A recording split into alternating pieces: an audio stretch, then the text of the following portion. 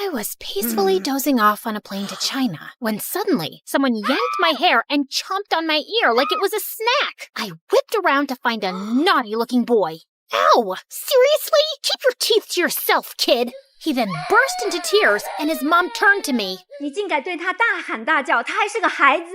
I wish I understood Chinese, but her dramatic glare made it clear I was the villain here. I tried to dive back into Dreamland, but the woman next to me had other plans. She woke up and started chewing her gum like a goat who hadn't eaten for 300 years. It was so loud that people from 30,000 feet below could hear it. Excuse me, could you tone that down, please? Tone down the what? Oh, great. Her voice was even more annoying. I shrugged it off and reached for my trusty earphones instead. But before I could enjoy some music, the guy on my right suddenly smacked my shoulder. What is wrong with this flight? Everyone was driving me nuts. Left, right, front, and back. The culprit was so engrossed in some stupid adventure game on his phone. Hey, quick question. Do I look like a punching bag to you? A little bit. You can't play your stupid game without attacking a real person, you know. Chill, girl. It's called reflexes. Maybe if you had better ones, you wouldn't get hit. The audacity of this guy! I couldn't help but think, why do these online gamers waste their time in a virtual world when there's a beautiful one right outside the window? Real life is 1,000 times better. Or so I thought. Hi, my name is Alira, and I'm an aspiring photographer who loves traveling around the globe and capturing the most beautiful scenes and moments. I had always enjoyed doing it alone, but things took a wild turn when a weird and mysterious guy started tagging along and changed my life forever. Before I continue, please like and subscribe. After dealing with all those annoying passengers, I eventually fell asleep after listening to music while letting my imagination run wild. Soon enough, the plane finally landed, and I headed straight to my beautiful hotel. I took a short beauty sleep while waiting for nighttime to roll around, and when it finally came, I excitedly jumped out of my bed, took my camera, and immediately rushed outside. Stunning views, beautiful people, inviting lights, glowing lanterns, and the sweet traditional vibes of China. This is the dream. Walking along the streets, I stumbled upon a guy sleeping on a bench. Judging from all the stuff around him, he must be homeless. Poor thing. I found myself clicking pictures of him, my camera perfectly capturing his struggles and hardship from every detail of his form. Just then, a green owl suddenly appeared from behind the bench, perched on the sleeping guy as if he owned him, and scowled at me. Relax, little buddy. He's all yours. To my surprise, the guy woke up and scowled at me too. Who are you? And what are you doing here? His eyes then lowered to my camera. Were you taking pictures of me while I was sleeping? Duh, I was taking pictures of the street, but you were blocking my view. It's not my fault you were sleeping there. That's a terrible excuse for disrespecting my private space. The private space? That's rich coming from you, who is sleeping on public property. Delete my pictures, or I'm gonna delete it myself. Don't you dare touch my camera! Do you have any idea what it takes to capture a beautiful moment or view? The countless hours, the right timing, the quest for the perfect angle. I pour my heart and soul into every shot. Those aren't just pictures. It's a piece of me, a piece of my struggle, my passion, my life. So please, don't take that away from me.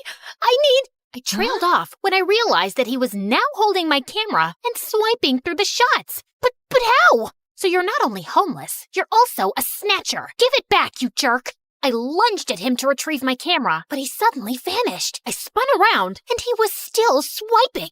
This guy, I swear to God. In all fairness, you have quite a remarkable talent for capturing beautiful images. What do you think of me now? Just some lousy, try-hard photographer? I snatched the camera back, and this time he didn't resist. He practically handed it over. I immediately checked my gallery and realized he hadn't deleted anything. Relax. I usually don't meddle with other people's business. Unlike you. I tried glaring at him, but I felt like I ended up pouting, which made him smirk. Oh, well, at least I finally bumped into someone who speaks English. I'm so tired of racking my brains and using weird hand gestures to understand what the locals are saying. He ignored me and started picking up his things as if preparing to leave. So, where are you from? Not from around here. I see. Where are you going? I don't know. Maybe under the bridge? At the back of the junkyard? Just anywhere with a roof where I can recharge my energy, so I can continue my pursuit of answers to my questions. Just then, a sudden rumble of thunder echoed through the streets. I think you should speed your pursuit up, because the rain is about to pour, buddy. I don't mind the rain. It helps me think better. But your owl doesn't. He stopped in his tracks when he realized that I was right. You know what? Why don't you just come with me to my hotel? I'll get you a room. It's just nearby. I appreciate your hospitality, but I don't need your pity. Oh, look.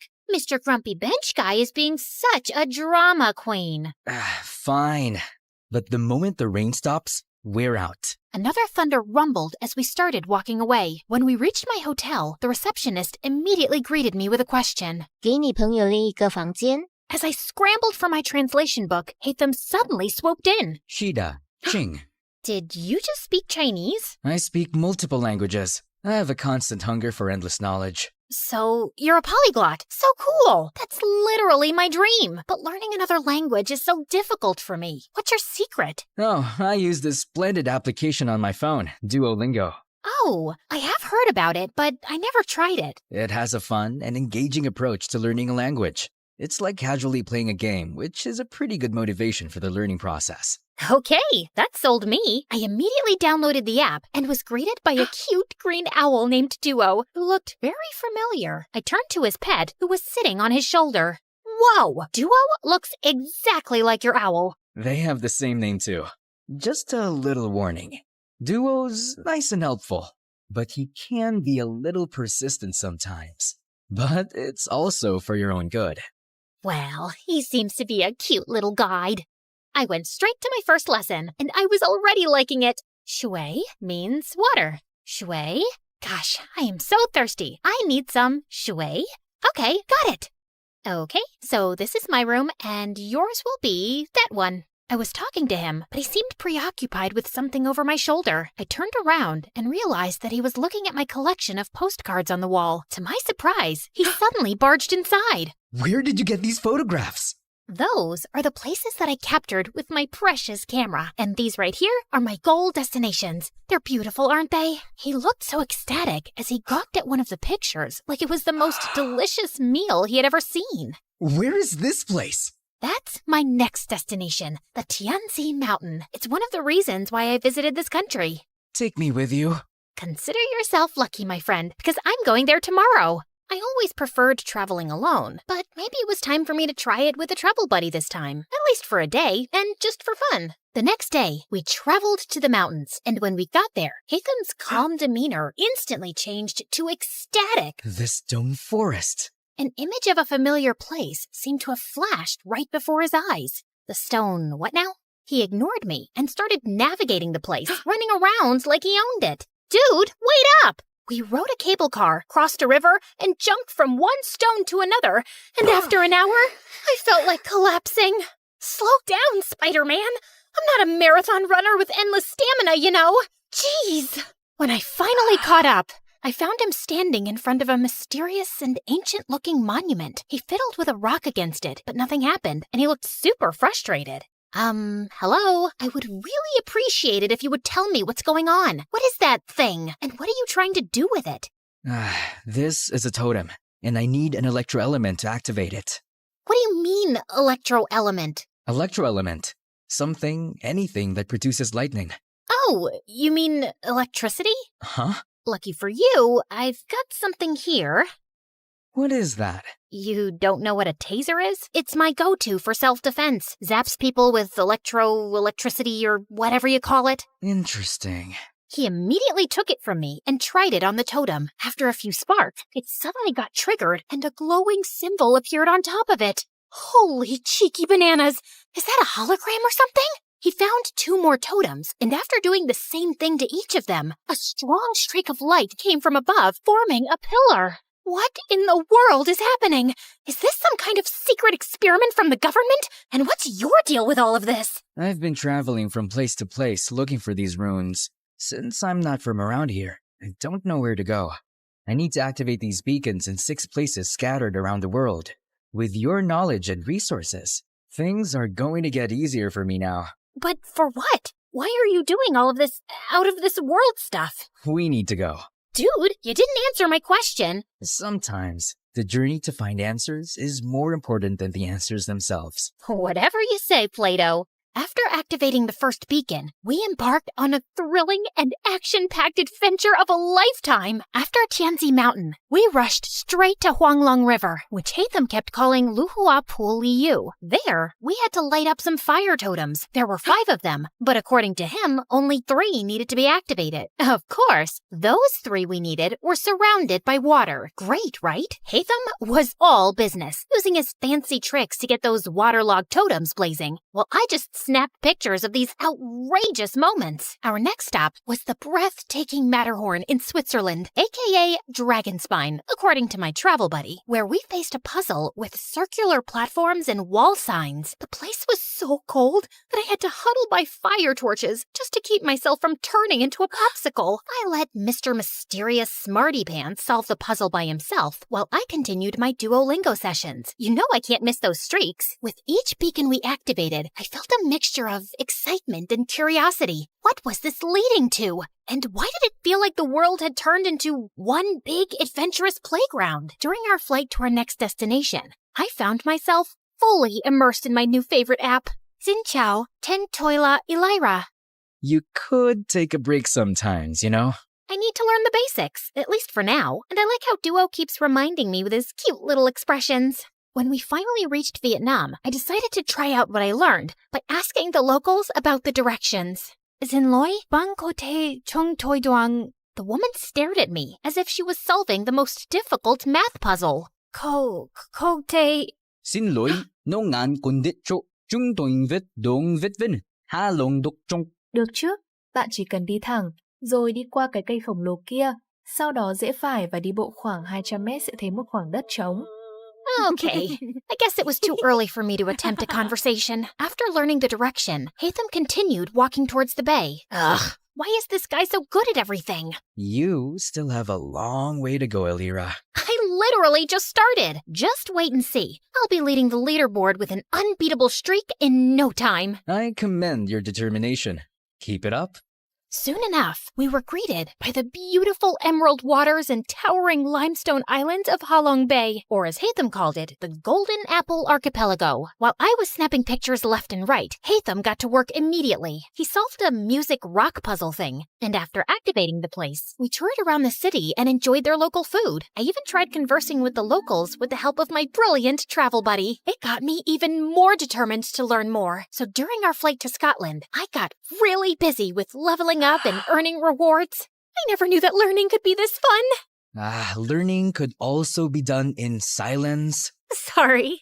And soon, we finally reached our next destination, the Isle of Skye in Scotland, or as Hatham called it, the Star Snatch Cliff, Mondstadt. After walking around, we came across a green fan-like object. I watched in amazement as he applied some wind pressure to activate it, unleashing a powerful upward current. Whoa, that's so dope! So, what's next? Time to fly. After taking a large cloth from his bag and holding onto it, he wrapped his arm around me, and we gracefully floated in the magical breeze. I never thought I would experience flying like this, not even in my wildest dreams. If this is a dream, I hope I can keep enjoying it and not wake up too soon. Our imaginations know no bounds, Elira. They possess the extraordinary ability to unlock infinite possibilities. We then found 2 more fans along the way before we finally activated the totem at the top of the cliff and summoned the pillar. I stood there for a while and looked ahead at the seemingly endless horizon, thinking about how Hatham sees this beautiful world in his own vision. Finally, we were down to the last one, Deshra Desert Sumeru, or as we call it, the Great Pyramids of Egypt, my favorite. Hatham looked so nervous and excited while I was taking some pictures of the legendary structures. After hours of touring around, I followed him as we headed to the group of old, weathered columns. So, how do we solve this one? We need to hit the larger columns until you match them with the corresponding symbol on the smaller columns beside them. Match all 3 big ones to the smaller ones to summon the last pillar. Aye, aye, Captain. I grabbed a tree branch lying nearby and used it to help him hit the columns until we finally summoned the last pillar. All the pillars scattered across the world that we activated should be glowing now too. I dropped my jaw in amazement when their fusion created a swirling, glowing vortex or something. Is that a freaking portal? Yes, it's a portal back to my world, Elira. To your world? So there's indeed another world out there? Before he could answer me, the earth beneath us mildly shook, and a horrifying creature suddenly appeared right in front of us. Holy crunchy potatoes! Is that a transformer? Did Hatham summon that machine from their world? What if he was actually a bad guy who was set to ruin our world? Oh my gosh, what have I done? I wasn't ready to say goodbye to our beautiful Earth just yet. I have yet to discover the other wonders of... My paranoid voice trailed off when I realized that Hatham was gone. Just then, I felt a strong, glowing presence behind me. I slowly turned around and saw him and Duo transforming into something with dust particles and glowing green projections dancing around them. Everything then cleared away, revealing a strikingly handsome video game character and his adorable sidekick. Hatham, is that you? This is my true form, Elira. And my real name is Zal Hatham, a scholar from Sumeru, and our academia scribe. That machine in front of you is a primal construct, only found around the desert area of Sumeru. This machine enemy is often found guarding the temples and ruins, and I need to defeat it. So it's like the final boss in the game, and you're the brave hero.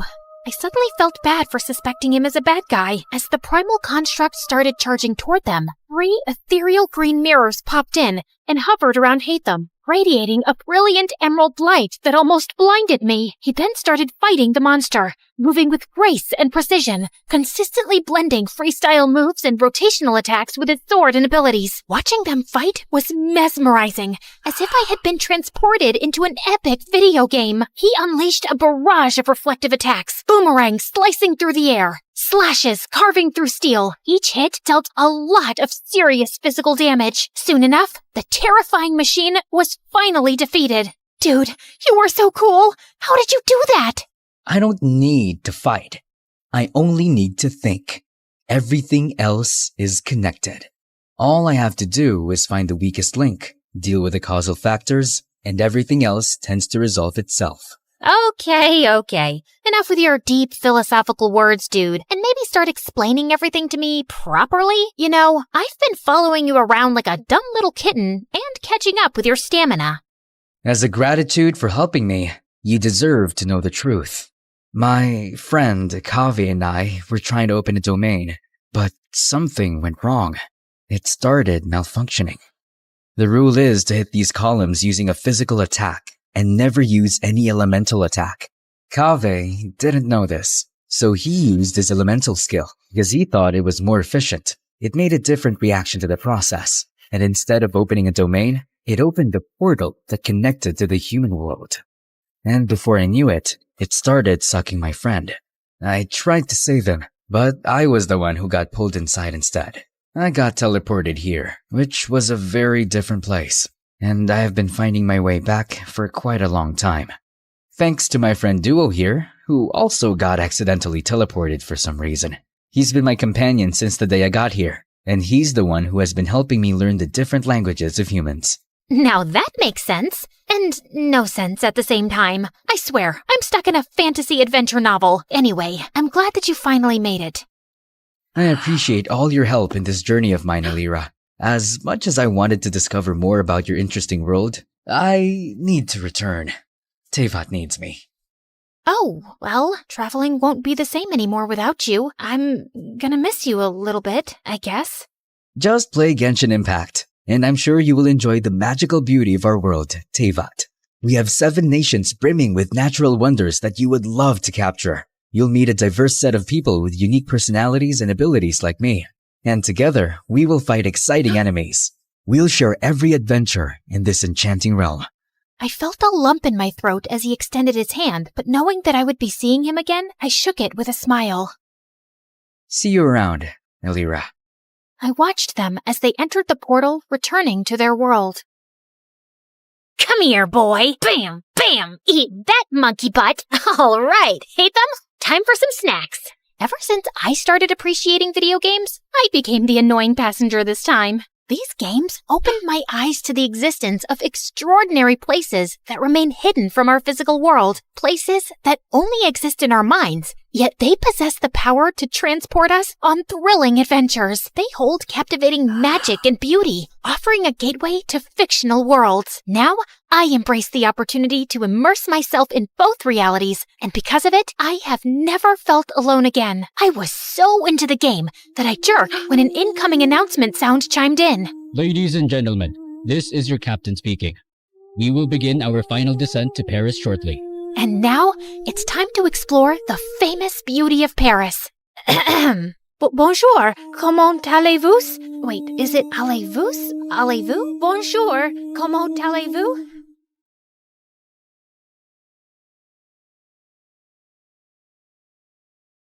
You're never here when my tears dry. You're never around to see me thrive. When it's my birthday or my day off, you got other plans and can't show up.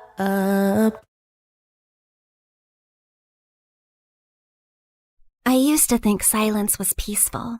Then my mom fell into a coma, and silence became the loudest sound in the world. Everything just kept piling up. And worse, it was just the two of us. No rich dad, no secret inheritance, no billionaire auntie waiting to adopt me and fix my life. I tried to stay strong, but when the nurse gently reminded me again that we still had unpaid bills, something inside me finally cracked. I just nodded, locked myself inside the restroom, and finally broke down. I had already sold almost everything I loved. My iPad, my sweatshirts, even the tiny cute things that used to make me happy. What else was I supposed to give? My hair? Both of my kidneys? I had almost lost hope. Please, I'll do anything. I'll study harder. I'll stop complaining about homework. Okay, maybe not completely, but I'll try. I won't even call the mean girls at school ugly goblins anymore. Just, please, I need a miracle. Just then, I heard a calm woman's voice speak. If you want a miracle, then look up. Wait, like treasure? You are reading it right. A special treasure awaits you. Is this a prank or something? Hello? I slowly turned around, expecting a hidden speaker or a hospital ghost with good acoustics. But there was nothing. I did not just hear a bathroom wall answer me. The wall did not answer you. I did. This is stress. People cry too hard and start hearing things, so this is totally normal, right? Just then, an arrow beneath the message suddenly started glowing. First I'm hearing things, and now I'm seeing things. What's happening? Believe your own eyes. Only that which you see is true. What is unseen is but an illusion. Okay. Let's say I believe you for 3 seconds. So, are we talking about gold? Money? Something that I could sell for millions? Because I don't need some riddles right now. I need some miracle, or at least some actual cash. Or some treasure valuable enough to change your fate. Whether it becomes salvation or disaster depends on who finds it first.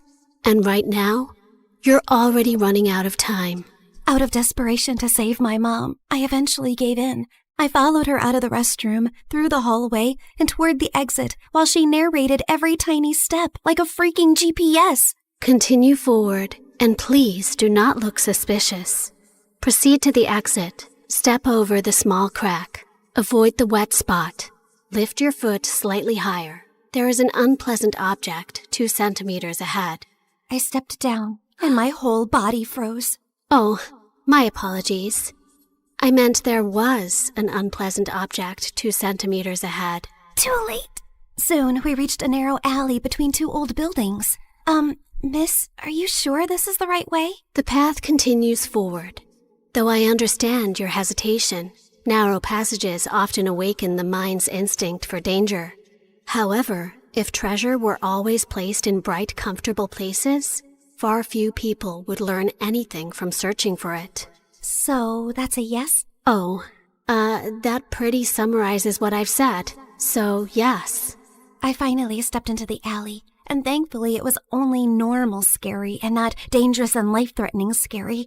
Just then, everything went silent all at once. Even the dramatic pigeon on the street shut up. Miss Lady Voice? Hello? Are you still here with me? Don't worry. I'm here. Just keep walking. Do not turn back yet. Step back and just breathe slowly. I only asked if you were there. And I answered with additional guidance. The alley stretched longer than it should have.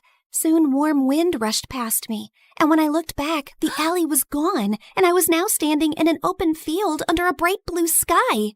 Holy yummy cheese balls! Did I just teleport to another place? I also noticed a small glowing orb floating in front of me, shining softly like a tiny star. Yes, you have arrived in Mondstadt, the city of freedom, a land of wind, songs, nights, and many stories carried through time. I realized that the glowing orb pulsed when the voice lady continued yapping. So that meant her voice now had some sort of a body? So you mean I'm not somewhere in Europe and not dreaming? Yes, this is not Europe, nor is it a dream. A world with its own laws, gods, stories, wounds, and miracles. Why am I exactly in this unfamiliar land? I just want my mom to wake up. Then keep walking, Sabrina. The treasure hunt begins here. Fine. If this treasure can really give me a miracle, then lead the way. Watch out! Explosive encounter highly likely nearby. Explosive what? Just then, a loud boom suddenly echoed from somewhere near the trees, and a tiny red figure then burst out from behind a bush. Ta-da! Klee is here! Spark Knight of the Knights of Favonius. She is known throughout for her enthusiasm, remarkable explosive talent, and a long history of incidents that are best described as energetic. Sorry about that. Klee was only doing a little fish blasting. Well, maybe not a little, but the fish tastes so good, so Klee thinks being grounded for a day is worth it. Anyway, are you here for the treasure hunt? You know about that? Uh-huh. Miss Nicole told Klee. She said a dear traveler named Sabrina would arrive. Wait, you can hear her too? And she actually has a name? Of course. Miss Nicole is the best. And she talks inside heads because she can't talk with her mouth. Mom says she's very smart and very nice, but also talks a lot. Alice said that? Yep. I see. Klee skipped closer and grabbed my hand like we'd been friends for 10 years. Can Klee come play with her today, Miss Nicole? Please? Yes, you are allowed. As far as Alice is concerned, nothing is more important than a request from her beloved daughter. Yay! But why does Sabrina look so sad? Did someone make you cry? Was it a bad guy? Klee can blow them up! Only a little. Well, maybe not a little, but Klee will try. I'm not sad. You are. I know crying faces. Jean makes that face when Klee accidentally causes big disasters. My mom is really sick. She's in a coma right now. That's why I need to find the treasure so I can buy her medicines and pay the bills.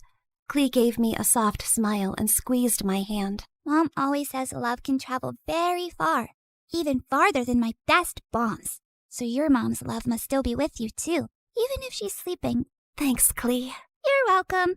And don't worry, we're going to find that treasure, help your mom, and only blow up the bad guys. Maybe we can do the first two without the third one? Klee will try very hard. Just then, Nicole's panicked voice suddenly filled my head. Watch out! Hilly Charles incoming! Hilly what? Literally 6 seconds later, masked monsters burst out of the bushes, and Klee pulled out her bombs like this was a normal Tuesday. Jumpy, jumpy, go! Boing, boing, boom! Yeah! Oh my god, am I gonna die? Stay calm. Step back. Duck! Now! Before I could fully lose it, golden light bloomed beneath us. Moment of birth. A glowing flower platform rose from the ground, blocking the monsters just in time. Then a calm boy appeared above us and landed lightly. Mr. Albedo, you came! Klee knew you would. I heard explosions nearby and thought it would be wise to investigate. Finding Klee here confirms my hypothesis. Sabrina, this is Mr. Albedo. He's like my big brother, and he's super smart. Nicole quickly explained that Albedo was the chief alchemist of the Knights of Favonius, and that his knowledge of ancient mechanisms would be very useful for our treasure hunt. Klee is my little spark knight. I need to keep her safe and sound. Besides, investigating the unknown is certainly my thing, so count me in. Well, I guess the more the merrier. After that, Nicole led us to Thousand Winds Temple. An ancient ruin full of broken pillars, weird symbols, traps, slimes, and things that clearly wanted me flattened. But somehow, because of Nicole's directions, Albedo's magic, and Klee's little bombs, we made it through. I thought you were just going to lead me to the treasure. You did not warn me about all this. Seriously, did I get transported into a video game world or what? A world is only called a game by those watching safely from the outside. To those inside it, every path, every danger, every choice is real. Wow, that was beautiful, but also very unhelpful. Then allow me to be more direct. Keep moving. Something larger is approaching. Larger? Just then the ground shook. From the dark corners of the ruin, 2 giant metal monsters slowly woke up. Please tell me those are statues. Please. Unfortunately, no. Those are ruin guards. Ancient machines built for battle. And judging by the glow in their eyes, they have already identified us as a threat. Before I could pee my pants, someone crashed down from a broken wall and stood between us and the machines like a walking shield. One swing sent a ruin guard flying back like a stupid little tin can. Whoa, this guy looked like he could punch a mountain and the mountain would apologize. Uncle Varka, you came! Klee knew you would. Now the big metal meanies are in trouble. Ah, the almighty Knight of Favonius to the rescue. How timely. Ha! Miss Nicole! Didn't expect to find you leading children into ancient ruins. And I didn't expect you to enter by jumping from a wall. Yet, here you are. Fair enough. When the coast was finally clear, Albedo calmly stepped toward the broken machines and found a small glowing fragment inside them. The moment he lifted it, the air around us shimmered. The first clue has awakened. First clue? Nicole's glowing orb rose into the air, stretched like a flower opening, and became a beautiful woman. Well, there you are. I was wondering how long you planned to stay as a floating light. Wait, you're Miss Voice Lady? You actually had a physical form this whole time? Nicole looked at me, and even though her lips did not move, her voice gently entered my head again. My apologies. Until the first clue awakened, I could only guide you through a small projection of my presence. Now that the path has opened, I can take this form before you. However, for certain reasons, I am unable to speak. This is the only way I can communicate with you. Now then. She continued yapping for 8 more minutes straight. And from what I understood, she was an angel called N from the Hexen Circle, a circle of powerful witches. She then explained that the glowing fragment was a piece of the treasure's scattered light and could lead us to the traces left across Tevat. The treasure you seek was broken long ago. Its light scattered across Tevat, leaving traces behind. This fragment will reach those traces. The brighter it shines, the closer we are to the treasure. Across Tevat? As in, this whole world of yours? Several regions, yes. That means a long trip, but don't worry. With Miss Nicole's incredible sense of direction, we'd never have to worry about getting lost. Yay! More big adventures! Wait, no, not yay. I need to go back. I have classes tomorrow and a sick mom in the hospital. Nobody told me this treasure hunt came with a lot of obstacles and a whole world tour. I understand. Your fear is not unreasonable, but the treasure you seek cannot be reached by standing still. Each clue will bring us closer, and each step will return you to the wish that brought you here. Fine. For Mom, I would continue this crazy mission. After that, everything turned into the fastest, weirdest world tour of my life.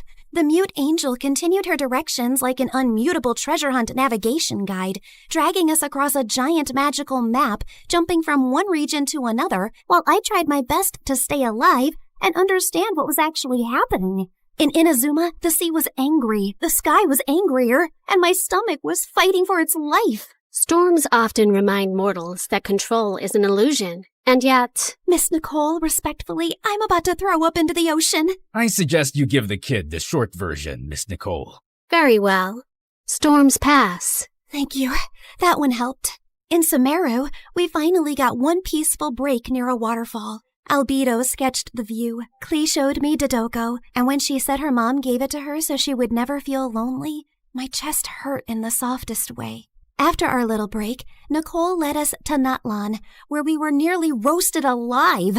Fiery creatures chased us through rocky paths while she calmly yelled directions. And at one point, Varka carried Klee and me like luggage. This is fun! Uncle Varka is the best! Hold on tighter!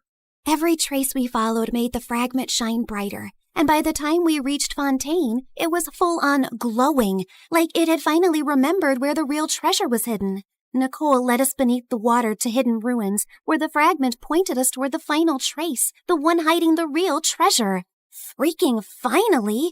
Soon, we found a mysterious sealed door, and Albedo figured it out like a puzzle in minutes, using one of Fontaine's underwater mechanisms like it was nothing. The sealed door opened, and I thought we had finally reached the treasure. Behind it were more passages, hidden compartments, and even more puzzles. I swear to God, is the treasure shy or what? Ancient civilizations valued protection. Finally, we reached a chamber where a small chest waited on a pedestal. I opened it with shaking hands, but there was no gold, no money, no jewels, nothing I could sell. Inside was just a small, broken, flower-shaped relic. No, we traveled across Tivat for this? For a broken thing? It is indeed damaged. We can fix this, right? Yes, but not with gold, not with force, not even with knowledge alone. Then how? This relic is a vessel of hope. It reflects the heart's deepest wish. It was never meant to make someone rich. It was meant to answer the part of a person who refuses to give up. I stared at the tiny broken flower and slowly understood. The treasure was never something I could sell to fix my life overnight. It was hope. The one thing I had almost lost in that hospital restroom. Nicole said every region had left something inside me. Courage, endurance, wisdom, strength, and truth. I held the broken relic and thought of Mom's smile, her warm hugs, and the little things she did whenever I was sad. I wish for my mom to wake up. I don't need gold or anything. I just want more time with her. Please. Just then, the relic started glowing. Golden light filled the cracks, and the broken petals slowly repaired themselves until the flower became whole again. You fixed it! The restoration is complete. The way home can now be opened. A portal appeared behind us, and my chest hurt when I realized I was really leaving them. They were supposed to be just my treasure hunting team, but somehow they had become my friends. Klee hugged me first and gave me a tiny Dodeko charm. So you won't forget Klee. Fear doesn't mean you're weak. It means what you're fighting for matters. Always remember that, kid. If fate allows us to meet again, perhaps we could continue this conversation over dessert. You asked for a miracle, but you were the one who kept walking toward it. Remember that, too. After a tearful goodbye with them, I finally stepped into the light. When I opened my eyes again, I was back in the hospital restroom. I thought it had all been a dream until I felt Klee's Dodoku charm in my pocket. So it was real. Everything was real. I ran back to Mom's room. The bills were still there. Mom was still sleeping. But I felt different. Scared, yes, but not empty and hopeless anymore. One day, my seatmate was secretly playing some online game called Genshin Impact, and the second I saw her screen, my soul almost left my body. The characters looked way too familiar. And then it hit me. So I was in a game? That night, I downloaded the game beside Mom's hospital bed. And when Nicole's banner finally appeared, I pulled for her. Not gonna lie, I really miss her voice and her endless yapping about lore and random facts. Step into the world of Genshin Impact, the open-world action RPG where you explore, battle, and uncover the secrets of Tivat across PC, mobile, and console, all seamlessly connected. Experience exciting new adventures in Luna 7 Truth Amongst the Pages of Piranha, featuring powerful new weapons, fun minigames, and exciting rewards to enjoy. Uncover a brand new story chapter in Sumeru. Meet new Wish Banner characters like Nicole, Prune, and Lowen. One afternoon while I was studying beside Mom, her fingers finally moved. Mom? Hey, sweetie. Mommy, you're awake. You're really awake. I missed you so much. And for the first time in a long time, The silence in the room did not feel scary. It felt peaceful at last.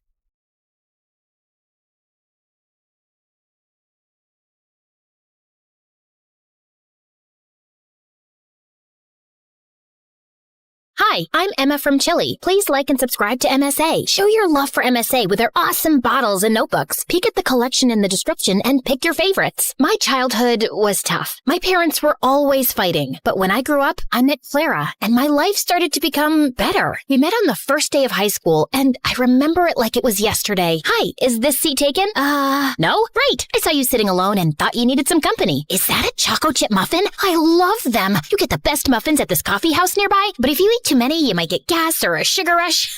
Sorry, I'm blabbering a lot, right? Kind of.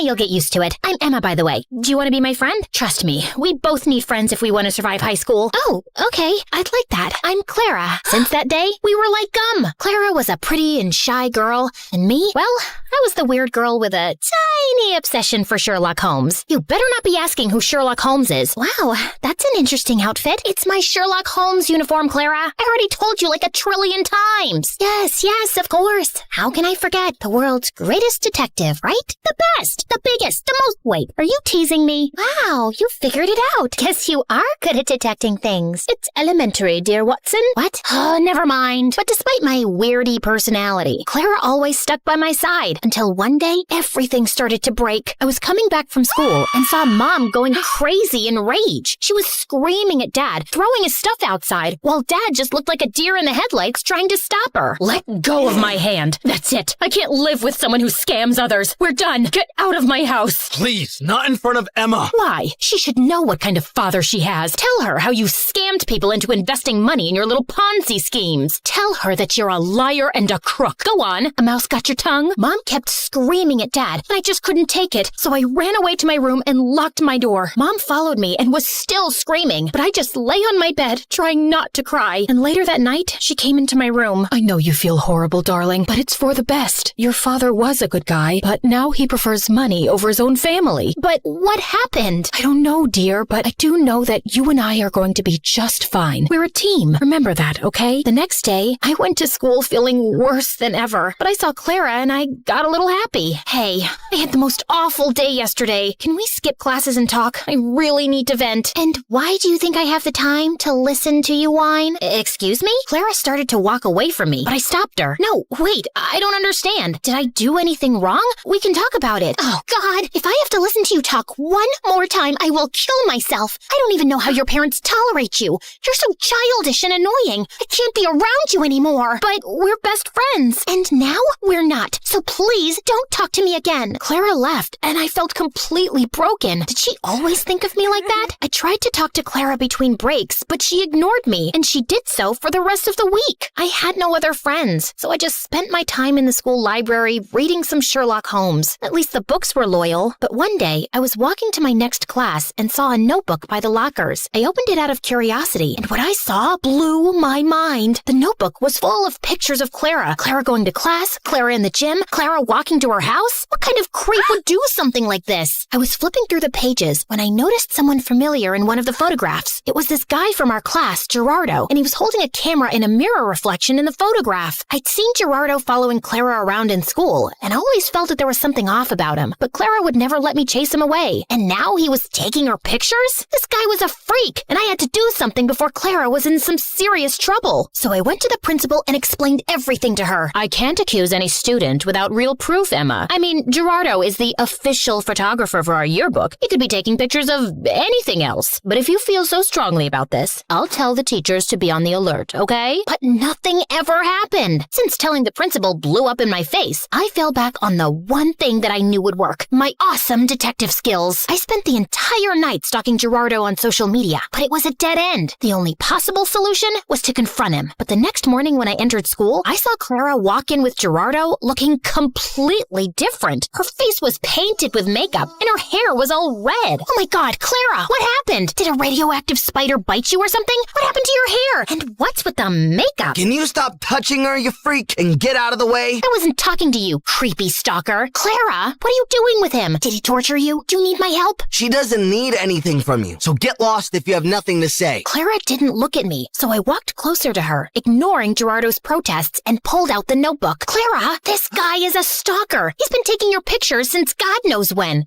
Look, he's even in one of these pictures. Can you see that tiny little reflection in the background? Clara ripped the notebook out of my hands and finally looked at me, angry. What part of I don't want to be your friend didn't you understand? I don't care about your little detective games, okay? It's not a game. This guy is creepy and weird and my boyfriend? He's my boyfriend, okay? Now stop insulting him with your dumb games and get out of my face. Clara stormed off before I could ask any questions, but Gerardo stayed, smiling at me. Thank you for finding my notebook. I was worried about losing my favorite photos of my girlfriend. Listen, I don't know how you brainwashed her, but she's not like that. I didn't do anything to her. I just offered her a quick way to earn money. What did you make her do? Why don't you ask her? He left with a victorious grin on his face. I started to feel really worried about Clara. The next day, after the end of the school day, I was determined to save Clara any way I could. So I decided to follow Gerardo like a shadow. After a while, I saw him slipping through the school back gate and entering a scary dark alley. I hid behind a pillar and saw him wait there. And moments later, a bunch of guys came in on their motorcycles, each scarier than the next. How you feeling about tomorrow, boss? Pretty good. You have the motorcycle I asked for? Yeah, it's in Clara's house. Perfect. I taught Clara everything she needs to know about riding motorcycles, and I've told her to meet us right here tomorrow. I'm telling you, Clara's so ready for this race. She's gonna nail it. And what if she doesn't? Then we train her more till she can. But don't worry, I can feel that money is ours already. Everyone started cheering in celebration, so I got out of there before they saw me. I ran until I found a bench and sat down. Clara was participating in a motorcycle race? Why? I had so many questions, but right now, the only thing on my mind was to save Clara from this dumb race. The plan was simple. I was gonna go to the dark alley after school and wait for Clara to show up,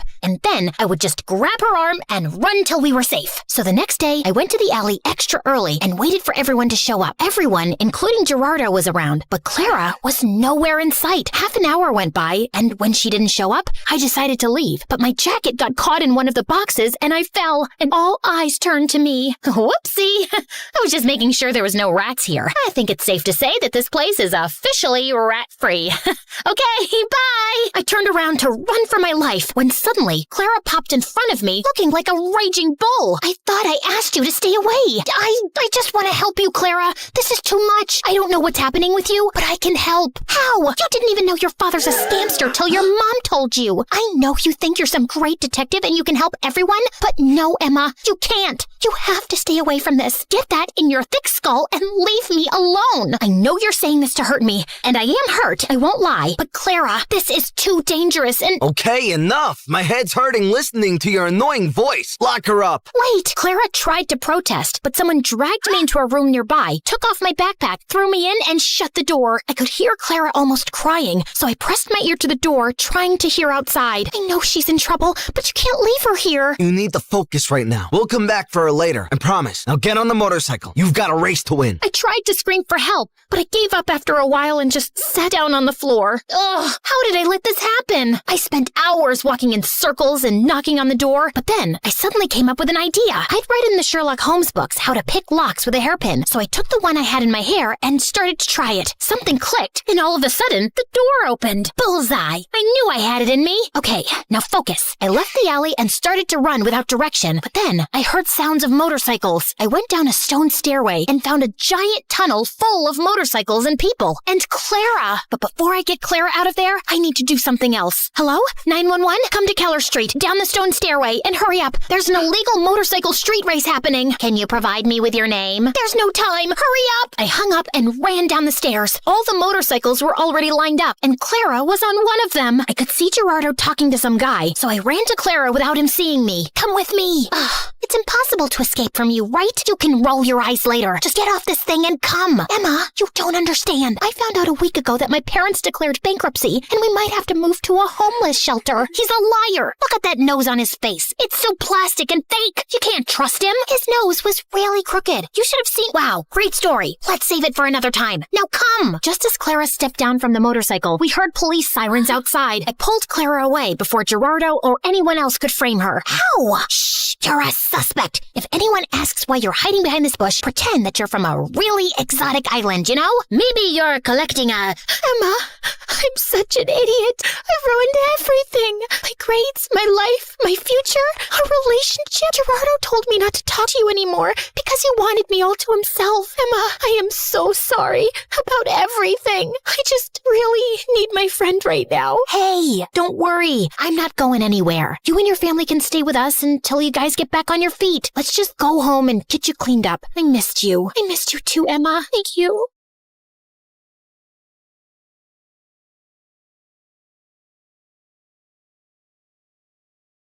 Hi, I'm Jessica from Napa Valley, and I have a weird story to tell you today. But first, please like and subscribe because MSA will give $1,000 to one lucky person in the coming 7 days. I lived in a beautiful house surrounded by trees. I had a good life, but growing up, I didn't get along too well with my family. For starters, my mom was like a 5-year-old trapped in an adult body. All she wanted to do was run around and play. Mom's idea of having fun was a water balloon fight with me and my older brother Dylan, and I found her childish behavior so annoying.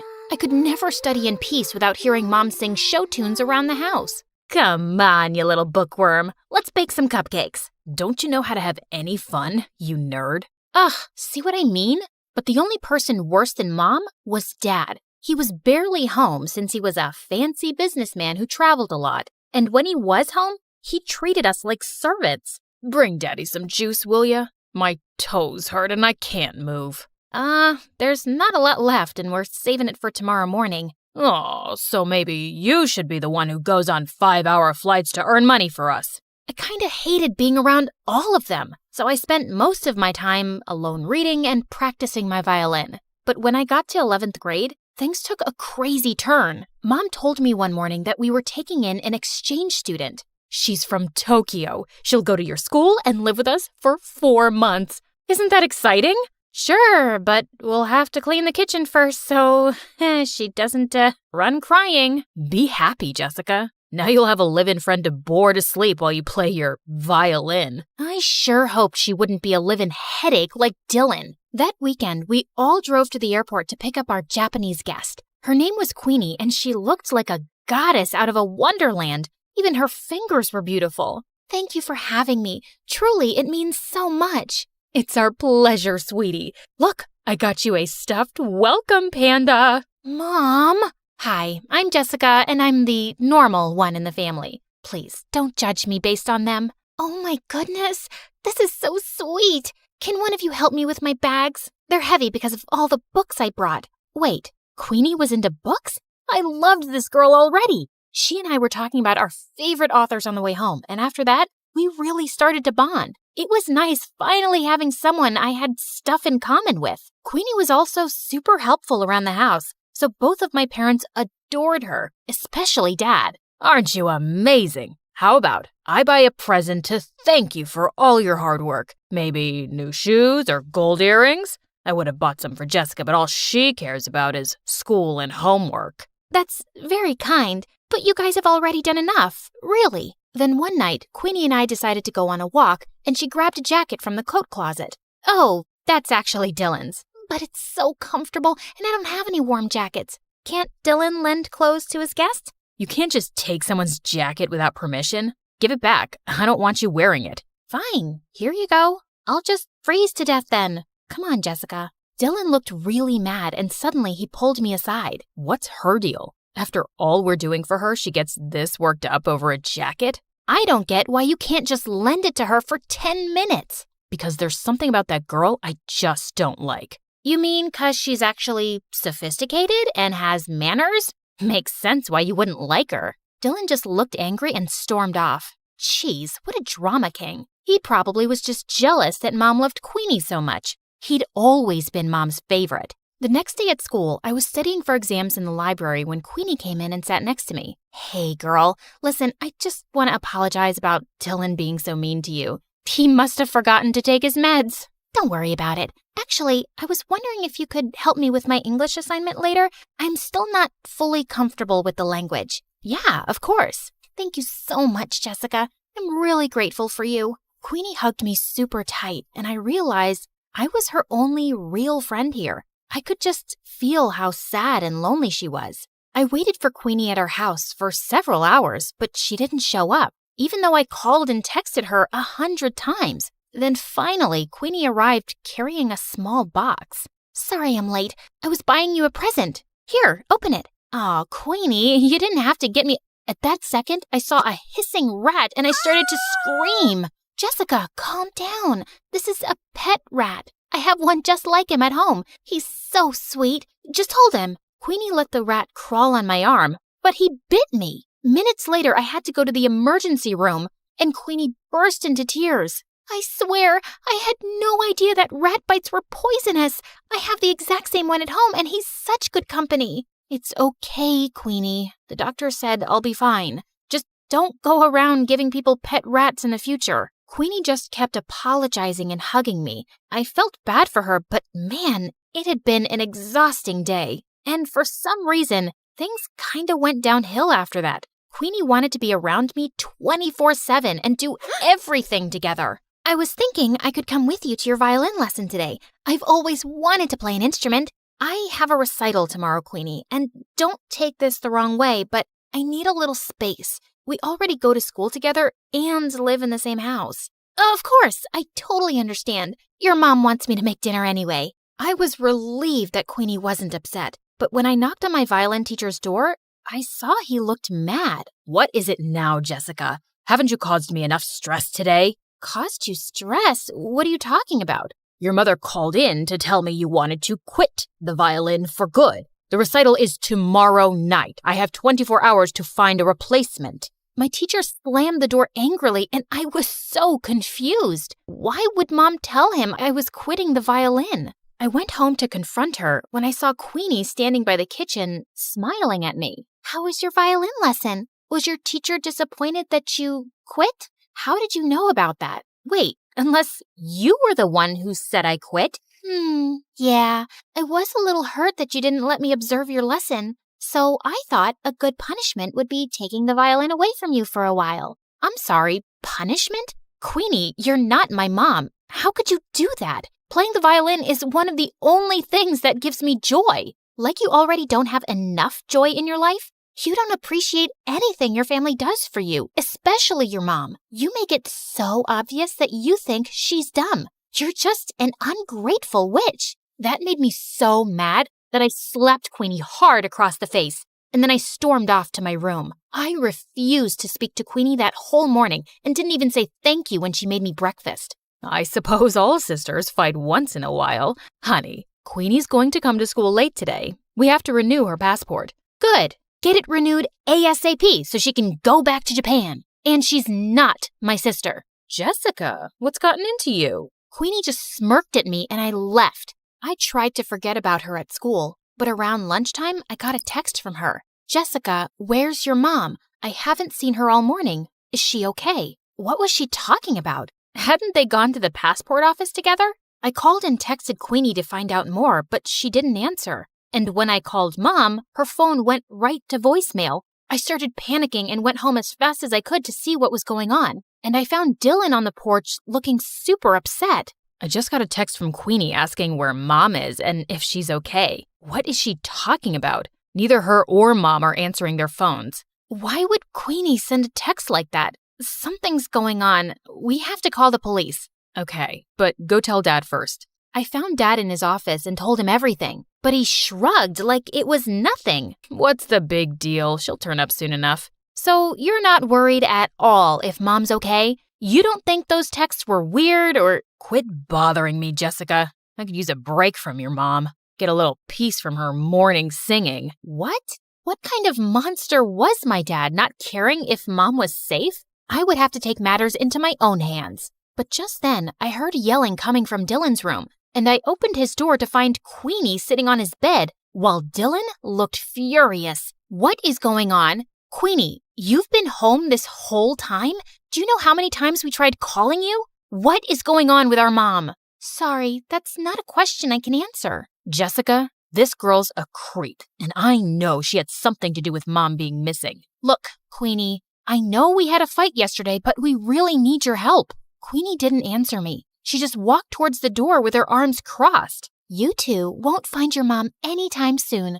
I'm making sure of it. You're making sure? Queenie, tell me right now where Mom is, or what? You'll go to the police? You'll accuse a poor, helpless exchange student of making your mom go missing with no proof? I don't see that working out, and I'm not done with you guys yet. In fact, I've just started. With that, Queenie pushed me off of her and walked out of the room. Dylan and I immediately went to the police station and reported everything. They sent out a search team to look for Mom and then did an investigation on Queenie. And to our shock, they discovered Queenie wasn't an exchange student at all. She'd faked her application. She wasn't even from Japan. She lived in LA. So she's just this stranger who came into our lives and made Mom go missing? Who is this girl and what does she want from us? I don't know, but that chick gave me weird vibes from the start. She's obviously out to get us. We stayed at the police station for several hours, waiting for any news. Then finally, the police came back with Mom.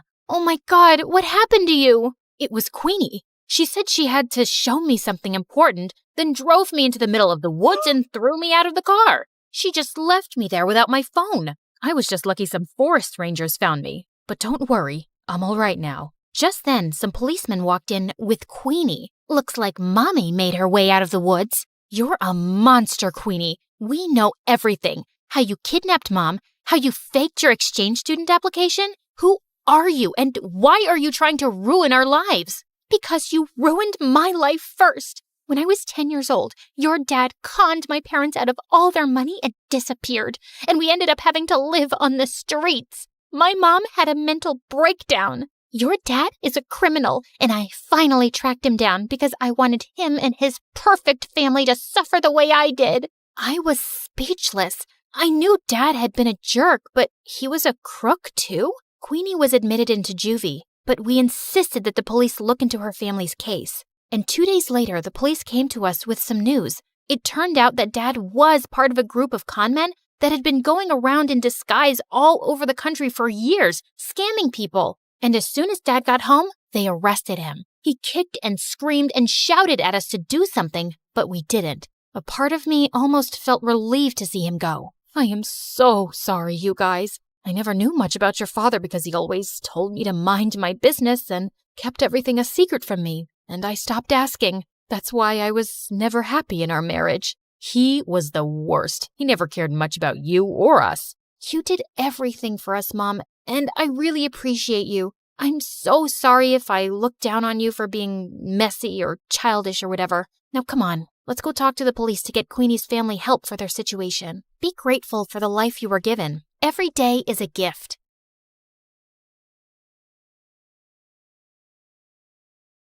Hi there, I'm Ellie, and I've got a story that'll make you laugh, cry, maybe even question your own sanity. But hey, don't we all need that from time to time? So like and subscribe and strap in, because this roller coaster is about to take off. You see, I was born with a slight anger problem, the kind that made me want to karate chop a stuffed animal when I was just 5. Yep, I had anger issues. On a sunny day at the park, 5-year-old me just wanted to have fun on the swings and slides, but things took a different turn. I'm gonna slide like a penguin. Move it. I'm going first. Hey, no cutting. That's not nice. Do I look like I care? The bully pushed past me, smirking. Feeling furious, I climbed the ladder fast with my juice box in hand. You'll be sorry, mister. I squeezed the box hard, squirting juice straight into the bully's eyes. Then I slapped him and pushed him down the slide, and his nose started bleeding. He started crying like a baby, and his dad came running over. What is wrong with you? Behaving like a monster? You should be ashamed of yourself. I picked up a pebble and threw it at him, but it missed him by an inch. Don't tell me how to feel. You should be thanking me for teaching your awful kid a lesson.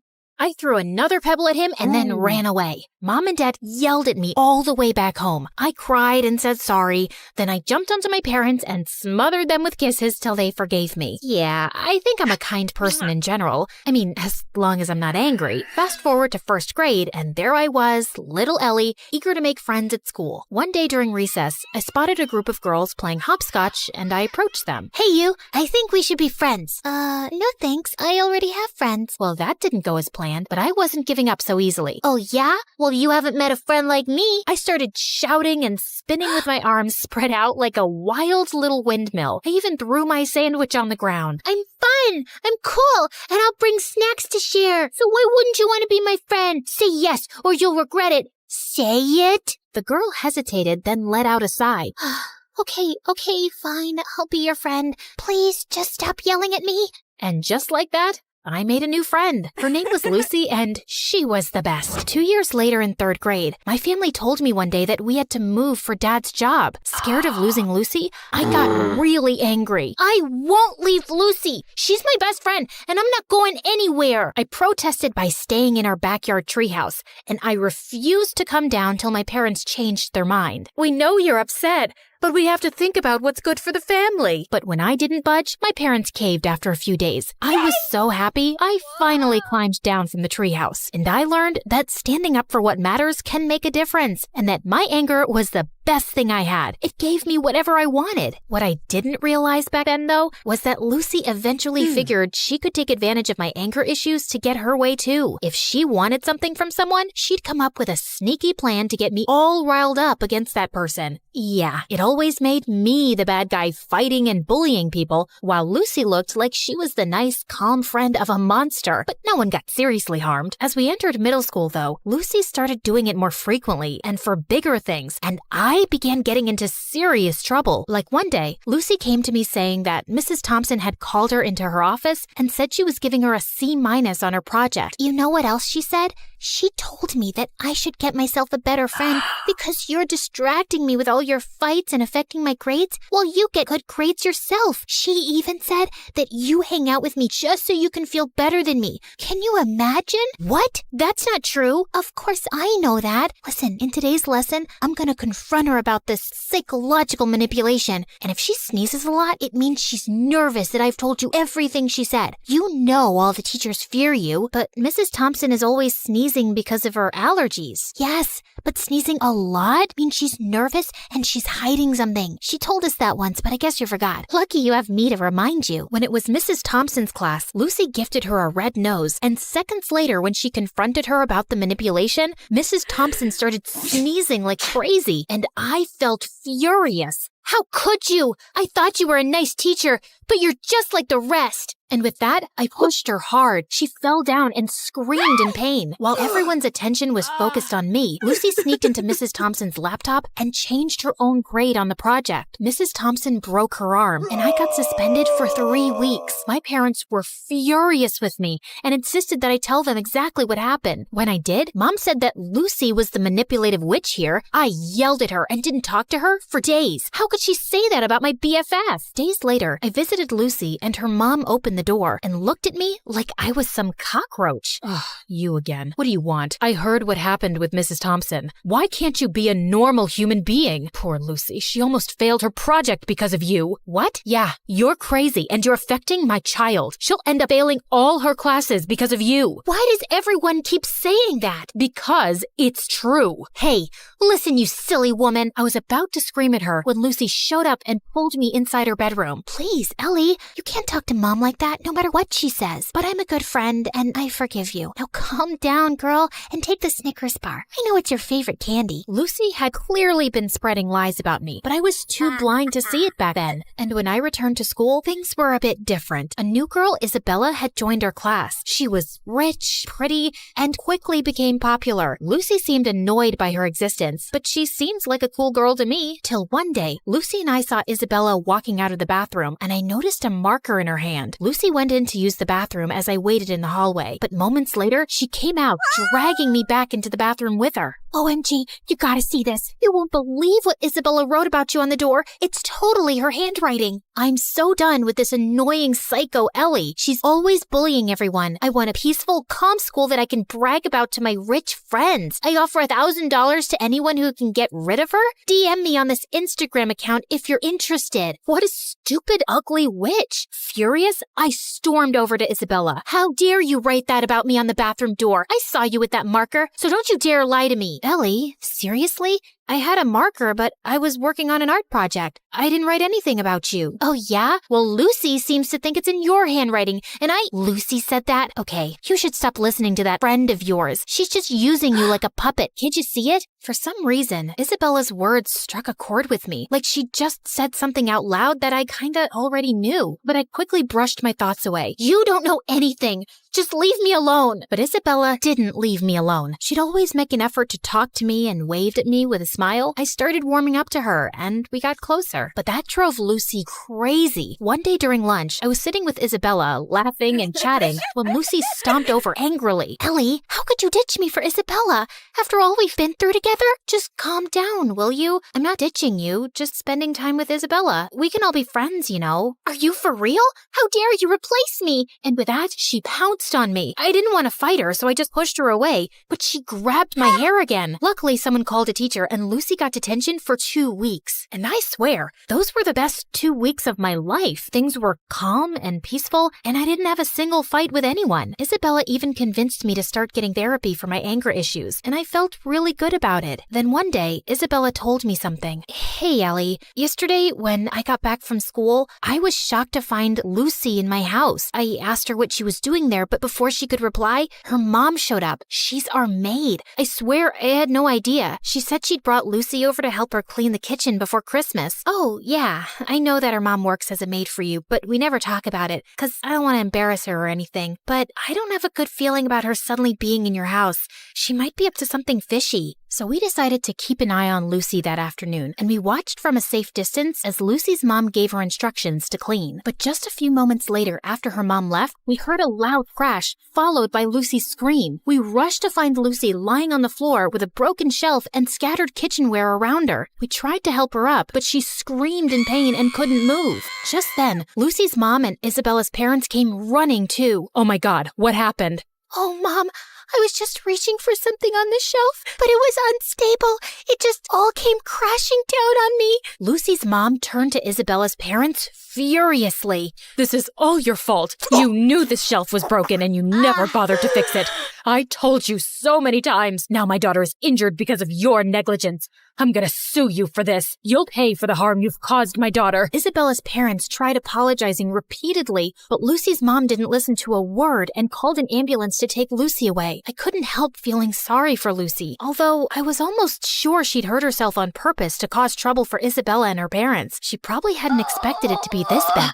And sure enough, the injury was very bad, and Lucy couldn't walk for a few months. A few days later, the teacher planned a visit to Lucy's house for the class to cheer her up. But the moment we entered Lucy's room, she went ballistic, calling me a horrible friend who'd betrayed her, and calling Isabella bad names too. I was feeling angrier by the second, but I tried staying calm. Just then, Lucy's mom walked in, and she started calling me a bad friend too. Are you here to hurt my Lucy even more, Ellie? You've made it obvious whose friend you really are. But be aware, Isabella, I'm certain she only chose you because you're rich. Ellie has always been a bad, rotten egg. Suddenly, I just snapped. I jumped at Lucy's mom and she fell back and hit her head on the floor.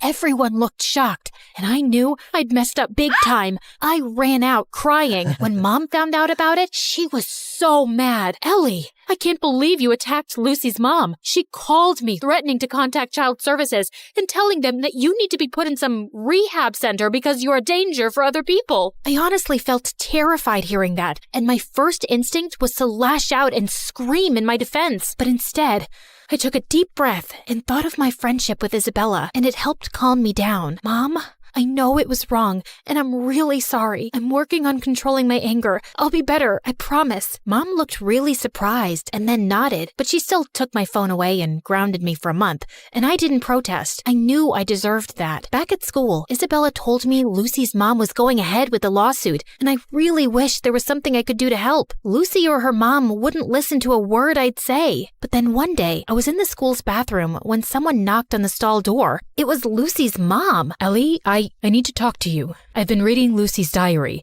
and I've discovered the truth about her actions. She's been using your anger issues to her advantage. I sometimes had a feeling that something was off with Lucy's behavior, but I never knew for sure. Are you still gonna sue Isabella's parents or report me to child services? No, I just wanted to apologize to you, and I won't be causing you or Isabella's parents any more trouble. I'll also get Lucy the help she needs. We might even move to another town and live with my sister if it means Lucy can get better therapy. I'm so sorry for everything, Ellie, and I want to thank you for being a good friend to Lucy, despite everything. With that, she gave me a quick hug and left. I felt tears pricking my eyes. I was kind of sad I wouldn't get to see Lucy again, but I also felt lighter and free. Moments later, Isabella walked in. Ellie, everything's gonna be okay. Isabella hugged me tight, and for the first time in a long while, I felt like everything would be okay.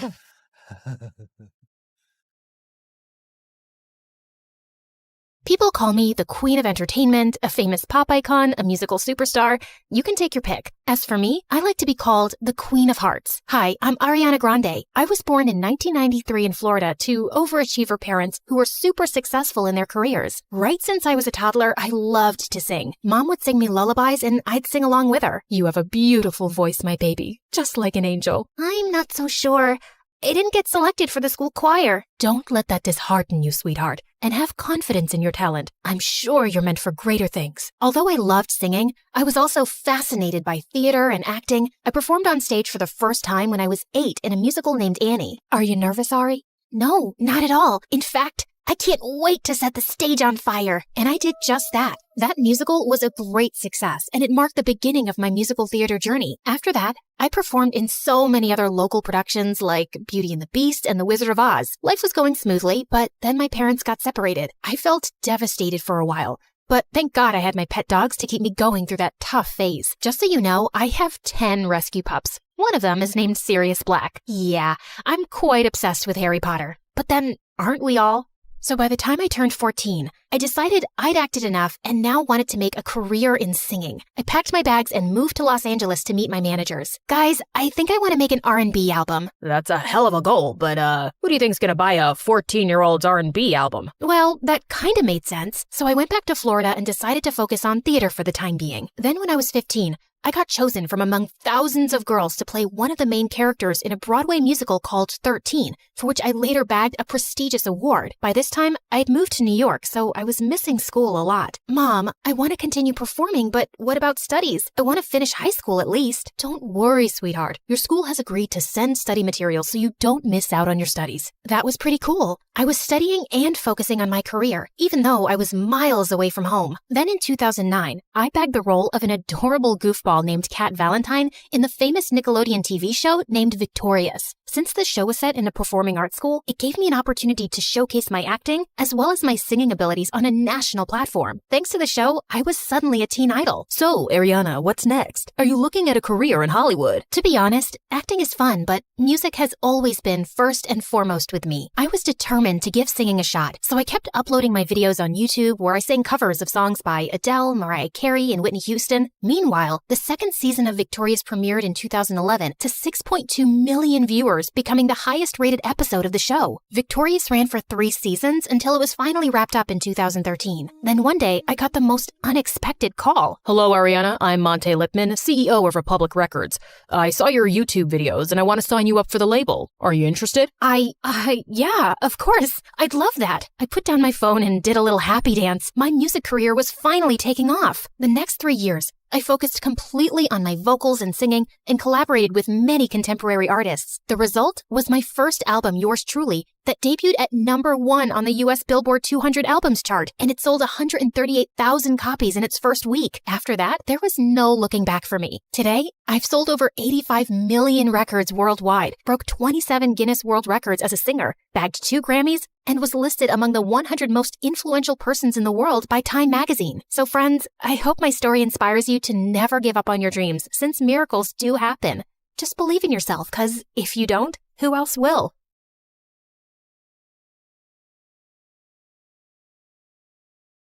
You've heard of a rags to riches story, but how about a riches to rags one? Like and subscribe to hear my reverse Cinderella story. Hi, MSA Nation. My name is Patricia, but since we're friends, you can call me Trisha, but not Patty. I hate Patty. Growing up, I was extremely rich, like next level rich, like Oprah meets Rihanna meets King Charles rich. It was all thanks to my mom, who the world knew as Cheryl. She was the most impressive person I knew. She and her best friend, whose name I won't mention for reasons that will soon become clear, were business tycoons who got a ton of investors and created a huge mega corporation right out of college. Ever heard of Amazon? Their business was kind of like that. Let's call it BFF Enterprises. It employed thousands of people all across the country, and Mom and her friend reaped the rewards of their extraordinary efforts. I aspired to have a BFF like Mom's. As a VIP daughter of a VIP, I was enrolled in etiquette classes immediately. By the time I was 5, I was practically Julie Andrews. You know, the queen from the Princess Diaries, only smaller. I was treated like a princess, with people attending my every need. When I showed an interest in art, I was gifted all of the finest art supplies and was even able to practice by creating portraits of some of the coolest celebrities. I can neither confirm nor deny that those were the celebrities who I painted. Yeah, my life was pretty much perfect until someone ruined everything. One day, there was a huge commotion next door at Mom's best friend's house. All of a sudden, the door swung open and I was shocked to see Mom's bestie in handcuffs. It turned out she who must not be named, that's what I called her, had been stealing a ton of money from their company. Because of that, their business went under and thousands of people lost their jobs. To make matters worse, an angry former employee was convinced that Mom must be to blame too. He put together a whole manifesto and brought Mom to court. Fortunately, Mom was declared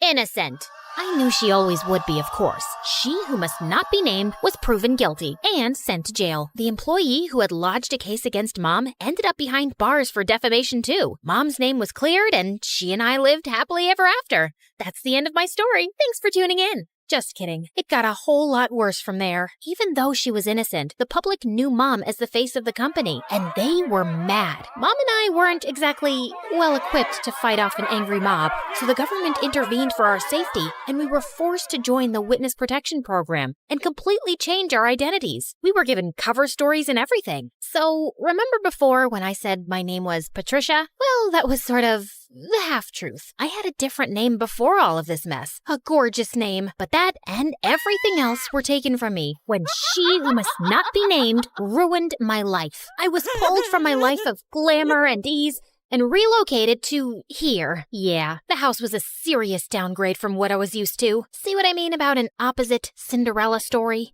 I know this is different from what we're used to. At least we still have each other. One day, we'll live in a big mansion again. I hoped she was right. In the meantime, Mom set up security cameras everywhere. She was afraid someone would somehow find out who we were and try to break in and steal whatever valuables we had left. That fall, I started up at my new school. I thought it would be a breeze. I'd never had any problems making friends before in my fancy school, back when I had money. But here, everyone was staring at me as I walked in. I felt like a total fish out of water. What, are you like from Gossip Girl or something? It got worse in the classroom. May I use the washroom? Mayhaps the princess would like a peasant to escort her. And even worse than that in the cafeteria. Look, Gossip Girl thinks she's at a royal banquet. Here, have some slop like the rest of us, princess. I was about ready to blow my cover and demand Mom let us move back to her old life when... Hey, leave her alone. Your mama sure would be mad if I told her that this is how you minded your manners. Wow, thank you for that. Don't mention it. Someone has to show you some proper small-town hospitality. I'm Sally. Patricia. Where are you from, Patricia? I grew up in the big city with a ton of money. My paternal grandparents invented trail mix, but my dad walked out on me and my mom and took all of our riches with him. Oh my goodness. I'm so sorry to hear that. We used to have more money too, but, well, it's complicated. It's hard, what with being one of 6 kids. Hey, if you'll let me, I would love to help you learn the ropes of a small-town life on a budget. Under Sally's wing, I started to really get the hang of my new life. She taught me all the tips and tricks to finding the best deals while thrift shopping. $5, final offer. The art of sandwich making. The more cold cuts, the better. Even how to use a lawnmower. She was a hoot. While all the other neighborhood kids were riding bikes, Sally would show up places driving her dad's lawnmower. And you don't need a license for this? Nope. Weirdly, though, I never actually saw Sally's dad, but more on that later. Sally encouraged my painting, even if it meant using unconventional canvases. She was the most thoughtful friend I ever had. In turn, I taught Sally all about how to host a proper high tea and even how to ballroom dance. Sally was a total girly girl at heart, and I could tell she appreciated feeling like a princess for once. Over time, Sally and I became inseparable, and we especially loved taking her lawnmower out for joyrides. Hey, instead of zooming around town, why don't you put that machine to good use and mow my lawn? I'll throw you $20. $30. Final offer.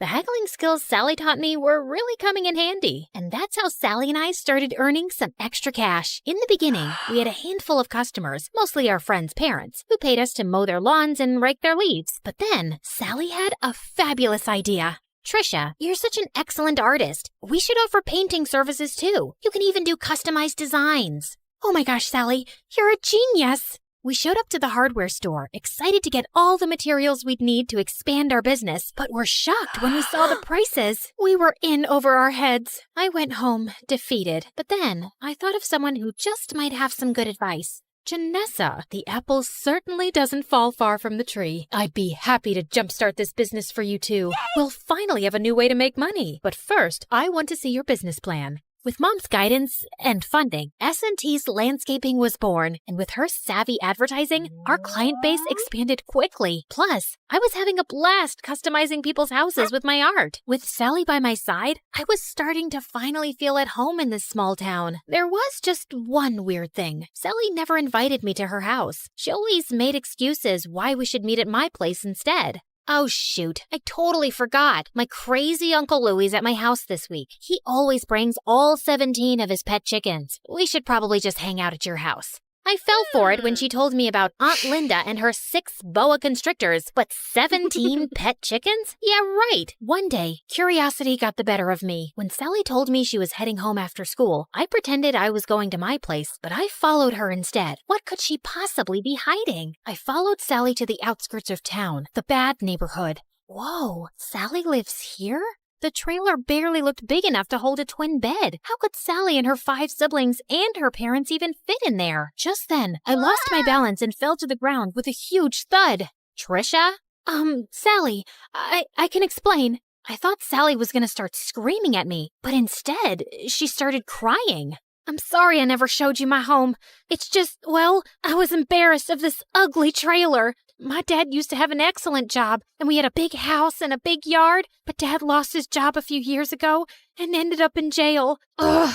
If it wasn't for BFF Enterprises, we would never be in this mess. He was just trying to stand up to their evil owners, and instead Cheryl hired her cronies to make it look like Dad was lying and put him away. It felt like my stomach had dropped out of my butt. Sally's dad was the angry former employee who'd made a case against Mom. Thank goodness Sally had no idea who Mom and I actually were, thanks to our aliases and dye jobs. But why was she blaming Mom when it was really her dad who put us in this mess? I knew I shouldn't say anything or risk Sally getting suspicious, so I ran home before I put my foot in my mouth.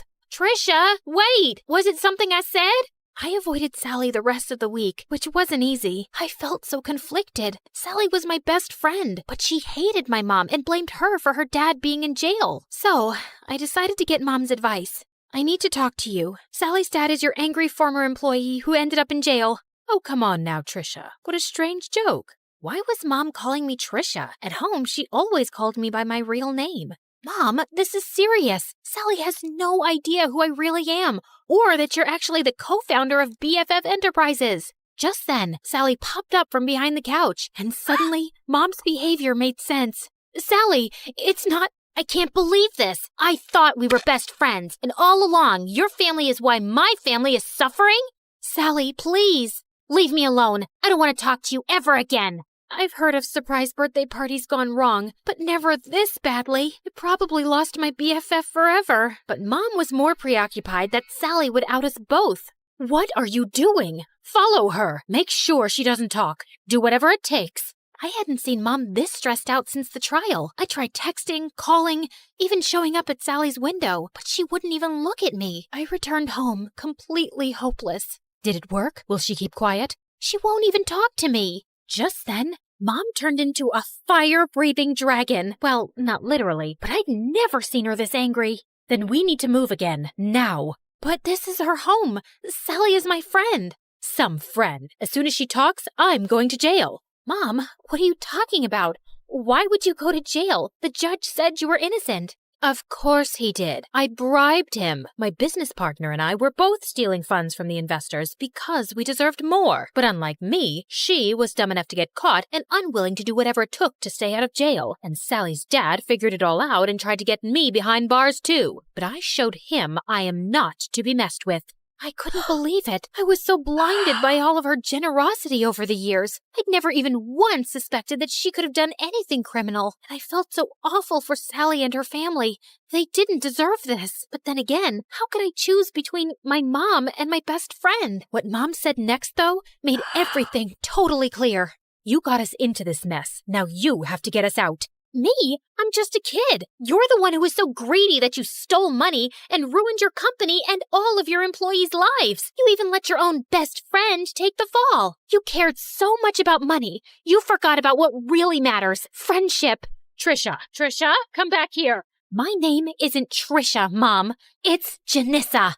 So, let me reintroduce myself. Hi, MSA Nation. My name is actually Janissa. Pretty, right? Okay, back to the action. I grabbed the security cameras on my way out and headed straight to the police station. It had our conversation and Mom's confession recorded. The police took my mom away, and because I had just turned 18 recently, they let me take care of myself. And that night, the story was all over the news. I knew I'd done the right thing, but I'd never felt lonelier. The next morning, I woke up to a knock at the door. Sally, you have to believe me. I didn't know about my mom. She told me everything for the first time yesterday. I can't believe you did that for me, Patricia. Well, I had to. It was the right thing. I mean, sure, I probably could have bounced from town to town with Mom for years, pretending to be someone I'm not, but I don't want to be like Mom, throwing my friends under the bus and not caring about hurting other people. I would choose friendship over luxury 1,000,000 times. And by the way, my real name is Janissa. It took months, but after campaigning tirelessly, we finally got Sally's dad out of jail and back home where he belonged. With Mom behind bars, I was finally free to come out of hiding. Even though I was totally free to move back to the city, I decided to stay put in this small town. After all, this had become my home. I even asked Sally's family to move in with me. Plus, Sally's dad was able to take over the landscaping business. With him in charge, business is booming. Everyone is just so thrilled that he's back home where he belongs. We did have a company name change, though. I'm just so happy to have my best friend by my side.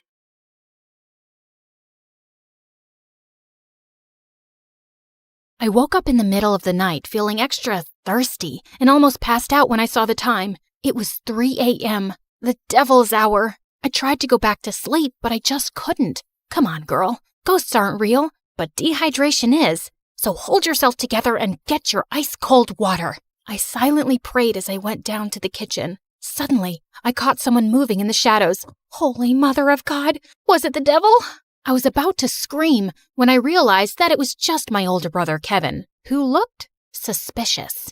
I silently followed him as he went down the basement and was surprised when he opened a mysterious door that I had never seen before. But before he could enter, he looked back and saw me. Don't you ever tell anyone about this, especially Dad, no matter what happens. Why? What's inside that room? He just patted my head and smirked. The devil himself. He then disappeared into the room and locked it, leaving me shaking in fear and confusion. Hi, my name is Kendra, and this is my story of how my mysterious brother changed my life forever. Before I continue, please like and subscribe. After what happened last night, the first thing that I did in the morning was to check that door in the basement. But unfortunately, it was padlocked to death. Kevin was definitely hiding something in there, and it was killing my curiosity. I was finally able to corner him during dinner. Are you sure that you weren't dreaming? Because that totally didn't happen. That night was really weird, so he could be right. Our conversation was cut off when Dad joined us. Son, it's time for you to take over the company. We will be holding a gala next weekend to introduce you to everyone. They're all so excited to meet you. But Dad, no buts. You're graduating in a few months, so prepare yourself. I don't want any problems. Understood? Of course my brother couldn't say no to him. He was always Dad's favorite, his golden boy, the perfect son. While me, I was just a stranger to him. If Mom was still alive, things would probably be different. Later that night, when I was about to sleep, I almost screamed when I saw Kevin leaning against my door. Can I help you? What makes you feel alive, Kendra? Huh? What's with you? Why are you being so weird? The less you know, the better. Good night, Peanut. Peanut? Where did that come from? That was the weirdest and longest interaction we've ever had. He was a year older than me, and we had never been close growing up. His time was spent in his room reading, in the piano corner perfecting his sonatas, or with Dad talking about business while playing chess. We also didn't see each other often at school because he was always with his best friend Cedric or surrounded by their crazy fangirls. The next morning, I woke up to Dad screaming from the library. I dashed to check what it was and found out that one of our maids found a letter under Kevin's pillow. I read it and froze. Kevin left. He didn't say where he went and when he was coming back. All the note said was, "Do not wait for him." I would expect something like this from you, but not my son. Kevin is a responsible young man. Well, the note says otherwise. The gala is this weekend. I need your brother to be there no matter what it takes. We tried looking for Kevin everywhere, but no one knew where he was. Even the police couldn't find him, and it was driving Dad crazy. One night, he just walked up to me and started inspecting my face. You would do. You were going to be him. Be who? Kevin. In case your brother is still on this stupid little adventure on the night of the gala, you will pretend to be him. But Dad, I don't think I can... Kendra, you are a capable young lady. Of course you can. You'll be saving our company from humiliation. I know I have not been very vocal about your accomplishments, but I do notice. Will you do this for me, sweetheart? I had never heard Dad talk to me that way, and it felt really good. So I found myself giving in. Besides, it would only be for just one night, right? I just needed to hide my hair under a wig and dress up like Kevin and just smile and avoid conversation as much as possible. Simple. When the big day finally came, I was a nervous wreck. There were too many important people, and Dad kept reminding me not to mess up. Luckily, the party was a success, and I thought my little mission was finally over until Dad came up to me. You did well. Now we just have to make sure that your brother will not fail his classes so he could graduate. You'll need to attend school as him. But how about me as Kendra and my grades? I'll call the school and tell them that I sent you out of the country for an emergency. Anything you fail, you can take for a summer class. But no buts. This was already decided. And remember, no one should ever know about this. But Kevin and I were just too different. After carefully thinking about it, I finally decided to do it. It was my chance to impress Dad. I just needed to do one little thing, which was to learn everything about my brother to make it believable. I checked his room, but I didn't find anything useful. I had to ask for help from the person closest to him, Cedric. But there was one problem. At school or whenever he visited my brother, I would usually lock myself in my room because every time our eyes met, I felt like passing out. The guy looked like a demigod, and I just couldn't handle him. But this time, I had no choice, and I knew exactly where to find him at school, the music room. As I peeked into the room, I saw him playing the violin, and I was instantly mesmerized. Just then, he stopped playing and smiled at me. Just avoid his eyes, and you'll be fine. Did it tickle your soul? Huh? The rhythm, the passion, the climax. Sorry, but I'm not into music. I stepped back, and he started walking towards me. How about this? Did it tickle your soul? I suddenly became mute. This is the first time you talked to me, and I'm surprised. What brings you here, Cupcake? Cupcake? I got a grip of myself and slapped his hand away. First of all, I'm not food. And second, I'm not here to talk about souls and music with you. It's about my brother. Suddenly, his face turned serious. I had already talked to your dad about it. Kevin ran away and he didn't want us to find him, and there's nothing we can do about it. I know, but I need your help with something. I told him about Dad's demands, and he suddenly laughed. That's a ridiculous idea. You two look similar, yeah, but you're too cute and girly to be a boy. Wait, he found me cute? I excused myself to the bathroom, and after calming down, he was nowhere to be found. It took me a whole day to finally find him playing violin in the school garden. So, are you going to help me with this, or are you just going to play your violin all day? I only help people who can look me in the eye. Ugh, why was he being like this? I gathered up all my courage before finally meeting his eyes, And thankfully, I was able to control myself until he smiled. You have the same eyes as your brother. They're very pretty. So he liked my brother's eyes? That was fruity. Whatever. Now, where do we start? Your appearance. And I think it needs a lot of work. For the makeover, he brought me to the mall to cut my hair short, and it took me several hours to finally say goodbye to my precious long hair. After accepting the fate of my hair, we tried on some clothes similar to Kevin's fashion. As I walked out in a leather jacket, he came up to me to zip it up. He was so close, I could hardly breathe. Looks perfect now. He then taught me about my brother's stance, walk, and gestures. I told you to walk faster, not like a gangster. And stick out your chest more. Think of yourself as the hunkiest man alive. Like this? He held my hips to guide me, and I felt like exploding from the sparks. Just then, I noticed some girls around drooling over us. Both guys are so cute. I'll take either of them. They look so in love. OMG. Love wins. Great. And now we were a gay couple. Cedric coached me about Kevin's interests, and I was surprised. I didn't know my brother was such a dork. He loves SpongeBob so much, he even thought of diving into the ocean just to look for its real-life version. But one revelation made me tear up a bit. And he adores you so much. But he thought you didn't like him, so he always chose to give you space. What? That's not true. He's too protective of you. He even told me not to talk to you because he thought I'm trouble. Oh, yes, you're definitely gonna be trouble. To my heart. That weekend, we continued practicing until I looked convincing enough, and when we finally got to school, I just stayed close to him and smiled at people from time to time. I was doing an excellent job at being my brother until it was lunchtime. We sat at their usual table for lunch when suddenly someone sat on my lap and kissed my cheek. It was Lauren, the prettiest and coolest chick at school. What in the frickin' pregnant duck is happening? What? You hate my kisses now? You look like you've seen a ghost. I turned into the ripest tomato when she giggled into my ear. I could never hate such a goddess like you.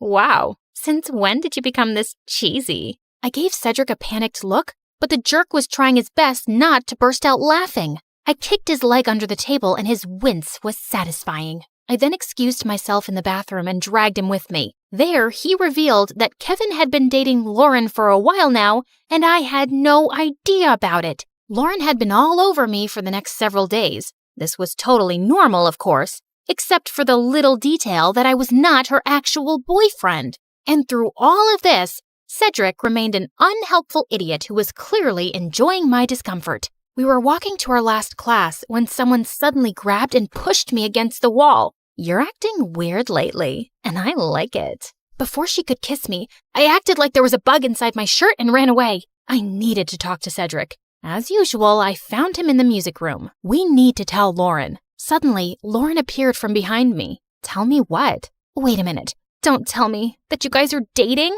What? Cedric finally stopped playing the violin and grinned at me. I'm straight, but I don't know about your boyfriend. Aw, baby. You know I would accept you however you identify, right? Well, that's good to hear. Lauren looked like she bought it, and I just found myself exploding. I'm not Kevin. I'm not your boyfriend. I'm his sister Kendra pretending to be him.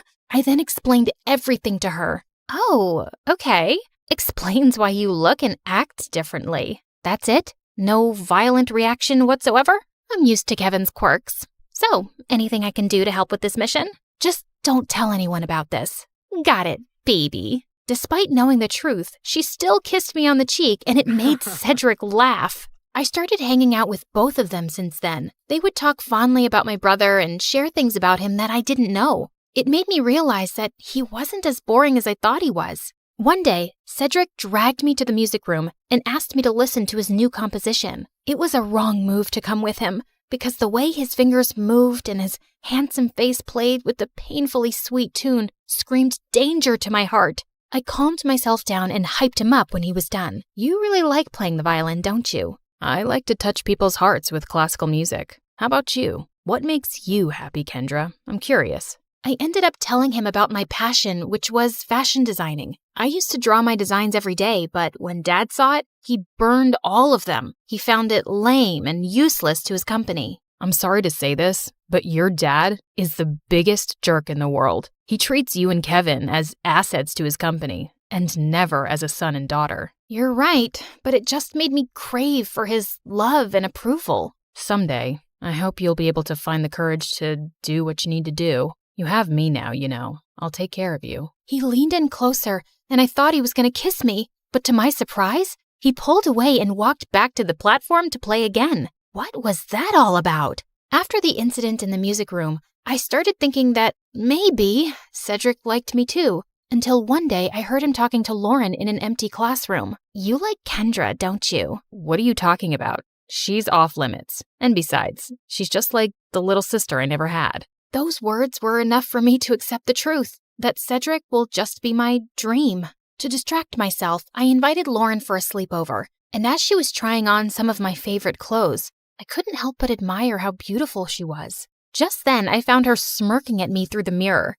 Are you falling in love with me now? What? No, I wish I was as pretty as you. Oh, honey, you are prettier than me, and not to mention cute. She ended up knocking on my drawers, spilling some things. There was one thing that suddenly caught my attention. A peanut. What was it doing there? Suddenly, I remembered Kevin calling me a peanut before he ran away. Why don't we crack it open? Maybe he left a secret message or something. And he actually did. I'm finally alive. Wait a minute. That night before he left, he asked me what makes me feel alive. Lauren and I then came up with a mission to find the answer to that question. Your brother is too mysterious sometimes. Maybe Cedric knows something. But unfortunately, he was useless. One day, Dad suddenly called me and started asking about Lauren. I learned that she's dating your brother. Her parents and I are talking about a very important business deal. We will have dinner with them tomorrow night. Make sure to be extra attentive to her.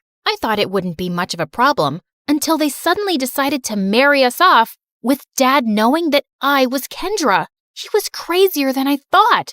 Do you think Kevin will be home by then? I don't know if he's ever coming back. I can't believe you dated an idiot. Watch your words, honey. That's my idiot. Well, we need to find your idiot ASAP. The next day, we met up with Cedric in a cafe to talk about finding my brother. We don't even know what makes him feel alive. Shouldn't we just wait for him to come back? Our parents are talking about marriage, for Pete's sake. We're running out of time. Do you know what my parents would do if they found out they were being played? Out of panic, I remembered something again. The mysterious door in the basement. I told them about it, and we waited for Dad to be out before destroying the padlocked door, only to find out that it was actually a dark room where Kevin developed all his photographs, and it was connected to his room.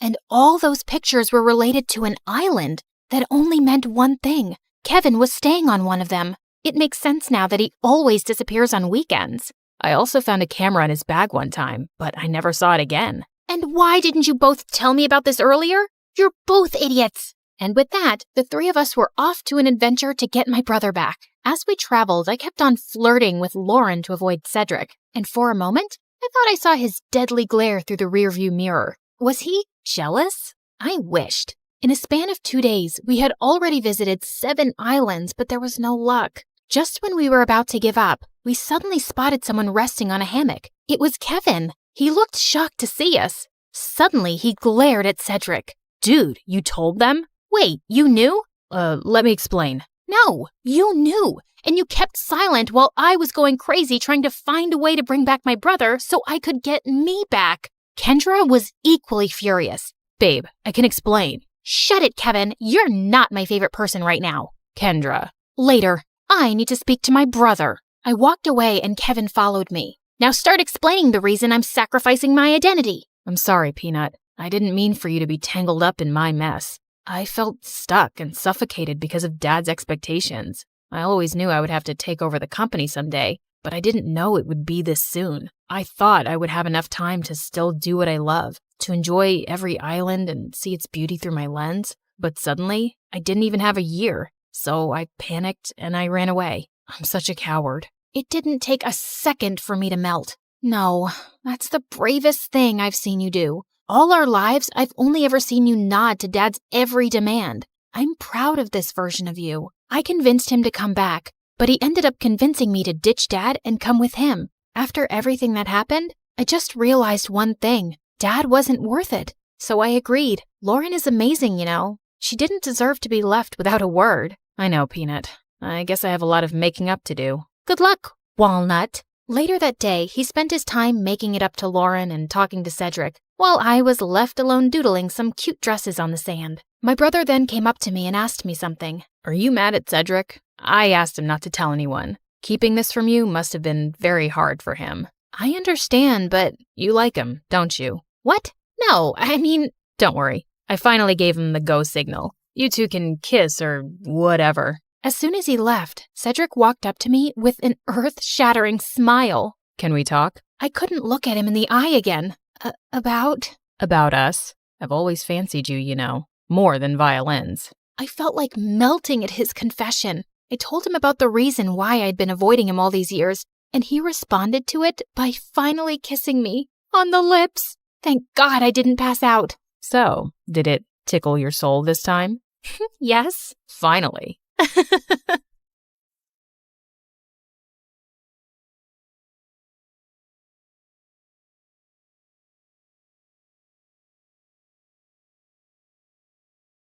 Hi, I'm Carly.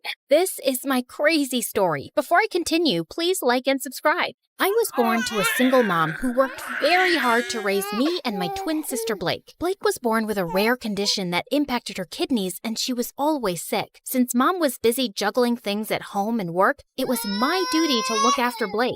You can't eat milk with your hands. Drink it. Blake, don't chew on your gross shoes. Even Mom was extra paranoid about Blake, and she hardly paid attention to me. Like this one time when I was 6, Mom had to leave for some urgent overnight office trip, and she dropped us off at the neighbor's place. These are Blake's medicines. You know she drinks chocolate milk before sleeping, and I've also packed her favorite pink night clothes. Wait, where's my stuff? The bag's too small to carry both your things, but hey, I packed your toothbrush. You'll be okay, right? I wanted to say no, but Mom already looked tense, so I nodded and she left. Everything was going great, but right before bedtime, I went to get milk for Blake, and I heard a huge thud. I rushed to see Blake crying on the floor with a bleeding nose. Apparently, Blake was jumping on the bed with the neighbor's son, and he thought it would be fun to push her off of it. Thankfully, the injury wasn't big, but when Mom found out, she went ballistic on me. Carly, I trusted you to look after her. And I did. I was just getting her milk, like you asked me to. And she's okay, Mom. Everyone falls sometimes. Your sister isn't like everyone else. After that day, Mom banned both me and Blake from participating in any extracurriculars at school or playing in the park afterwards like other kids. I was always stuck at home with Blake, so I never really got a chance to make new friends. And those at school joined clubs and got busier. I missed having a normal life, but Blake needed me more. Mom got more paranoid with time and took special care preparing food for Blake. I knew how tired she was, so I'd get by with frozen meals. And over time, I started taking comfort in junk food, eating candy bars from the hospital vending machines while I sat in waiting rooms for hours. By 13, I was much bigger than most girls my age. One time, our aunt was visiting us, and she hadn't seen me and Blake in a while. Look, I bought you girls matching outfits. Go on, try it. I'll just wear it later. What are you saying? Come here. Aunt pulled me to her and tried her best to fit me into the dress, but it barely got past my neck. I was so embarrassed. I went to my room and didn't come out till Aunt left. Don't be so sad now. So what if you're a little bigger? Easy for you to say. You don't have to wear clothes 3 times your age. You're thinking too much. Here, I got you these. Blake's health improved as we got older, and by 16, she was much better and put on medication to manage her condition. Soon after, Mom got married, and a year later, she delivered my twin brothers, Jake and Jonah. I was happy for Mom, but I could tell Blake wasn't adjusting so well. Oh, I want to pluck out my ears, they cry so much. I know for a fact Jonah hates me. He farted and gave me the stink eye. That one's a devil. I knew Blake didn't mean that. She just missed Mom since she was busier than ever. And I tried my best to make Blake comfortable, but she was constantly throwing tantrums and hardly ever helped me take care of the boys. Oh, Jonah pooped his pants again. Quick, hand me a nappy. Right. What's that? Forget it. Can you just warm up the milk? Actually, I don't feel so well. I'm getting a headache in my stomach. A stomach in my headache. You get the point, right? And when I asked Mom to hire a babysitter, she just gave me a lecture on money and expenses. My grades were getting affected too, and I was an overall mess. I knew it had something to do with my eating habits, so I started taking care of my health. I went for runs, ate better, and over time, I could see the results. One day I was jogging when I saw someone taking my picture, hiding in a bush. I caught him by the collar and dragged him out. What do you think you're doing? I just thought you were pretty. I'm good at taking pictures. Here, have a look. Wow, that's me? I mean, yeah, whatever. But you should be asking me first rather than acting like a creep. I get it. I'm sorry. Can I make it up to you with some coffee? Fine, but I want a copy. Deal. Eli and I went to a coffee place close by and hit it off instantly, and soon we became good friends. He was into filmmaking and would always have his camera around his neck. Watching him, I got interested and tried my hand at handling a camera too, and it was love at first sight. Okay, so that's how you focus. Now look at that sunset. Beautiful, isn't it? Yeah, you know so much about the camera. It's really fascinating. I've always wanted to make movies, you know? And I love the ocean too. I'll tell you a secret. I'm part mermaid. Oh yeah? Prove it. Eli got up from the rock he was sitting on and started doing an awkward dance, flapping his arms like fins.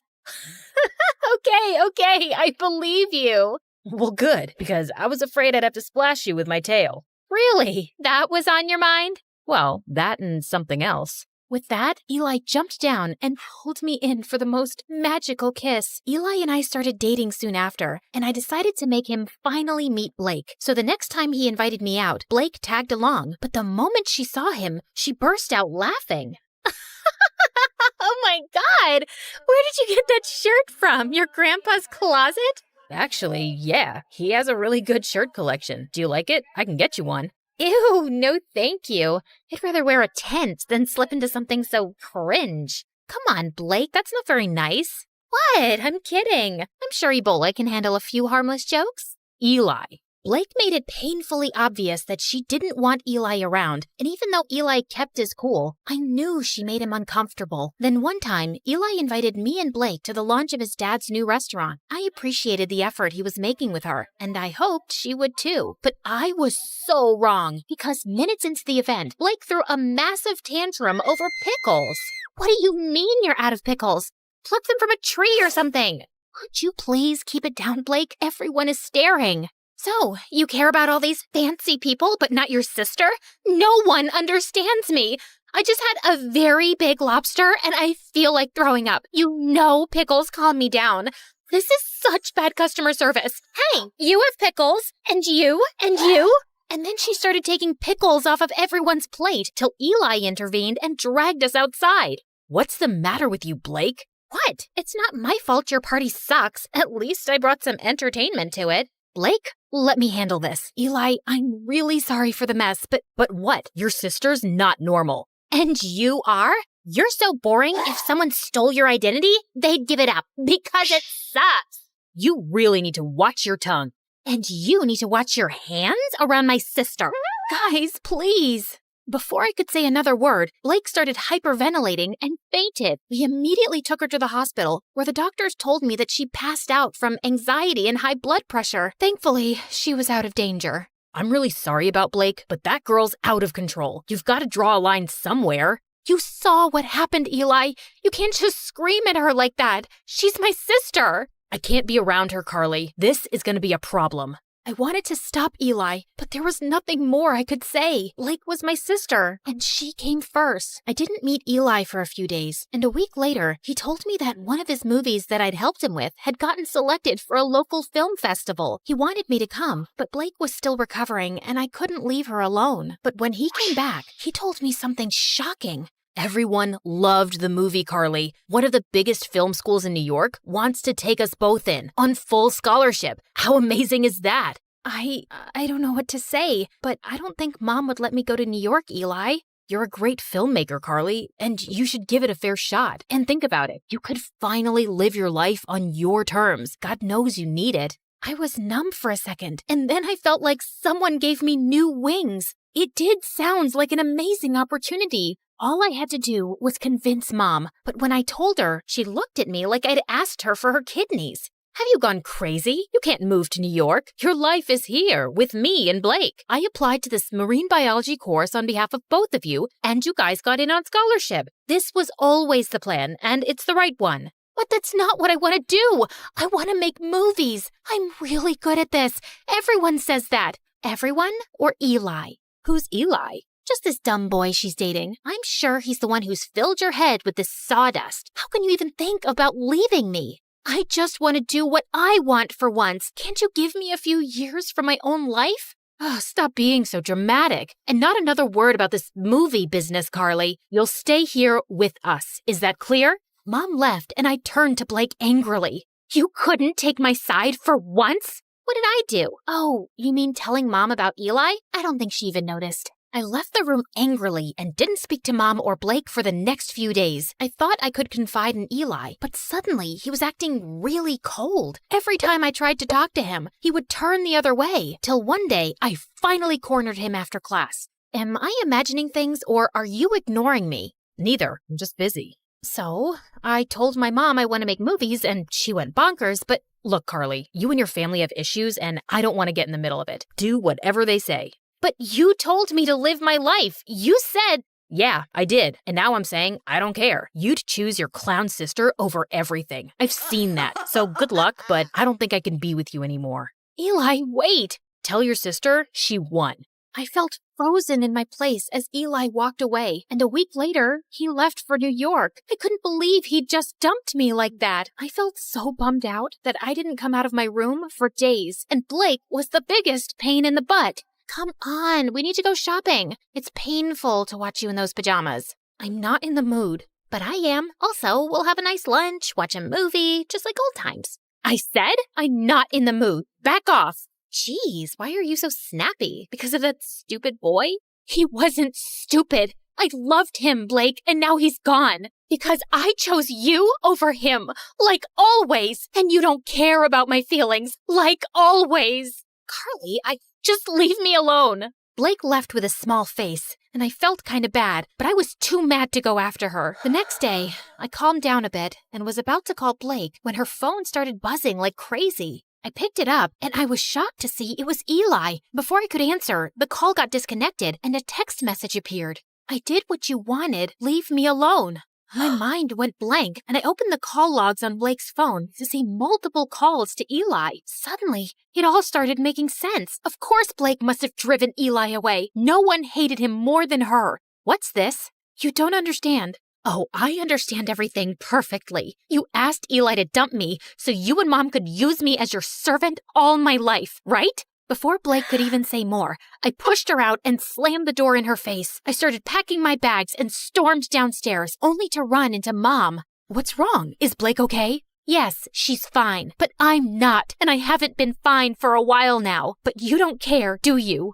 Of course I do, sweetie. Why would you say that? Because you never have. Not since we were kids. Carly, I knew you could take care of yourself, and you were the healthy one, and Blake... No, Mom, I was eating my feelings, and you didn't even see that. I got back to being healthy on my own, and you've stunted both my growth and Blake's. Hers by over-coddling her, and mine by always holding me back to be her guardian. And now, I'm done. I will go to New York, because I want to get away from you and Blake, and you can't stop me. I left home and booked a flight to New York. On my way, I called Eli and explained everything to him. He told me that he was proud of me for taking a stand for myself and welcomed me with open arms. We moved in together and I was doing really well in my classes. Mom and Blake tried getting in touch with me multiple times, and even though I missed them, I needed my space. Eventually, they stopped calling. After graduation, Eli proposed to me and I said yes. Life was going great, till one day I heard a knock on the door and opened it to see Blake and Mom.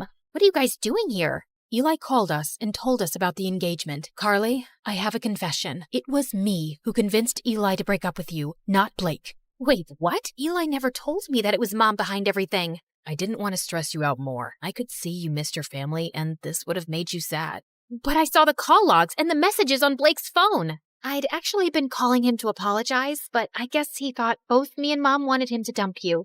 And I don't blame him. I was always awful to Eli. I guess I was just terrified of being on my own without you, but I drove you further away. I'm sorry too, my baby. I'd just become used to having you around, always taking care of everything. And the thought of you going away for college crushed me. I was selfish and always burdened you with too much. I hope you can find a way to forgive me. Thank you for finally acknowledging that. It might take me a while to really forgive you, but I'll get there. I won't lie. I have missed you guys. Then let's start with a hug.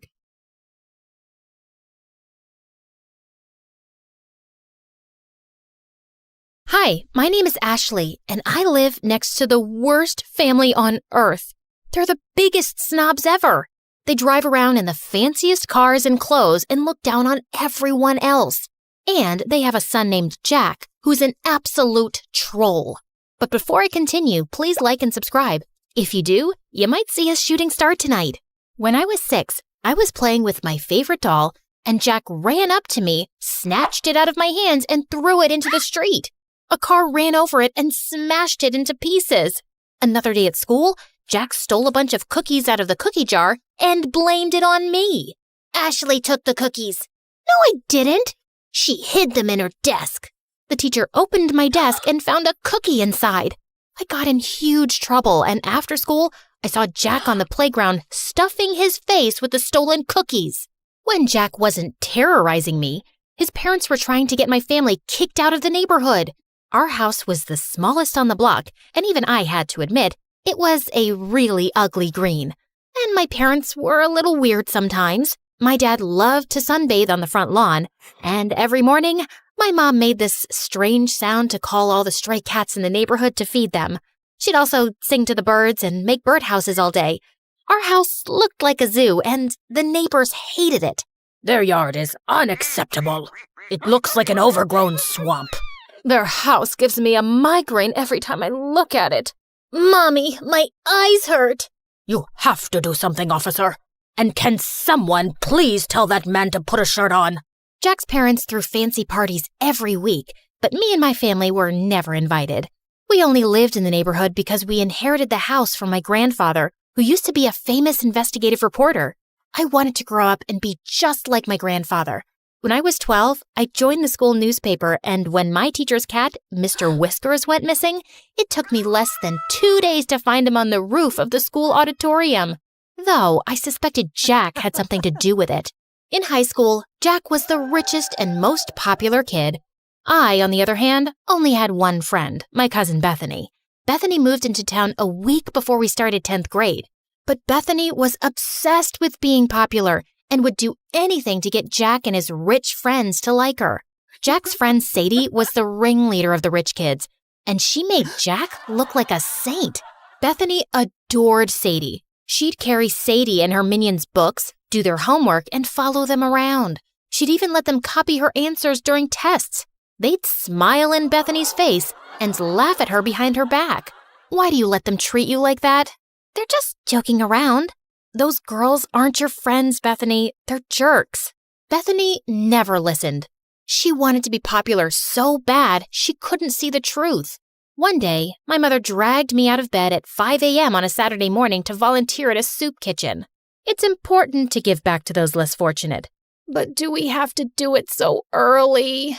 As I was serving food, I looked up to see a familiar face. Jack? Ashley?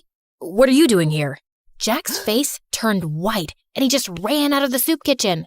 The next day, I saw Jack at school in science class. The teacher partnered us up for a big project, and we met in the library after school. Why were you getting soup at the soup kitchen? Did you fall on your head or something? Why would I ever go to a place like that? You don't have to lie to me. I'm not lying. I'm just trying to help. No one asked you for help. The next day, Bethany and I were walking to class, and we ran into Jack in the hallway, and Jack gave me the meanest, coldest stare ever. What's up with you and Jack? I saw you two whispering in the library. Are you guys dating? Is it a secret romance? Oh, Jack's so cute and so rich. I'm so mad you didn't tell me. Jack and I aren't dating. Then what's going on? Can you keep a secret? Of course. I told Bethany about how I saw Jack at the soup kitchen and his weird behavior afterwards. But all Bethany cared about was that I had the attention of such a rich, popular boy. But I had an itch to investigate. So later that afternoon, I stopped by Jack's house to check things out. But I heard Jack's parents yelling inside. I heard someone coming, so I hid in the bushes. Then the door swung open and Jack rushed out. He darted down the street before I could say a word. Jack missed our study session the next day. Then he started missing all his classes. I started to worry, so I called and texted him, but he didn't answer. A few weeks later, I went by his house again, but when I knocked on the door, a strange woman answered. There was another family living in Jack's house. The wheels in my head started spinning. I started asking around to see if anyone knew what happened to Jack. Sadie said Jack and his family were vacationing in the south of France? Or was it the Hamptons or Tahiti? It was probably all three. Jack is so lucky. I wish I was rich. There was even talk about why he'd moved. Jack's dad bought a new mansion that's twice the size of the old one. Twice the size? He's richer than I thought. The explanation seemed reasonable, so I let it go.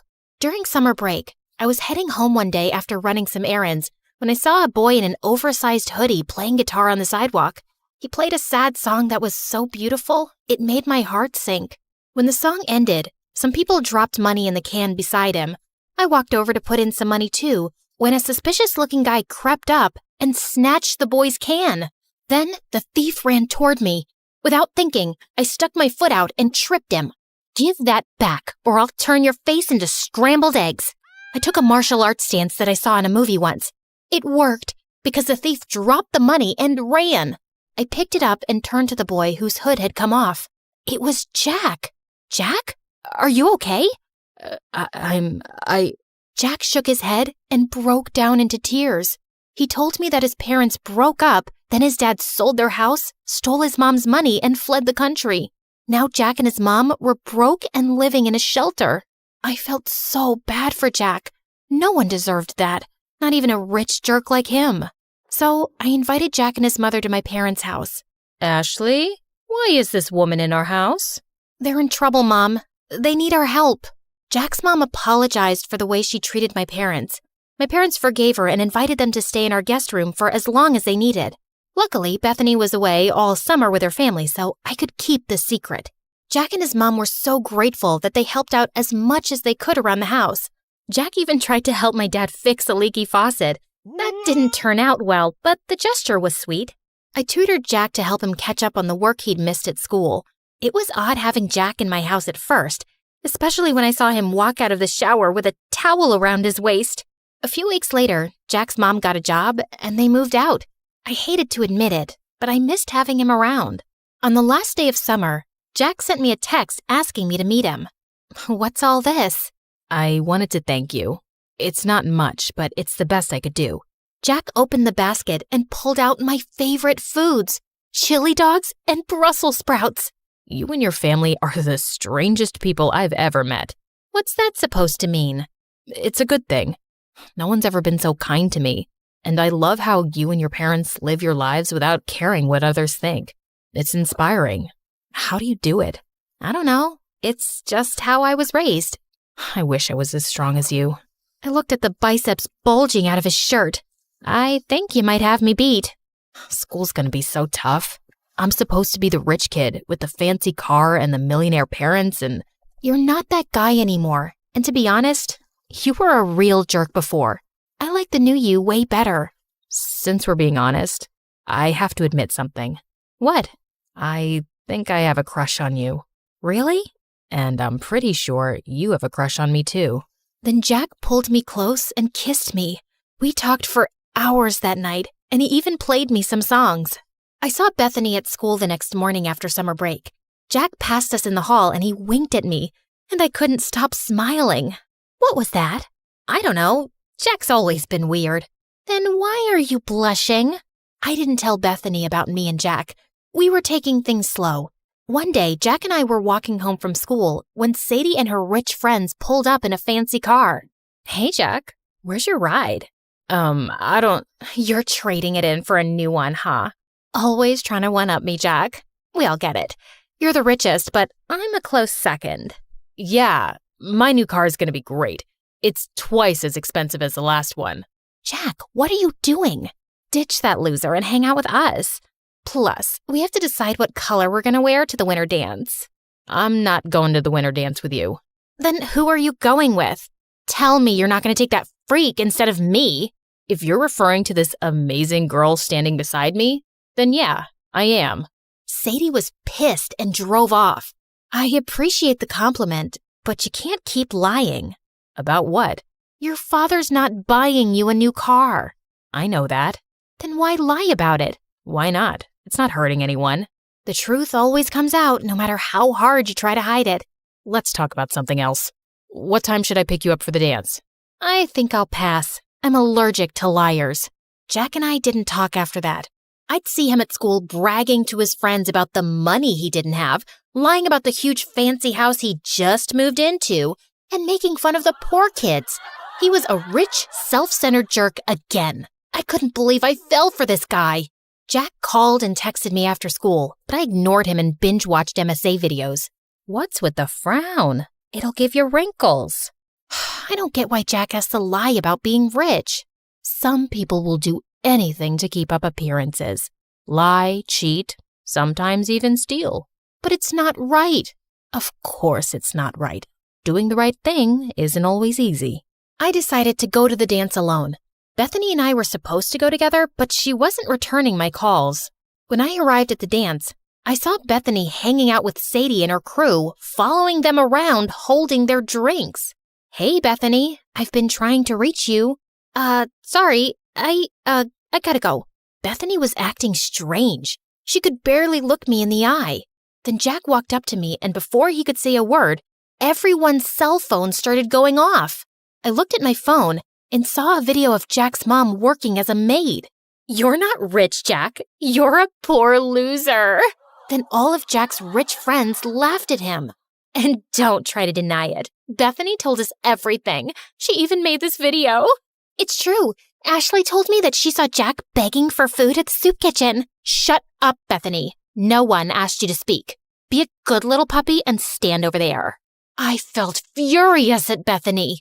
I'm so sorry, Jack. I never meant... It's okay. It's not your fault. I should have stopped pretending a long time ago. Sadie, you're right. I'm poor, but I don't care what you or anyone else thinks of me. You've never been my real friends anyway. All you've ever cared about is my money. Well, now it's gone and it sucks. But I found something way more valuable. Then Jack took my hand. Oh, geez. If you say you've fallen in love with that freak, I'm gonna throw up. I'd had enough. I walked over to her and accidentally spilled my drink all over her dress. Oh, sorry about that. But you know, the punch does bring out your eyes. You want to get out of here? Yes, please. As Jack and I walked out the door, Bethany ran up to us. Ashley, it wasn't personal. We're still friends, right? Maybe I can fix things with you and Sadie. If you did her homework for a week, then you're pathetic, Bethany. And you deserve someone like Sadie. Jack and I left the party and went to the beach. We ate chili dogs and Brussels sprouts and danced the night away. This is nice. You know what the best part is? What? It doesn't cost a thing. Then Jack gave me the most romantic kiss ever.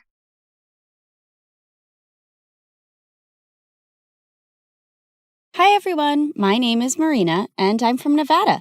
Please like and subscribe. I was raised in a small town by my aunt who owned a small bakery and loved me to bits. Aw, honey, today's your first day at school, so I packed muffins for all your classmates so you can make a lot of new friends. You're awesome, Aunt June. She wasn't super rich, but she was the richest person at heart, and that's why everyone loved her so much, including me. I always wanted to be just like her, so I'd help her out at the bakery. Marina, I'm gonna go out for a bit. Can you put the pink icing on the cupcakes? Sure thing. Later, when the customer came to pick up her order, it turned out I'd caused a disaster. This was supposed to be for a gender reveal party, but you put yellow icing on the cake. Ugh! That wasn't the first time I mixed up colors. My aunt knew something was wrong with me. Turned out I had color blindness, and I couldn't differentiate between certain colors. Is it gonna be like this forever, Aunt June? I'm afraid so, honey. But cheer up, because I've got a brilliant idea. The next day, everything in the house and all the ingredients in the bakery were labeled along with their colors. Aunt June made things so easy for me, and our life was just perfect. Until one day when I was in second grade, an old man walked into our bakery and offered to buy it. This bakery has been passed down from generations in our family, and there's no way I'm going to sell it. But the man's tone just got more rude. You should have signed these papers while I asked you nicely, but now you're just going to pay for your stupidity. If you don't leave now, I'm going to smash your car and then you'll have to pay for your stupidity, sir. The old man left at my warning, but the next week, another man was back with some papers that claimed that the bakery didn't belong to my aunt because her parents never signed the deal in her name, and now we had to move out. My aunt looked around for help, but the legalities were too complicated and no one was ready to help. So eventually we had to give away our bakery and move to the city. Thankfully, Aunt had enough savings to rent a small place, and she started working in a small grocery store. And while I was trying to adjust to this new life, I saw a kid my age in the front yard one day, choking on something. I immediately ran to help him, but the moment the food stuck in his throat came out, I was shocked. Why were you eating a doll's head? I wasn't. He pushed me back and ran into his house next to ours. Turns out he was the landlady's kid, Timmy, and he was so weird. Whenever I'd try to go close to him, he'd just run away. Even when I joined school, I saw some kids throwing popcorn at him, but he wouldn't budge. Hey, why won't you say anything? Why do you let those kids bully you? But instead of answering me, he just ran out of there, and I decided I wasn't going to bother with this guy anymore. But later that night, I was in my room when I heard someone crying. I looked out of my window and saw it was Timmy crying in his room. So I climbed onto the tree outside my window and jumped into his room. And he freaked out. What are you doing here? Look, I don't know the deal with you, but if there's some issue, you really need to talk about it. At first he hesitated, but then he broke down. I miss my dad. Ever since Mom and he got divorced, I haven't seen him, and the kids at school always make fun of me because of that. I hate it here. Hey, it's gonna be all right. I told him things were gonna be easy only if he fought back and didn't let those kids get to him. And it seemed like my advice worked. The next day, I saw Timmy was surrounded by a bunch of kids. I heard the cupcakes we gave you last time had Barbie heads in them. We're so sorry for that. Here, take these. They have cockroaches. And to my shock, Timmy pushed the bad guy away. Get away from me. And don't trouble me anymore or I'm going to tell the principal about you. The other kids ran away scared, and Tim turned to me with a bright smile. Did you see that? I wasn't scared, and what you said worked. After that day, we started getting along and became the bestest of friends.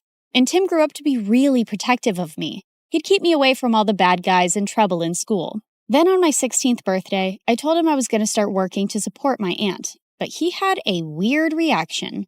No, you can't do that. Your aunt wants you to study and make a life for yourself. You shouldn't be waiting tables. And if you need money, you can always tell me. Tim was a genuine friend, and I loved how he always cared for me. But now I really wanted to support my aunt, so I took the job without telling anyone. But the very first week of my shift, something weird happened. I ended up making a mistake because of my color blindness, and the customer went bonkers on me. I want to see the manager right now and get you fired. But I told you it was a genuine mistake. But he kept shouting and started pulling my hand when one of his friends got up and stopped him. Let go of her hand and apologize to her right now. Dude, you want me to apologize to this low-life waitress? As soon as he said that, the guy landed a punch on the bad guy's face and my jaw dropped. Holy jeez! The manager immediately threw all of them out, but after my shift was over, I saw the guy who stood up for me was still sitting in the alleyway and his hands were bruised. I immediately got some ice for him. Excuse me, sir, you can use this. But for some reason, he looked really mad at me. Who do you think you are trying to act all nice, huh? Just leave me alone. I could see his eyes were red, like he'd been crying, and I thought it was best to leave him alone. But to my complete shock, I saw the same guy in my class the next day. The teacher introduced him as a new student, James. While the girls were drooling over his handsome looks, he kept staring at me the entire time, and the moment class was over, he came up to me. I don't want you spreading any rumors about me from last night. Do you get that? Before I could even reply, he just stormed away, and Timmy came running to me. What happened? Was that guy bothering you? I didn't want Timmy knowing about my job or anything about how I knew James, so I brushed it off and went ahead to prepare for my chemistry practicals. But turns out, James was already there. Minutes into the practical, I realized some of the labels on the chemicals were missing, so I asked James to help me differentiate, but he didn't even look at me. That jerk. I continued guessing and mixing the chemicals, but suddenly they caught fire, and I almost got hurt when James jumped in and pushed me out of the way. I quickly got up and put out the fire. What are you, nuts? Did you want to die? Suddenly, my eyes went to the burn on his hand, and I rushed him to the nurse's room and gave him first aid myself. Seems like you're always helping people who are hurt. Yeah, especially those who get hurt because of me, and with you, it's every single time. And that's when this tough guy finally let out a smile. You don't look so bad when you smile. I know. I don't want the chicks going crazy over me, so I keep it under check. This guy had multiple personalities. As time went by, we started spending more time together because we had similar projects, and James turned out to be a really fun person to hang out with. He'd often walk me to my work after school, and we'd enjoy all sorts of treats on our way. And even though he was a little mysterious, he was growing on me by the day. but there was someone who just hated our closeness. What's going on between you and that new guy? He's bad news. Stay away from him, Marina. What are you talking about? And how do you know he's bad? Oh, come on. Haven't you seen? He's always covered in bruises. Just stay away from him, okay? Well, I could understand Tim's concern, and there were things I wanted to know about James too. A few days later, we were at a friend's party playing Truth or Dare when I was given a dare to kiss James. My heart raced with excitement, but I saw Timmy looking at me with furious eyes. I wanted to run out of there, but thankfully, James got up and left first, and I let out a loud sigh. But later, when I went out, he was waiting for me. Was it that bad, huh? The idea of kissing me so you sighed with such relief when I left? No, it's not like that. It's just that there's only so much I know about you, and I didn't... Suddenly, he pulled me close and looked deep into my eyes. What do you want to know about me, Marina? Well, why did you cry that night in the alleyway? And is there something that you keep from me? My mom is really sick, and she was admitted to the ICU that day, and I couldn't help but... Shh, it's okay. You don't have to say anymore. With that, I pulled him in for a kiss, and he whispered into my ears, I love you, Marina. Gosh, I loved him too. But the very next day at school, my fairy tale came to an end when I received a message from James's phone. Here's my parting gift to you, Marina. There were several pictures of me kissing him and me working as a waitress with ugly captions, and he shared them with everyone in the school. What in the world? I tried to call James about what was going on, but he wouldn't answer it. And I felt so embarrassed and furious about everything, but then Timmy came to me. Hey, are you all right? I thought he'd question me about the pictures, but he just took me home and comforted me. I don't believe what's going on, and I can't even reach James. He left, Marina, and he's never coming back. He then showed me the newspaper articles of how James was the grandson of the same businessman who took away my aunt's bakery. I heard his grandfather sent him here as a punishment because he used to be a jerk at his old school, but looks like he's still going around messing with people's feelings. Gosh. There was no way I was going to forgive a jerk like him, but I wasn't going to cry over him either. I blocked him everywhere and decided to shift to another city for my college, along with my aunt. And after graduation, I joined a top law firm and helped my aunt open a nice bakery in the city itself. For the opening day, we sent out invites to everyone across the city, and it all went so well. After we were done with the day, we were about to close up when Timmy took me to the roof and proposed to me. I love you, Marina. I have always loved you and... Oh, Timmy, please stop. I liked him too, but he was my friend and I could never see him any other way. What is it now? Don't tell me you still love that moron. Timmy, what are you saying? You know I hate him. Then why won't you say yes to me? I tried to explain to him, but he wouldn't listen. And suddenly he pulled me in and tried to kiss me. God, Timmy, just stop. Just then, I saw a man pull him away and punch him hard. James, what in the world are you doing here? How dare you touch her, you filthy. I pulled him away before he could hurt Timmy anymore and slapped him hard in the face. Who do you think you are walking into my life again? Didn't you already mess around enough last time? Marina, what are you saying? I never messed around with you. Oh, really? Then why did you leave? And what about those texts and pictures? What? I have no idea what you're saying. I know it was my fault to leave you like that, but I told Timmy everything. What? What do you mean? That night after you left the party, I received a call that my mom had passed away. My grandfather wanted me to return home. Timmy was right there, and I asked him to inform you. What? I even tried to contact you, but you had me blocked everywhere. And when I called Timmy, he said you hated me and you were with him now. Timmy, what is he saying? Did you hide this from me and lie to him? Yeah, I hid the truth. I didn't want you to be with a jerk like him when I've loved you all my life. So I lied. For you. But those messages from your phone and those posts.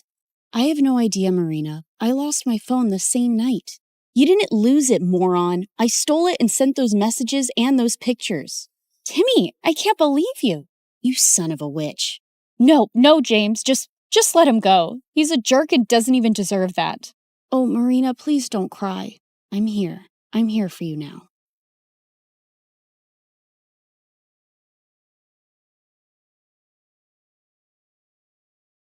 Hi, I'm Allison from a small village in France. Please like and subscribe. I lived in a small cottage with my single mother who worked as an artist. Life was tough since we had little money, so when I turned 5, Mom decided to move back to her home city, and it had a freaking palace. Whoa, is that a real palace, Mommy?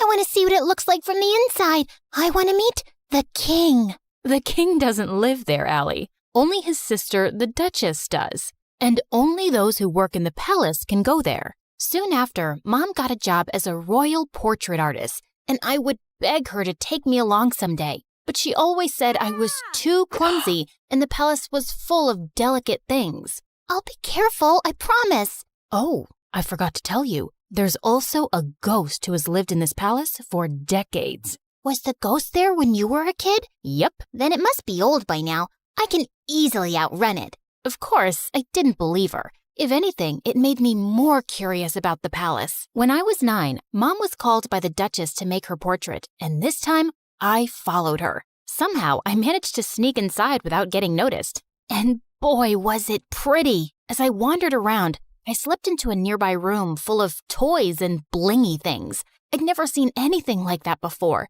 and it was so fascinating that I grabbed a few of them. But when I reached home, I felt guilty and scared. If anyone at the palace found out, Mom could lose her job, and this was stealing. I'll bring you guys back someday when I work at the palace. Till then, you can hide here. My passion for working in the palace grew stronger as time passed. I begged Mom to teach me how to paint so I could become a royal painter just like her. And by the time I was 17, I was better than her. One day while I was painting, Mom came home with some big news. The king is coming to town after 17 years, and they want paintings for the whole palace. We started working day and night, finishing all 20 paintings in under a week. But a day before the delivery, Mom slipped and sprained her ankle. I'll ask someone from the palace to pick them up. No, I can take them. I promise. I won't break a thing. Whoa! Are you sure? We can't lose the job. Yes, Mom. You can count on me. I managed to convince Mom and then left for the palace. I also took the stuff I'd taken all those years back. I could finally put that back. When I entered the palace, it was exactly as I'd remembered. Wow, how dull. This place could really use some color. I was so lost looking around that I tripped over a giant statue's foot, and the paintings flew in the air. Just then, I heard someone scream, and when I looked back and saw a girl, I almost passed out. It was like I was looking in a mirror. I touched her to make sure she was real, and she slapped my hand away. Don't you touch me, you peasant. Don't you know who I am? My doppelganger? We look exactly the same. No, we don't. I'm a princess, and you look like a street rat. If I look like a street rat, so do you, because we have the same face. Wait a minute. Is that gold? Oh my God, you're a thief. The girl started screaming again, and I was surrounded by palace security within seconds. Just as they held me, I bit one of the guards and ran till I reached home. When I told Mom what had happened, she looked at me in shock, and minutes later, the king arrived with the Duchess. Oh, my sweet daughter, it is you. You're what? Mom, what's happening? My mind went blank when the king told me how years ago the nanny had taken me out for a walk, but we both never returned. Your mother and I searched everywhere for you, but we failed. She was heartbroken and no longer wanted to be here, so we left the palace. But today, when the security guards told me of an intruder who looks just like the princess, I just had to come and see for myself. Mom, is that true? I'm not your daughter? It's true, Allie. I found you on my doorstep with a note and some money, but I had no idea you were a princess. Why didn't you ever tell me I'm not yours? Because I fell in love with you the moment I saw you. Now you were my daughter. I am so sorry, Allie. It was just all too much to process, and I ran off. I was a princess, and I had a twin sister. I was living a lie for 17 years? I was walking along the road trying to clear my head when a big sports car pulled up next to me, and a handsome guy got out. Cherry, what are you doing here? It's not safe. Cherry? Do I look like a stupid fruit? Leave me alone. I called you pumpkin before, but you hated that too. What the heck's your problem, dude? This is not a good time. I was saving this as a surprise. But here, will this make you come with me? Holy moly! That diamond was bigger than my fist! Calm down, Allie. Okay, you've got the wrong girl. Whoa! Sorry. I'll have to carry you back home if you don't listen. I punched him in the nose as the guy screamed like a little boy and then ran for my life. This was officially the worst day ever. The next day, the royal staff packed all my stuff and I was moved to the castle. My royal chambers were bigger than my whole house, and everything was beautiful, except it didn't feel like home.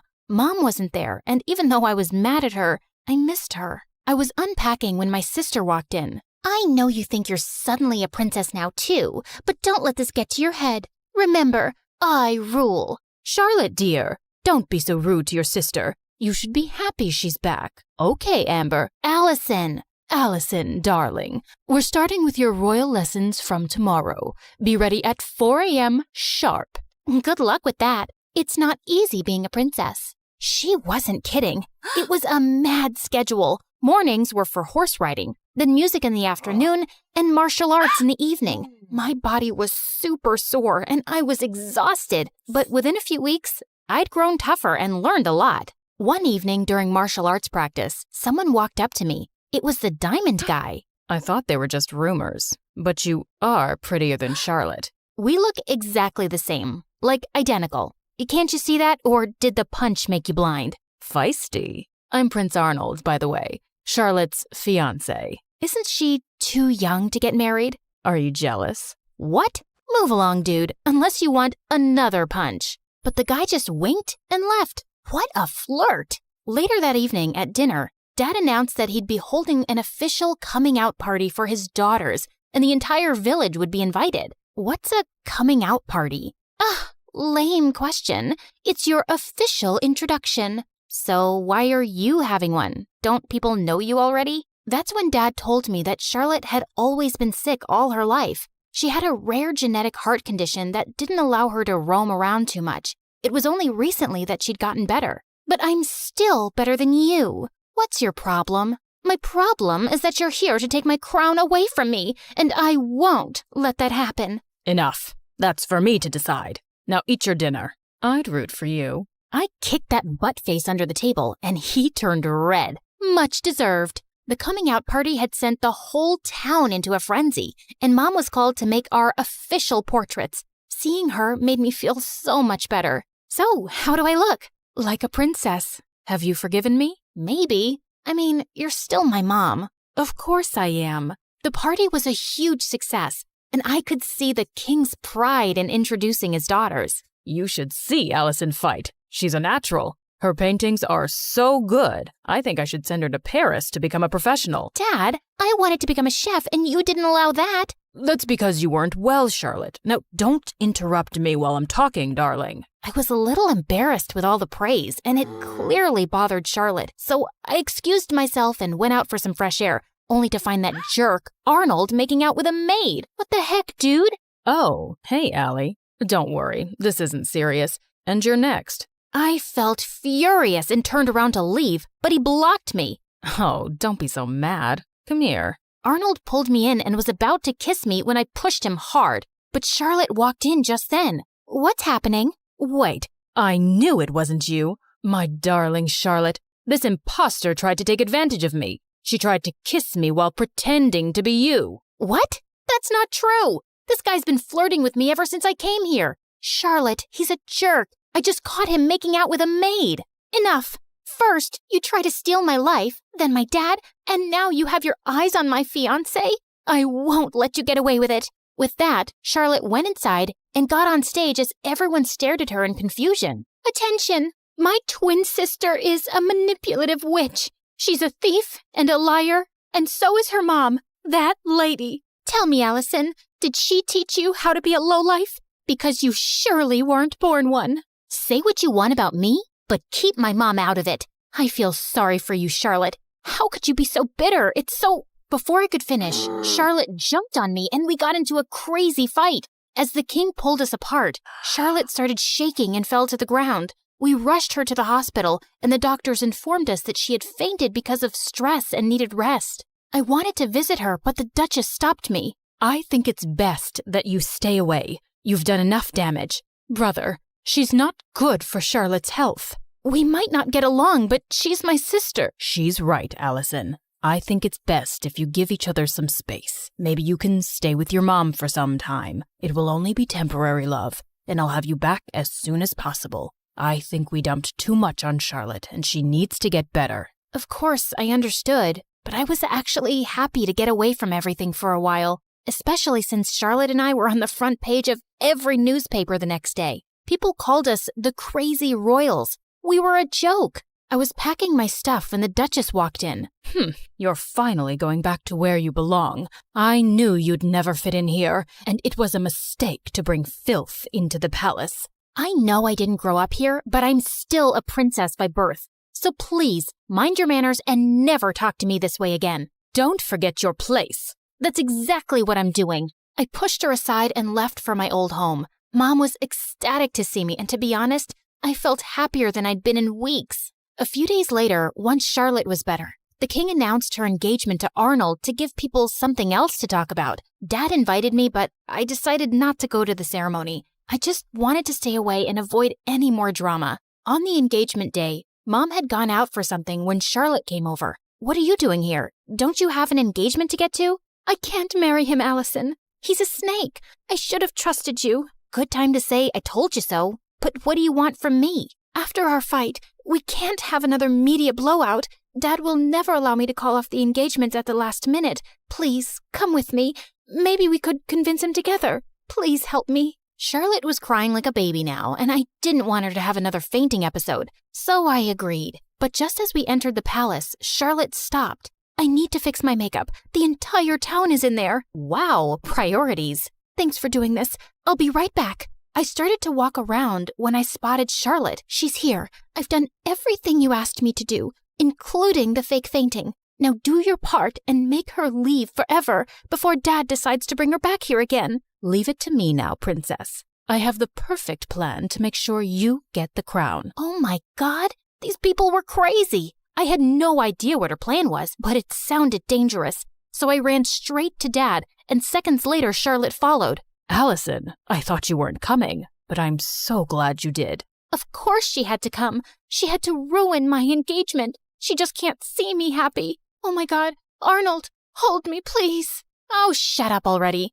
Don't you guys get tired of manipulating? King, Dad, whatever, you should see this. I played the video for the entire hall to see, and Charlotte turned pale. Charlotte? Dad, I'm sorry, but you seem to like her more because she's tougher than me.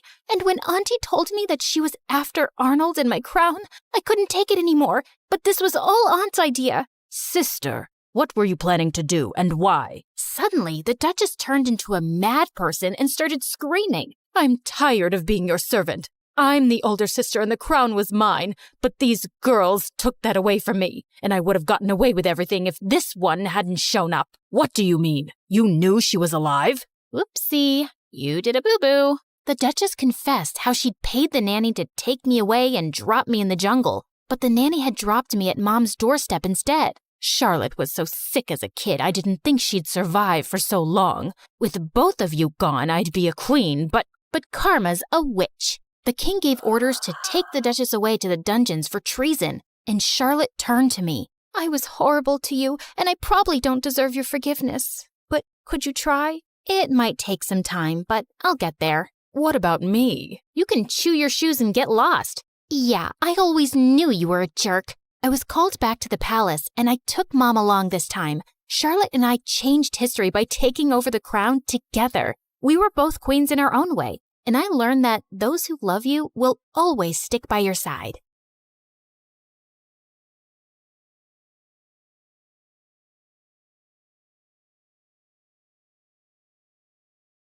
Hi, I'm Nova, and my life sucks. I used to think I was just unlucky, but thank God I later discovered it was a full-blown family curse. No, seriously. I grew up with a twin brother, Dorian, who was 2 steps ahead in everything. For starters, everyone thought he was the much better-looking twin. He'd play video games all the time and ace his tests, while I'd stay up all night studying, and my grades were still average. He was good at sports, I was just clumsy. Even our parents favored Dorian, especially Dad, who dreamt of making him a football legend. In 8th grade, I tried out for the small school talent showcase, just a silly cheer routine I made up on my own. I asked everyone to come, but that same day, Dorian had his big football practice match, and guess where everyone went? Yep, including my parents.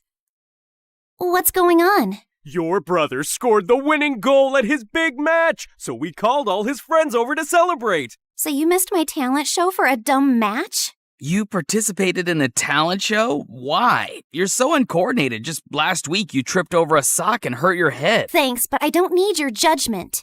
I'm just saying, maybe next time choose something you're good at. Oh wait, you can't. You're bad at everything. Shut up or I'll kick your face. Ugh, so annoying. I ran upstairs fighting tears when I heard a soft voice calling from a bedroom down the hall. Nova, is that you?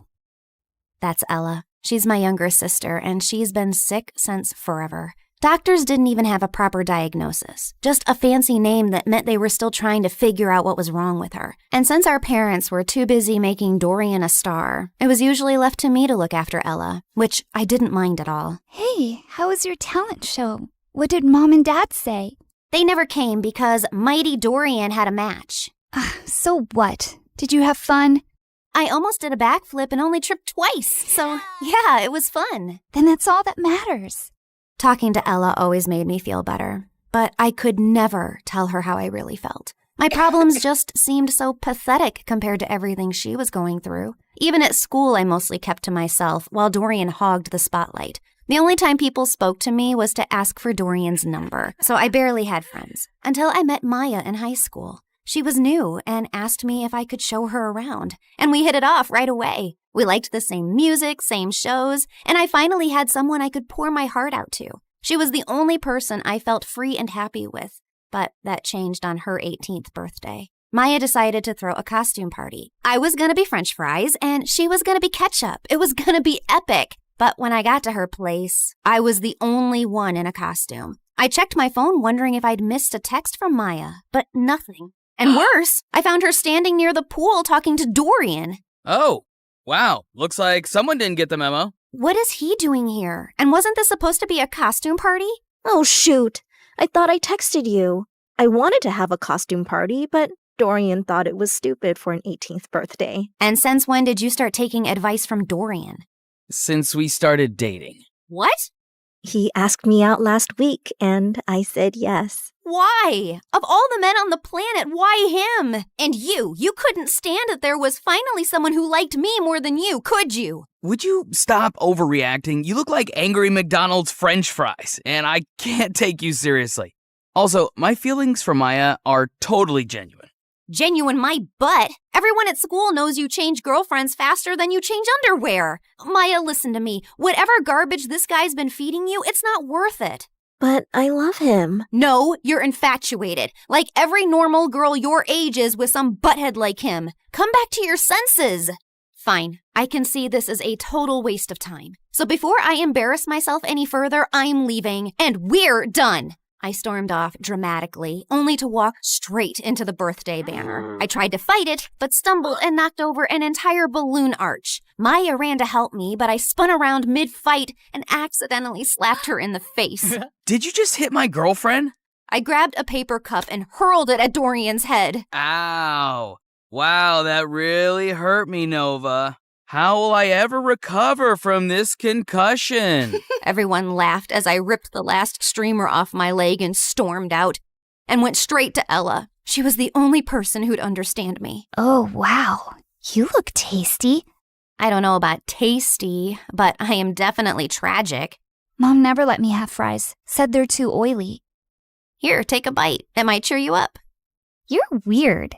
And you're stuck with me. And I put my head down, and we dozed off. The next morning, I woke up to a bunch of missed calls from Maya, but I ignored them. So she sent me a bouquet with my favorite ice cream scoops, flew drones past my window with "I'm sorry" banners. At one point, she actually climbed up to my window to talk to me, but I just drew the curtains and ran into the attic so she wouldn't find me. I was looking for some boxes to hide behind when I accidentally knocked one over and a diary fell out. It had my grandmother's name on it, with a photograph of her standing next to someone who looked exactly like her. And there was a note. Lumiere se dara kinsol, veher dul ambrax? What? That's what it said, written in this bizarre language I've never seen before. Luckily, someone had scribbled a translation underneath. To break the curse, balance must be found. One light shall rise, one shadow bound. I read more and found out that my grandma had been overshadowed by her own twin too. So she teamed with a psychic named Margot and crafted spells to break the twin curse, a generational cycle where one twin always thrived while the other faded into the background. I knew it sounded ridiculous, but this just couldn't be a coincidence. I was constantly lagging behind Dorian, not because there was something wrong with me, but because I was cursed. The note also said that to unlock the curse, like and subscribe to this video and leave a comment. Gotcha. She didn't write that. But seriously, like and subscribe. Things are about to get weird. I had to find out more, so the next day I skipped school and tracked down the psychic Margot. It wasn't too difficult since Grandma had her address in the diary, and by afternoon I was already knocking at the door of a rundown apartment. I waited for some old witchy lady to open the door, but instead it was a girl not much older than me. Sorry, I think I must have gotten the wrong address.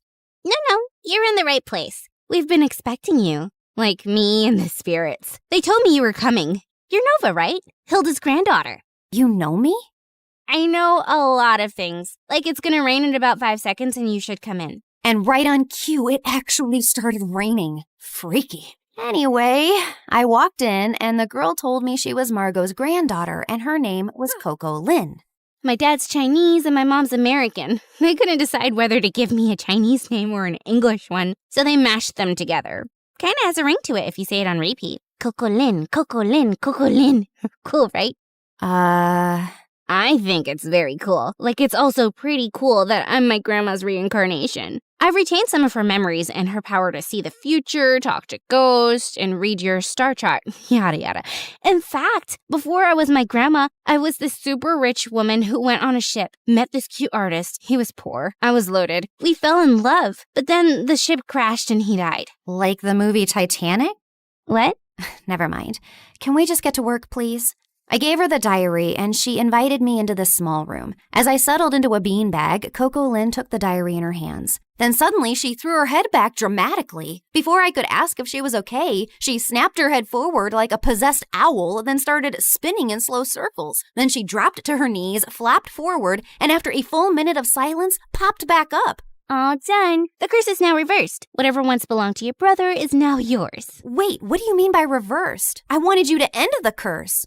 Yeah, well, unfortunately for that, you'd have to find the original witch who cast the curse on your family. And she's probably dead. So unless you have a shovel and a time machine, this is the best I could do. Now remember, every spell has its repercussions, so just be aware of potential side effects. What kind of side effects?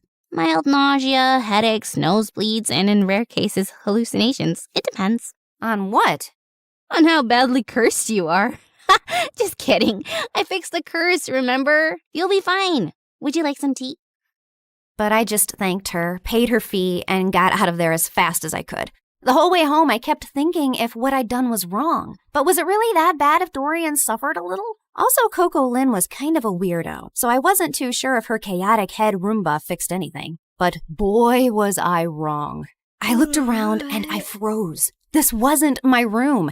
It was bigger, with velvet curtains, a chandelier, and a full-length mirror. I jumped out of my bed and pulled the curtains, only to see a massive, perfectly manicured garden with fountains and a freaking swan. Why am I in this place? How did I get here? I checked my phone. It showed the same date as yesterday.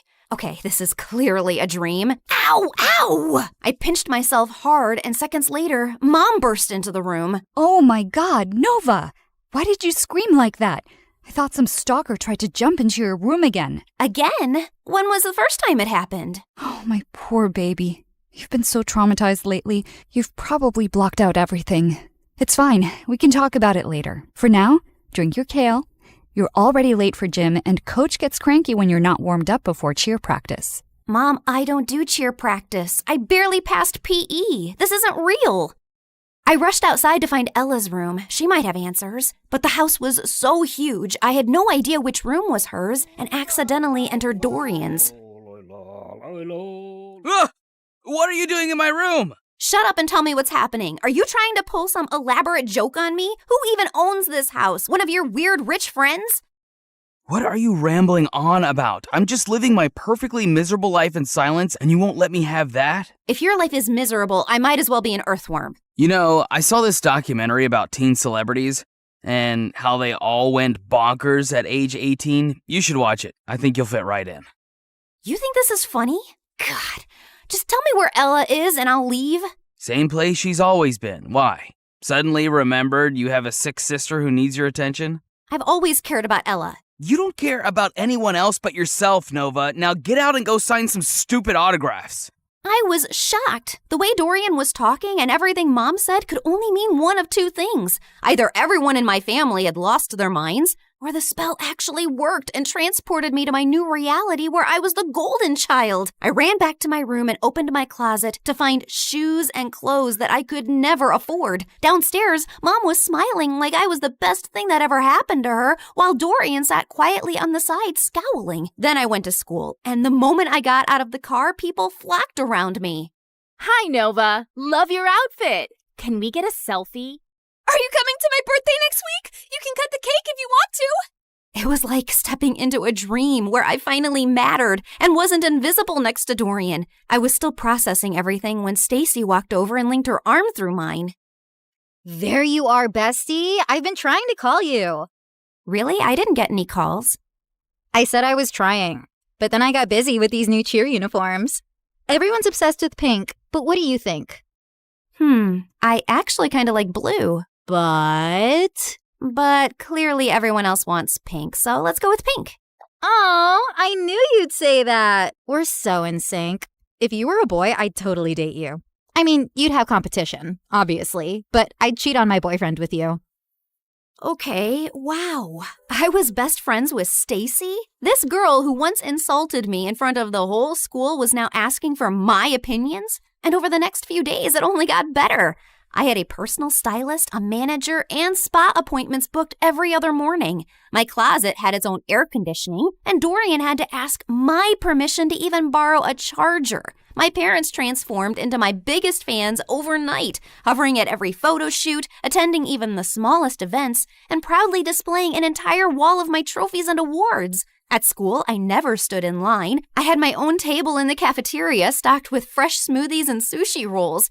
Teachers gave me extra credit just for showing up. And one afternoon, I got a letter from a college I hadn't even applied to offering me a full scholarship because they liked my vibe. My life was perfect, and it was everything I ever wanted. Until it wasn't. Because Stacy was as obnoxious as ever and was getting on my nerves. Oh my God. Who died and left you that hideous skirt? And why are you carrying a Prada purse when I don't have one? You need to pay fashion tax. What? You know, do my homework, pack my lunch, clean my sneakers, that kind of thing. Now hurry up, I'm hungry. The girl ran off in tears, and I turned to Stacy. Was that necessary? No, but it's fun. And why are you being all judgy today? Did you forget the time you bullied that new girl, Maya? She was so terrified of you, she literally transferred schools. I bullied her? Every day. You made fun of how she dressed, the way she spoke, and then when your loser brother started dating her, you totally snapped. My God, I'll never forget the tantrum Dorian threw when she left. I even have a video. Stacy shoved her phone in my face, and I watched in shock. Dorian was having a full-on meltdown while I stood there laughing like a maniac. Seriously? What? And that wasn't even the worst part. The girls on my cheer team laughed and joked until I walked in. Everyone on my modeling team walked on eggshells around me. I even overheard this girl say that I should get an exorcism because I had a devil living inside of me. This one time during a shoot, my makeup artist accidentally dropped a brush. I reached down to pick it up and she recoiled like I was gonna hit her. I'm so sorry. I'll get a new one immediately. Hey, it's just a brush. Don't worry about it. You're not mad? Why would I be mad about an accident? While the photographer was adjusting his camera, I overheard two assistants whispering. She seems different today. Last week she threw hot coffee at me because I got her the wrong brand. Remember when she made Tina cry because she accidentally walked into her photos? Poor girl's still in therapy. It felt like I jumped from living under Dorian's shadow to being the most hated person on earth. And it was heartbreaking. But what truly got to me was that at home, Dorian barely looked my way, and Ella never came out of her room. And every time I tried to meet her, Mom would freak out. Her disease is contagious, sweetie. You know that. I can't lose another daughter to that stupid illness. I really wanted to see her and share what I was feeling, but I was too swamped with photo shoots, press events, and parties to process it. Has anyone ever tried snail mucus coffee? Apparently, it's very good for your skin. I'm already having my vitamin C, D, E, G, H, Y, Z, Q to keep my nails shiny and healthy. You know what, guys? If you hang upside down for at least an hour and a half, you will get the reddest cheeks ever. Or you could get a brain hemorrhage and die. Excuse me? I'll just be right back. Jeez, how lame were these conversations? If these people were the cream of society, I'd rather be skimmed milk. The rest of the night was just as bad. The music was too loud, the people were fake, the food looked fancy but tasted like chalk. Then my date asked me to dance, and I accidentally stepped on his foot so hard he started limping. I rushed to grab him a first aid kit and came back to find him making out with a waitress. Ew. I just wanted to leave. I was walking to my car when I spotted someone across the road. Maya was standing at a stall selling t-shirts. I dropped everything and sprinted toward her. Maya! Oh my God, how are you? Leave or I swear I will call the police.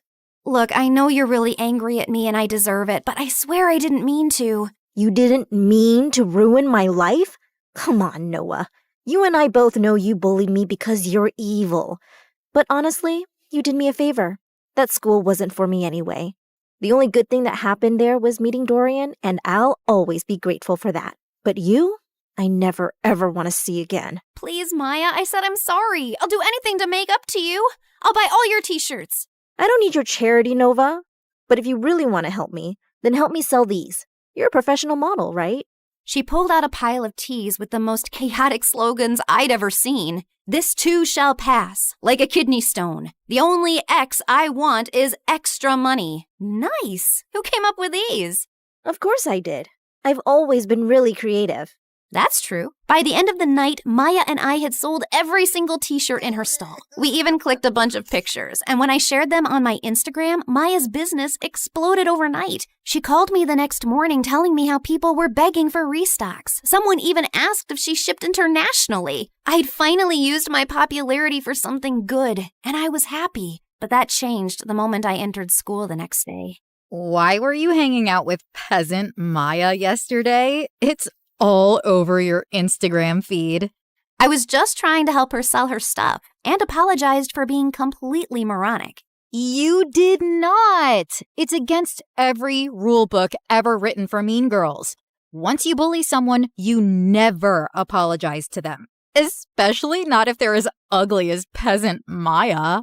Stop calling her that. She's a brilliant and hardworking girl, and she's 10 times the person you'd ever be. 10 times fatter, sure. She's a real inspiration for stretchy t-shirts. Say one more word about her and I swear. Or what? You'll cry into your organic kale smoothie? I have a better idea. And I launched myself at Stacy, but she didn't even budge. Instead, she smiled and punched me. Then she jumped on me, pulled my hair, elbowed me in the stomach, and I almost threw up. I thought I was gonna die when a bunch of girls rescued me. Later, while I sat outside the nurse's office with an ice pack on my face, I overheard a group of girls whispering nearby. Wow, Nova really thought she could take down Stacy? That girl's made of iron. I heard her mom's Russian. She came here illegally, then married some rich guy, and that's how Stacy got all her money. My maid's cousin works at their house. She says Stacy lives like a trash gremlin. Her room smells like stale yogurt and wet socks. Ugh, gross. Imagine strutting around like a queen bee while your closet is a health hazard. If I were Nova, I'd wash my hands with bleach just to get the smell off. They kept going, but I tuned out. Not because I was offended. Honestly, it all made sense. Stacy didn't rule the school out of confidence. She did it to distract people from the disaster she actually was. Anyway, I was feeling better, so I decided to take the day off and go home, when suddenly Dorian came running down the hallway. Nova, it's Ella. They're moving her to a hospital. Her condition's getting worse. The world blurred for a second, and I pushed Stacy out of the way and ran through the gates. We reached the hospital and saw Mom and Dad were sitting in the waiting room. Where is she? What happened? She took a turn for the worse. The doctors are doing everything they can. I sat down slowly. Ella, my baby sister, my sunshine. She was the only person who ever believed in me, and she was suffering. I buried my face in my hands. And that's when Dorian snapped. Is this all your fault? Dorian, please. No, Mom, she needs to know. I've been trying for months to act normal, but no more. What are you talking about? You were supposed to babysit Ella, but instead, you chose to sneak out and go to your dumb party with her in the back seat. You'd barely gotten the car out of the driveway when you crashed into another car. You blacked out and Ella took the hit. She's been in a coma ever since. But Mom told me her condition was contagious. That's why I couldn't see her. Well, she lied. Because you hurt your head too and forgot all about the accident. And Mom didn't tell you so you could live your perfect little life like the golden child you are. I swear, if something happens to her, I will never forgive you. And he stormed away, leaving me totally shaken. I bullied my best friend. My brother couldn't even look at me. And my little sister was in a coma because of me. This wasn't the life I wanted. I stood up quietly while everyone was still talking to the doctor, slipped out of the hospital, and ran straight home. I stormed into the attic, flung open every box until I finally found the diary. The next morning, before going to the psychic's house, I went to the hospital. I just had to make sure Ella was okay. And thankfully, when I got there, she was sitting on her bed smiling. I stopped a doctor walking by. Is she okay? Yeah, she had a seizure, but it shocked her system so hard, it jump-started her like an old car battery. Guess sometimes being on your deathbed has its perks. I took one look at Ella's face and walked in. As soon as she saw me, her face lit up. I ran over and hugged her tight. Hey there, you slept for a really long time. Yeah, well, I needed my beauty sleep. Why do you look so old and wrinkly? Probably because I'm sad and sorry for everything. I messed up your life. It wasn't entirely your fault. I was jumping around like a monkey in the back seat, remember? You couldn't even see the car behind us. I basically launched us into it. So I guess I'm sorry too. Well, I'm sorry too, Nova. I shouldn't have snapped like that yesterday. I haven't always been the best brother because I've often let jealousy get in the way. I wasn't exactly the best sister either. What I did with Maya and how I treated people around me was horrible. Yeah, but you're changing. I saw what you did for Maya. That's growth. I nodded slowly. I'd spent so long being angry about everything I wasn't. I forgot to appreciate what I had. My adorably flawed family. And all I really wanted to do was to go back and mend things now. Namaste, fellow seeker. What brings you here today? Oh, it's you. Welcome back. You recognize me? Why do you always ask the same question? Of course I do. I can see through dimensions too. Like in one of my parallel lives, I was this really hot girl who lived on the streets doing odd jobs until one day this handsome rich guy asked me to be his date. He bought me clothes, took me to parties, and eventually fell in love with me. Like Pretty Woman? Yes, I was a very pretty woman. But enough about me. Tell me what you need. I told her I wanted to reverse the curse, and Coco Lynn stared at me blankly. Are you sure? Once I reverse the curse again, the spell will seal itself. No more rewinds. So make up your mind. You can't keep jumping between realities. I already have. I want to go home.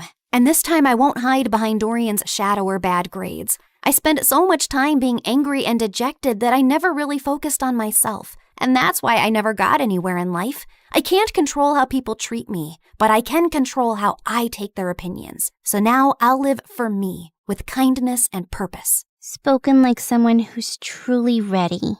She stood, cracked her knuckles, and started chanting. The candles flickered, the walls shimmered, and then everything went blank. I woke up to the smell of burnt toast and the sound of birds.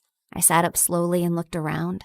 My old room. My old posters, my old creaky fan spinning above me. I rushed to Ella's room and found her sleeping peacefully. Then I went downstairs and saw Dorian kicking the ball like a dork. I ran and tackled him in a giant hug. Oh my God, I missed you. Get off me. You broke my streak. Now I have to start all over again.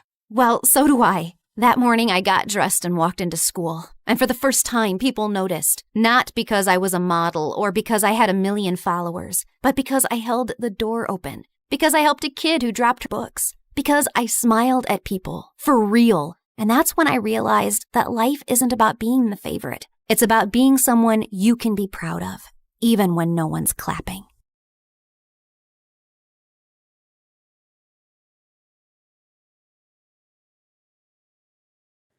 Hi, I'm Blair, and I'm about to tell you a crazy story. Before we continue, please like and subscribe to MSA. Growing up, my parents fought constantly over money. Dad was a struggling sculptor, and Mom, who was a waitress, cursed the day she met him because we constantly had money problems. She always said dropping out of school was her biggest mistake, so she made sure I studied hard. That's how I earned a full scholarship to one of the city's top schools. But my true passion was painting. I fell in love with it at 5, taught myself through YouTube, and by 13, I was winning major school competitions. Dad was proud, but Mom didn't like it one bit. Art's a hobby, Blair. You can't make a career out of it. Definitely not a successful one. It was my dream to become a world-famous artist. Well, mine and my best friend Ashley's. She was an artist just like me, and we'd been best friends since middle school. Ashley was rich, so she got to go to amazing art classes and shared everything she'd learned with me. And whenever my parents argued, I'd sneak over to her mansion. Life was just better with Ashley around,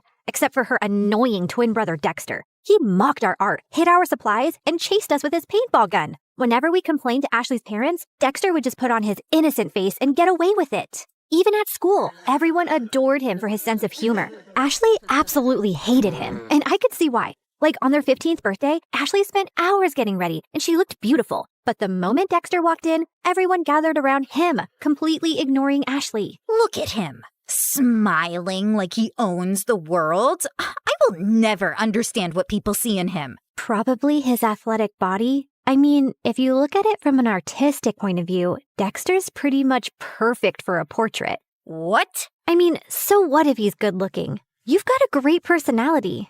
That's what you tell ugly people, Blair. You're also so much more creative and way smarter. People would notice that someday. Notice what someday? That you're a total jerk. Aw, are you jealous because no one's paying you attention? Go away, Dex. It's her birthday too. Don't make things worse. Fine, I'm sorry. Here, I got you a flower, little sis. Happy birthday. But as soon as Ashley took it, the flower squirted water all over her face, ruining her makeup, and Dexter ran away laughing.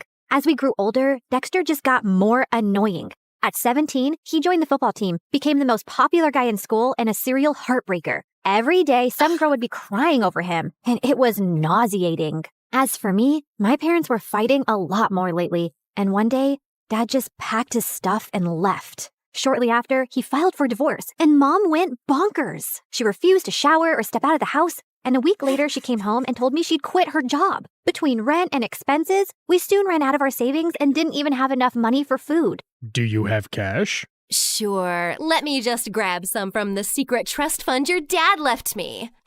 No, I don't have cash, you moron. Just run the card again. I've already tried 3 times. It's not working. Pay or leave. Mom just started yelling at the cashier like a madwoman. He called security, but as they approached, Mom grabbed a bunch of stuff and bolted in the other direction. She went round and round in circles before the security guys finally caught her and dragged her out.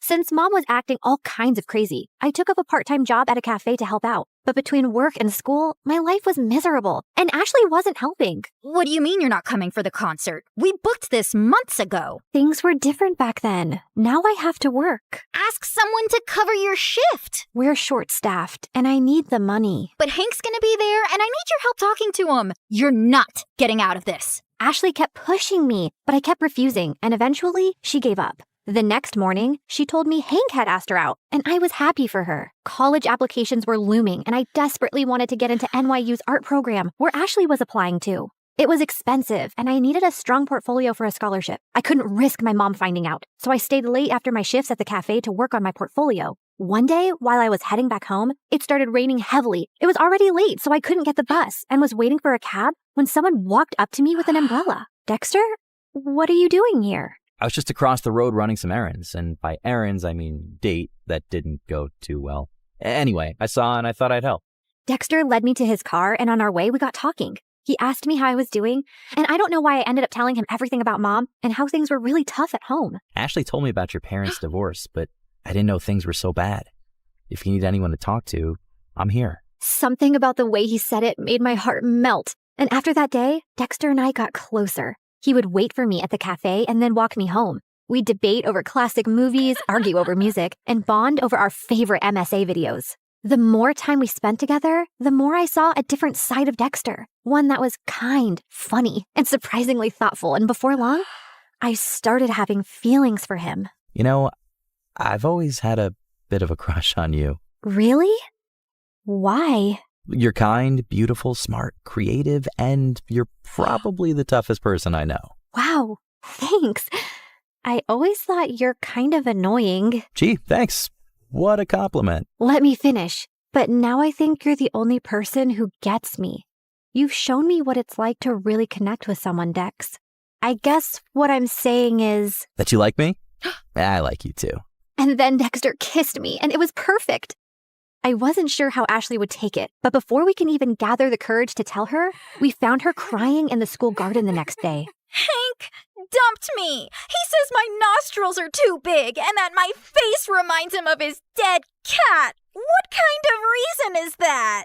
The kind that's a lie. Hank's a total player. Why would you ever fall for him, you dumb... Ow! I mean, I'm sorry you're hurting, but don't weep over that idiot. You're stronger than that. Be a man, woman, girl, be a girl. Did you hit your head or something? Why are you even talking to me? Blair, I need a hug.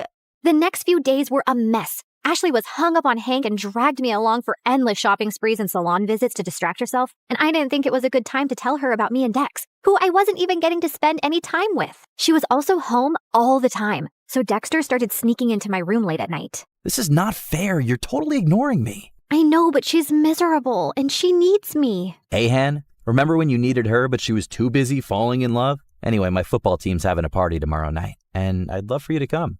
It's low-key, just close friends. How close are we talking? Close enough to do this. Dexter leaned in to kiss me, but before he could, someone knocked on my door. Ashley! He hid under the bed as I opened the door. Who are you talking to? No one. I was just humming to myself. La la la. See? You tell me, what's up? No time long see. You're being weird. Anywho, I need your help. I've heard the football team is having a party tomorrow and Hank's gonna be there. I need him to know that I've moved on and this party is perfect for that. I have the invites. You're coming with me. No excuses. But I have to work on my portfolio. I promise I'll help you after the party. Please say yes. Ashley looked desperate that I couldn't refuse. Dexter was furious, though. He didn't answer my calls or reply to my texts. Even at the party, he ignored me. But I could see he kept looking my way. Ashley had hired some guy to be her fake boyfriend, so she left for the dance floor with him while I waited for Dexter. I was near the pool when I almost slipped, but someone held on to me. Careful there, sweet cakes. You'll hurt yourself.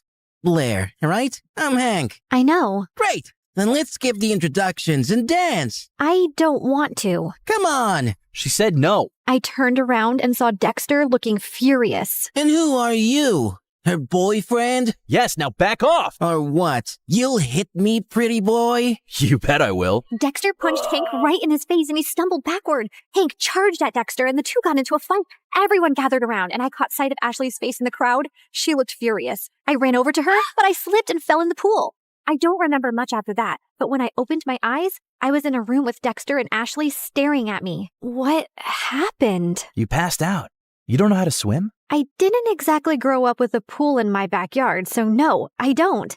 You're bleeding. That's no big deal. Yeah, no big deal. Just like it's not a big deal to hide from your best friend that you're dating her idiot brother.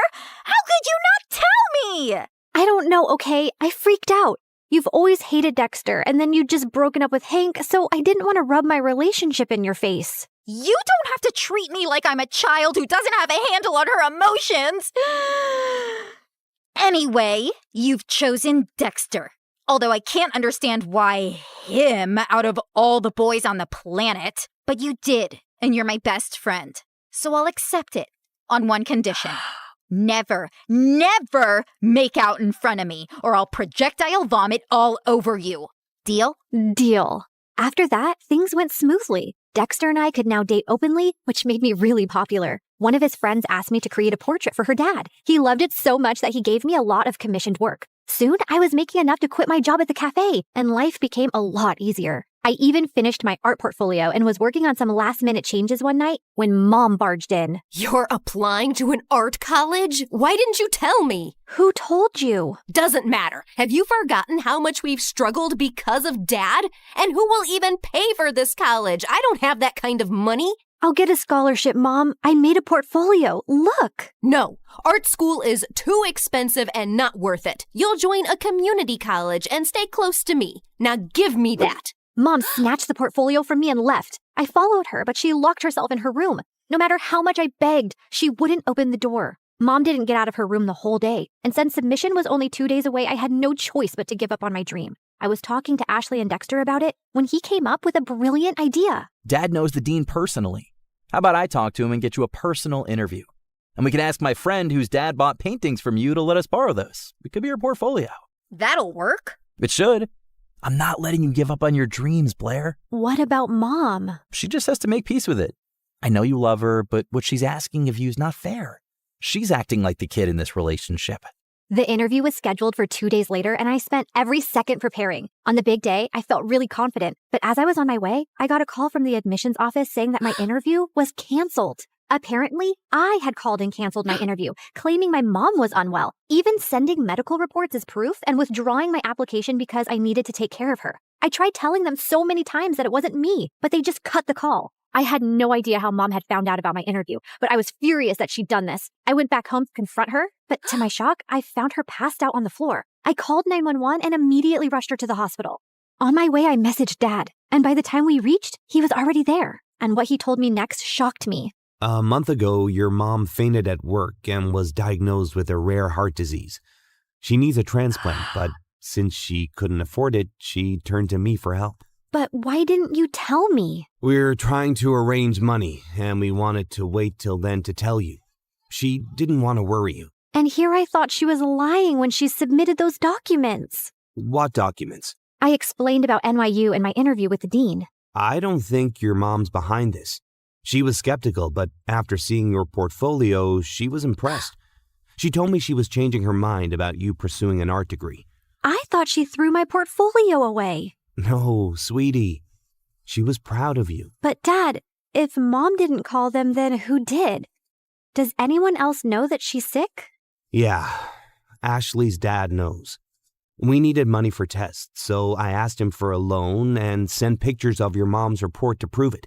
I told him to keep it a secret so you wouldn't find out. I immediately understood who might have done this. But just to be sure, I called the admissions office and asked them for the number they received the call and reports from. And when I saw who it was, my mind exploded with anger. I took a cab, reached Ashley's place, and barged into her house. You called the admission office and told them that my mom was sick and I won't be attending the interview? Don't even try to lie to me. I have proof. My mom was sick, Ashley. You could have told me that at least. Instead, you used that against me. Hold on, I think there's some confusion. Why would Ashley do that? Ask her. And suddenly, Ashley's face twisted into rage. Yes, ask me. Ask me why I'd go out of my way to make your life miserable, Blair. It's 'cause I hate you. There, I said it. I hate you. First, you were my best friend, and you chose to date the person I hate most, my doofus brother. It was bad enough my parents always chose him over me, but even you? Also, I couldn't stand how perfect your life was. You have a football jock boyfriend. Everybody loves your art. Everybody loves everything about you. Heck, even the boy I likes you more. I didn't want to go to college and be second to you again. So I told your mom about your art school plans, hoping she'd stop you. And when she failed, I used the pictures and did what I had to. I can't believe I trusted you. I thought you were my best friend. How can you do this to me? You've shattered everything we had. I never want to see you again. We're done. Don't think I'll cry over it. I'm going to NYU, Blair. I'll make new friends. You disgust me. Whatever. I never saw Ashley's face again, and Dexter told me that his parents heard her entire confession and ended up grounding her big time. She didn't even get through NYU, but I did, thanks to Dexter's dad who got me a second interview. Mom stayed in the hospital for a few more weeks before coming home. A month later, we found a donor. It was tough to get the money for the surgery, but we managed, and Mom made a full recovery. Today is my first day in college, and I couldn't be happier.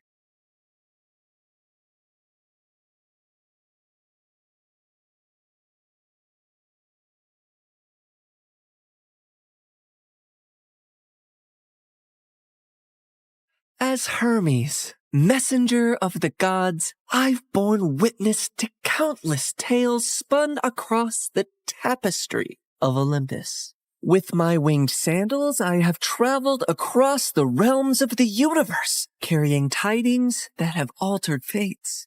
Among these tales, one that stands out in my mind is the story of Persephone, and how a twist in her fate affects every mortal until eternity. You see, Demeter is the goddess of harvest, and she could turn the earth green with her touch. She made countless flowers bloom and coaxed bountiful crops from the soil.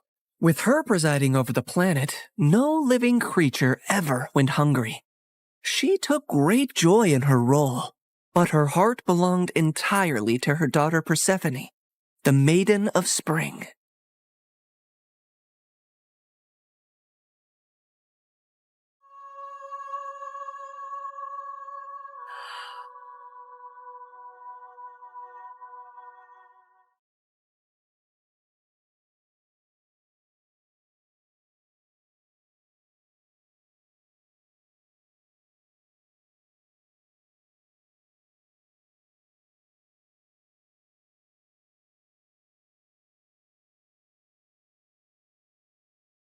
I've never seen anything like you. Are there more of you nearby? Little princess, I know of a field where the flowers bloom as far as the eye can see. I can take you there if you want. Oh, really? Oh, that would be a sight to behold. Then come with me, sweet child.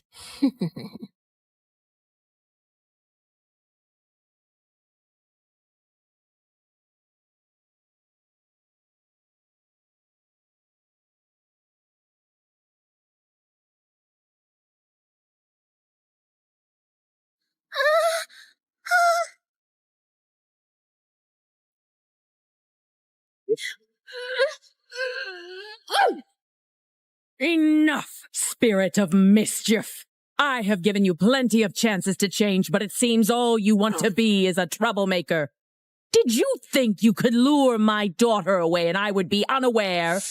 Curse you, Demeter! Why should you and your child receive all praise and adoration when we, the spirits of nature, fade into the background? A heart that is as poisoned with envy as yours cannot be cured. You are banished forevermore from these woods.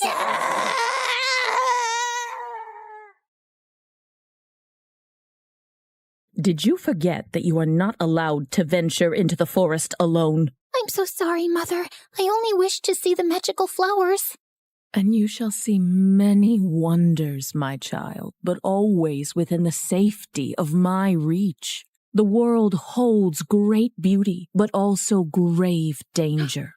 Come now, it's almost dawn. Let us go out into the meadows and make our own magical flowers bloom. That sounds perfect, Mother. Demeter always wanted to keep Persephone close to her. But as her daughter grew older, she turned into a beautiful young goddess who attracted the attention of many young suitors.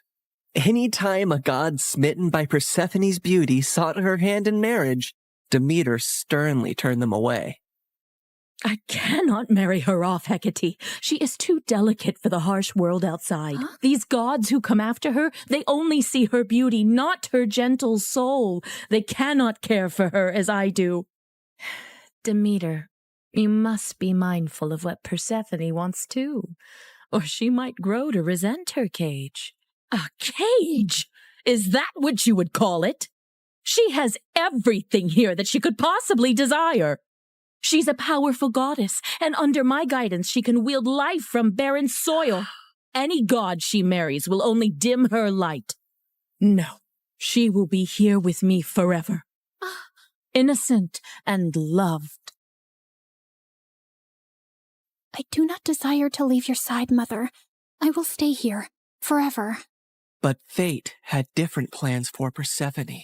On a rare trip to Earth's surface, the Lord of the Underworld, Hades, was wandering through a grove of trees when his gaze fell upon a scene that held him transfixed.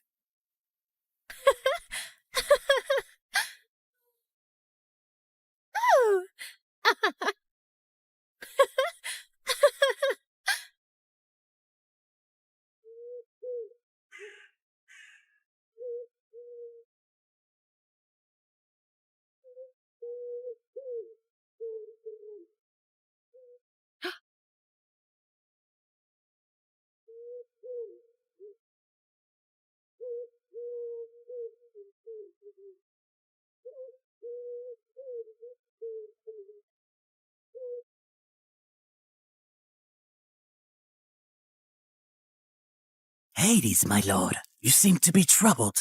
What weighs on your soul? As you well know, when my brothers and I overthrew our father, the kingdom was divided among us. Zeus received the sky, Poseidon the sea, and I the underworld. I've never complained about my lonely lot, and do my duties justice. I don't frolic or play like the other gods, and work hard in my solitude. But mortals and gods alike see me as the embodiment of darkness, and their tales paint me as a monster to be shunned. My realm is necessary, but it is hated by all, as am I. But do they not see that I also have a heart, that I am made of the same cosmos as they, even yearn for the light sometimes? What has brought this on, my lord? Persephone, she is the light where there is none. She is life where all is death. Ever since I laid eyes on her, I can think of nothing else. But would she ever see past the darkness that cloaks me? Could she ever gaze upon me and see not a lord of despair, but a soul longing for companionship and warmth? Persephone, Demeter's daughter. Indeed, her radiance rivals the dawn, but she is of the upper world. I must have her as my queen, as my wife. Her presence would bring joy and life to a realm that only echoes with loneliness and sorrow. And I must believe that even in the underworld, love can find a place to blossom. My lord, her mother would never allow it. Perhaps there is a rightful path to this union. I will go to her father Zeus with a proposal of marriage. I only need his permission according to our customs. Get my chariot ready and prepare for my departure. Today, either I win a queen for my empty halls, or I resign myself to an eternity of despair.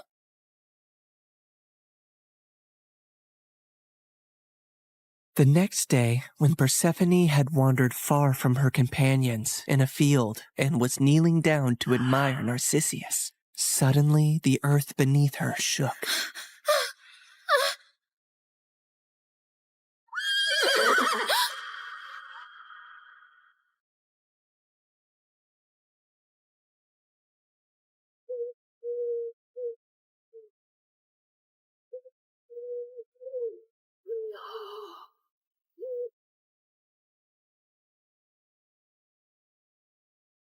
Fair Persephone, be not afraid.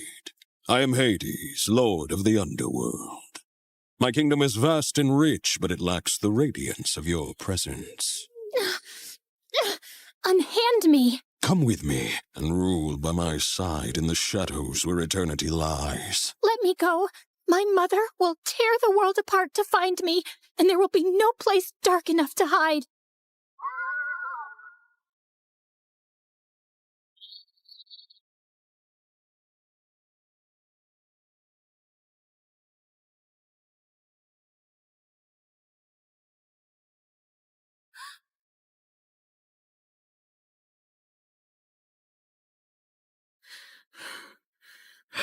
Where is Persephone? Something has happened to her. I can feel it. Leave everything and search for her now. Demeter's grief upon discovering her daughter's disappearance was immense, and as she roamed the earth searching for Persephone, she had neglected her duties. And so, the crops and trees began to suffer. My daughter! My heart! In her desperation, she sought the counsel of her old friend, Hecate. Hecate, you who see into the shadows, help me find my daughter. You must seek Helios, Demeter. His all-seeing gaze pierces through deceit and darkness. Taking the advice to heart, Demeter ascended to the chariot of the sun, where Helios guided the day. Helios, please, You must tell me where my Persephone has gone. You see everything from your throne. Surely you must know. I can't bear this pain any longer. Helios the sun god had indeed seen everything that fateful day, but had chosen not to interfere. However, he was moved by Demeter's grief. Demeter, your daughter has been taken by Hades to the underworld. He desires her as his queen. That cannot be. My daughter, queen of that cold, dead realm? I won't allow it. Perhaps it is not as dire as you fear. Persephone's grace could bring life even to the underworld. Also, he is one of the most powerful, wealthiest gods in the universe, and she would rule by his side. Is that so terrible? This is an outrage! How dare he take my daughter? Did Zeus know about this too? Zeus allowed it. In her fury, Demeter descended back to earth. Return my daughter to me, or I will let the earth perish in my sorrow. I will let this world turn into ice and ash. I will plunge it into eternal winter. Meanwhile, in the underworld, Persephone wept in despair and lashed out at Hades any time he tried to speak to her. To rule the underworld by your side? I want nothing to do with you. You've stolen me away from the sun, from my mother. I understand your anger, Persephone.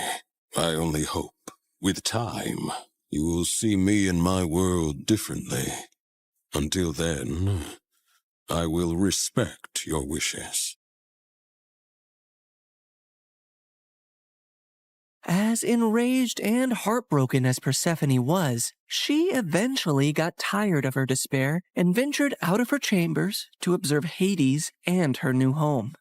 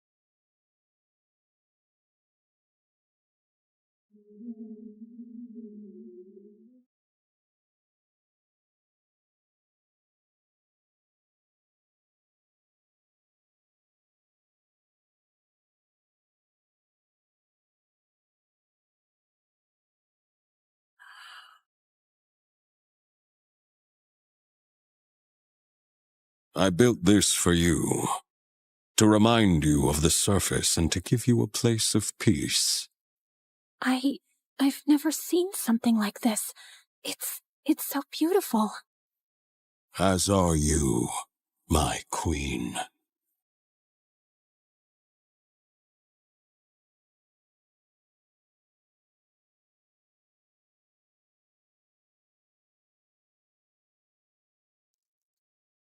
Each realm has its supreme ruler, Persephone.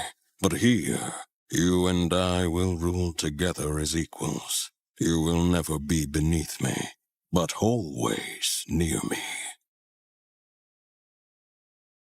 Meanwhile, on the surface, Demeter's grief and rage was a storm that screamed across the lands. Where she walked, earth cracked, rivers ceased their babble, and crops withered to dust under her shadow.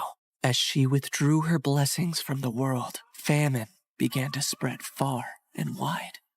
The cries of suffering mortals eventually reached the ears of Zeus on high Olympus, who could no longer ignore the matter. So he convened a meeting of the gods. Demeter's wrath endangers all. We must find a solution that honors both her demands and the laws of gods. If my daughter wishes to leave the underworld, let her return to me, or I shall never again let the earth bear fruit. Very well, Demeter. If Persephone wishes to return, she shall, if she chooses to stay with Hades. So be it. With a heavy heart, Demeter agreed, and Zeus commanded me, Hermes, to negotiate Persephone's return.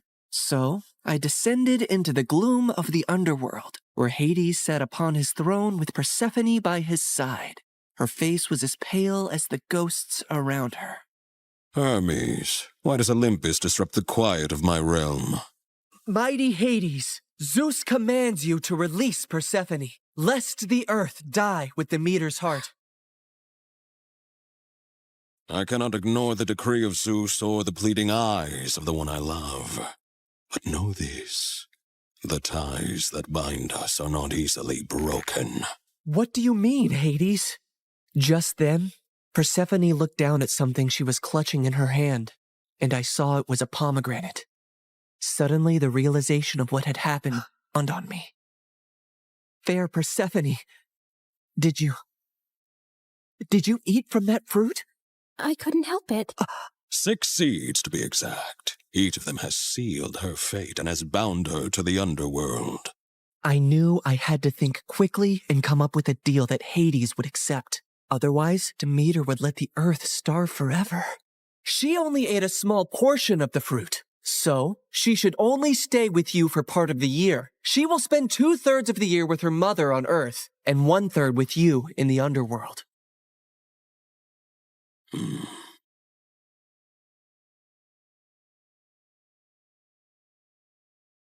Go now to your mother, but feel compassion kindly in your heart towards me, and do not feel sorrow upon your return.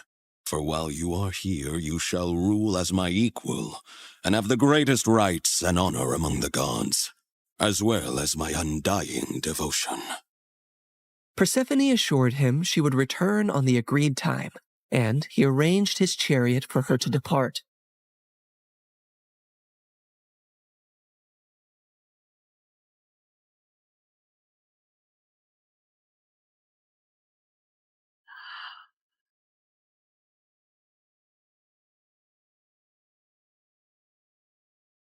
Demeter's joy knew no bounds when she was reunited with her daughter, but she was furious at the deal that had been struck.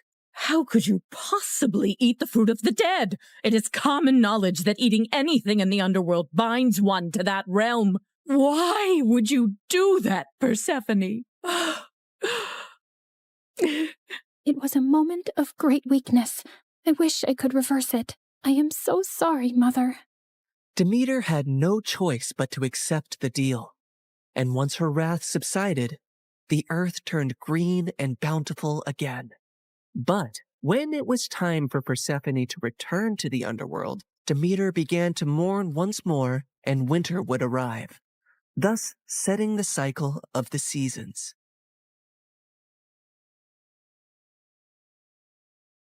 My daughter, my soul, your return brings life to this world.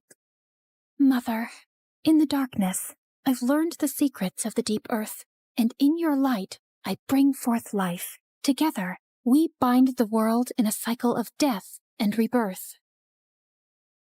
And so, in this tale of compromise, the dance of the seasons has found its rhythm. An enduring love story was also set into motion, for even eons later, Hades and Persephone are often mentioned as Greek mythology's most happily married couple. I can give you all the wealth of the earth, Persephone, but I cannot give you the sun and the breeze.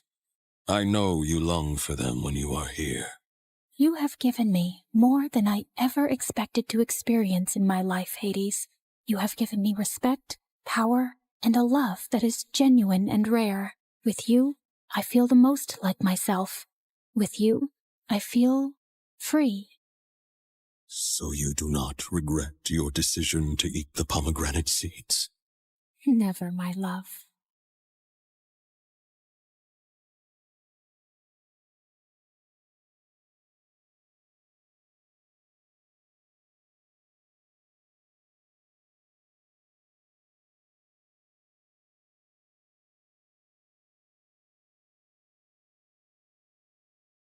Hi everyone, my name is Summer. Please like and subscribe to MSA. I come from a poor family where my single mom used to work in fields for rich people. And since I was the eldest daughter, I always tried to help her out. Except I was kinda slow and really clumsy. Honey, can you go pick up those baskets for me? Sure thing, Mom. Oh, ouch! I'd destroy more things than I'd fix. You're sick, Mom. You should rest. I'll feed the cattle for you today. Oh no, wait, Summer, no, shh. You can thank me later. But as soon as I went near the animals, I stepped on a cow's tail and sent them all running around in panic. Just then, my BFF Jackson showed up, laughing like crazy. I guess that adds to another of your achievements this week, Summer. Shut up and help me. Jackson's family had lived next to us for years, and we'd grown up really close. And since he was a freaking genius, he'd help me study while I just tried to sleep my way out of it. At school, all the girls drooled over him and came to me to put in a good word for them. Can you give these chocolates to Jackson and ask him to come to our party? Nah, I got a test. You can eat them all. Really? The girls would hate me for being his favorite. And likewise, I adored him too. He was really hardworking and had part-time jobs to support his mom, who was sick most of the time. One day, I went over to check on his mom, and he was surprised when he came home. Summer, what are you doing here? I knew you'd be working late shifts, so I thought I'd help out. I am so lucky to have you in my life. I love you. Suddenly, my eyes went all wide. What, you don't like me? Oh, no! I mean, yes, I like you a lot. But I thought you were too perfect and wouldn't like someone like me. You're the most beautiful person, both inside and out. Summer, I don't just like you, dummy. I love you. After that, Jackson and I started dating, and it was really fun. But over time, things started to get tough. Jackson's mom got sicker, and he became super stressed and started working more part-time jobs. He'd be so busy that I'd barely get to see him. So one day, I decided to stop by at the ranch where he worked. But when I got there, I saw Jackson's clothes were all muddy, and a bunch of kids our age were messing with him. How dare you touch me, you filthy rat? I didn't touch you on purpose. I was just trying to save you from falling. But suddenly, the girl slapped Jackson hard across his face, and I just couldn't watch him being humiliated like that.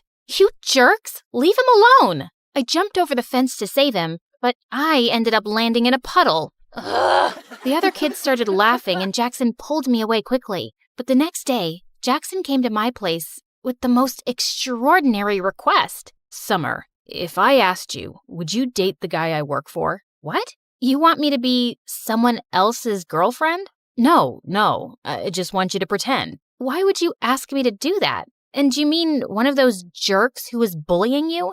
Just hear me out. He asked me if I could get him a fake girlfriend in exchange for a lot of money. Summer, you know I'd never even think of such a thing if I didn't really need it. Mom needs that surgery soon. So, you'll put me up for sale? No, don't say it like that. It's just like any job. It doesn't mean anything more. Please, help me. I knew his need was genuine, but this was insane, and I refused. The next few days, Jackson kept texting me to apologize, but I didn't want to talk to him. Until one day I came home, and Mom told me that Jackson's mom had been admitted to the hospital. I went there as fast as I could, and it broke my heart to see how defeated Jackson looked. And I decided to go along with the fake dating plan. I was going to get him that money, and maybe even teach those jerk kids a lesson. When I told him I'd do it, Jackson was shocked. Are you sure, Summer? Yeah, I'm sure. I can't thank you enough. You're the best. The next day, I went to see that guy Aiden at his ranch. Interesting. Aren't you Jackson's girlfriend who tried to save him that day? That was brave of you, although you looked pretty stupid. Also, you don't find it weird that he has no problem with you dating another guy? What? No, Jackson and I are just friends. Wow, you're one amazing friend. So you're single then? Yeah, but don't get any ideas. I'm only here to be your fake girlfriend. And as far as you're concerned, I'm like gay. I see you and I feel nothing. In fact, I look at you and I want to puke. Yuck.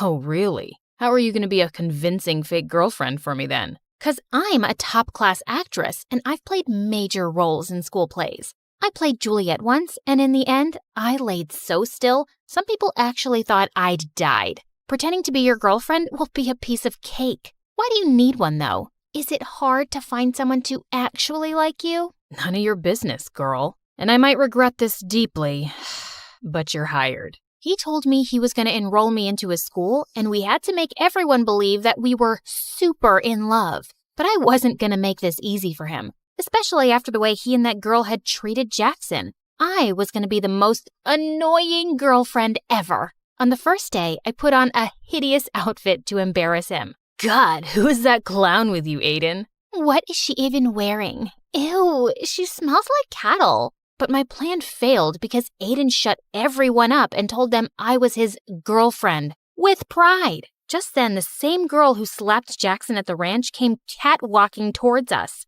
You must be crazy, brother. I mean, just look at her. Our maids dress better. Turns out that witch was Aiden's stepsister, Meg. It is what it is, and you gotta deal with it, Meg. But later that day, as we were heading home, Aiden warned me, look, take my credit card and get yourself some decent clothes. This is very important to me, so don't joke around. People have to believe you're my girlfriend, so you need to look and act the part. I nodded and smiled sweetly, but I wasn't gonna stop so easily. The next day during lunch, all eyes were on us, so I filled my tray to the top with food. Seriously? What's wrong with you? A girl's gotta eat, man. I have a healthy appetite. I kissed him on the cheek and danced back to our table. I ate like a pig and let out the loudest burp. It was so funny to see Aiden act like this didn't bother him. But just then, a skinny guy with glasses walked up to our table and asked Aiden's friend for some money he owed him for doing his assignment.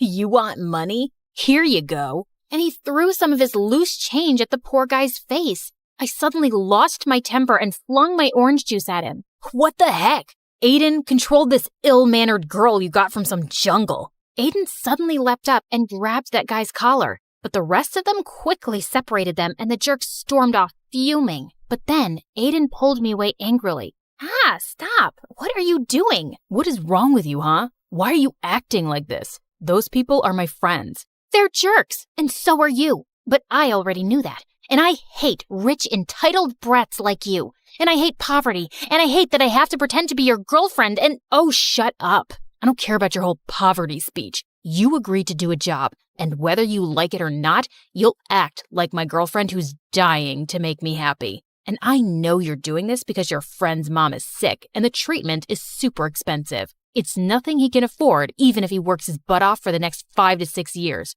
You better behave or I'll fire you. Gosh, I hated him even more now. I even stayed late at school so I could avoid going back with that jerk. But then Meg and her friends caught me and locked me up in the janitor's closet. Hey, open up! I kept banging on the door for a while, but it was no use. I tried calling Jackson and left him some messages, but he wouldn't reply. And then suddenly the door flew open and I was so startled that I lost my balance and fell to the ground, hurting my ankle. Ouch! Are you okay? Aiden lifted me up in his arms and took me to his car. How did you find me? I heard my sister talking on the phone with her friends and I ran here immediately. Also, I'm sorry. What? It's because of me that they're treating you like this. Also, I'm sorry about what I said to you earlier. I acted like a jerk. It's just that my life will fall apart if this plan doesn't work. What do you mean? My dad wants me to get engaged to his business partner's daughter, but I don't want to do that. I want to become a musician and be with someone I love, not be part of some business deal. So I lied, and I told him I already love someone else. But now he wants to meet that person. That's why I hired you. I could tell that he was having a really hard time. And I decided not to make things worse for him anymore and play my part properly. Later, when we reached home, Aiden even dropped me to the doorstep in his arms. But as I limped in, I saw Jackson waiting for me. What do you think you're doing, Summer? You're supposed to pretend and not actually jump into his arms like his girlfriend. Huh? I hurt my ankle and he just helped me. You could have just walked. What? I'm doing all of this because of you in the first place, and you're being so... Okay. Don't get mad at me, please. It's just that I love you and I got kind of jealous, and I'm sorry, okay? It felt kind of weird, but I could understand his jealousy. And now I just wanted to get this job done as soon as possible. My weird and clumsy habits would come in my way often, but Aiden didn't make me feel bad about it. And I discovered that he was actually a nice and kind person. Once when he was dropping me off at home, he suddenly dialed someone's number and wished them a happy birthday, warmly. That was my old nanny. I adored her when I was a kid, and we've stayed in touch. That was actually really sweet. I couldn't remember the last time I'd even called my favorite aunt on her birthday. And it was things like this that made me warm up to him, and we slowly became good friends. A few days later, it was my birthday, but Aiden told me he had a party at his place and wanted to introduce me to his parents. When he picked me up that evening, I saw him in a suit looking so handsome.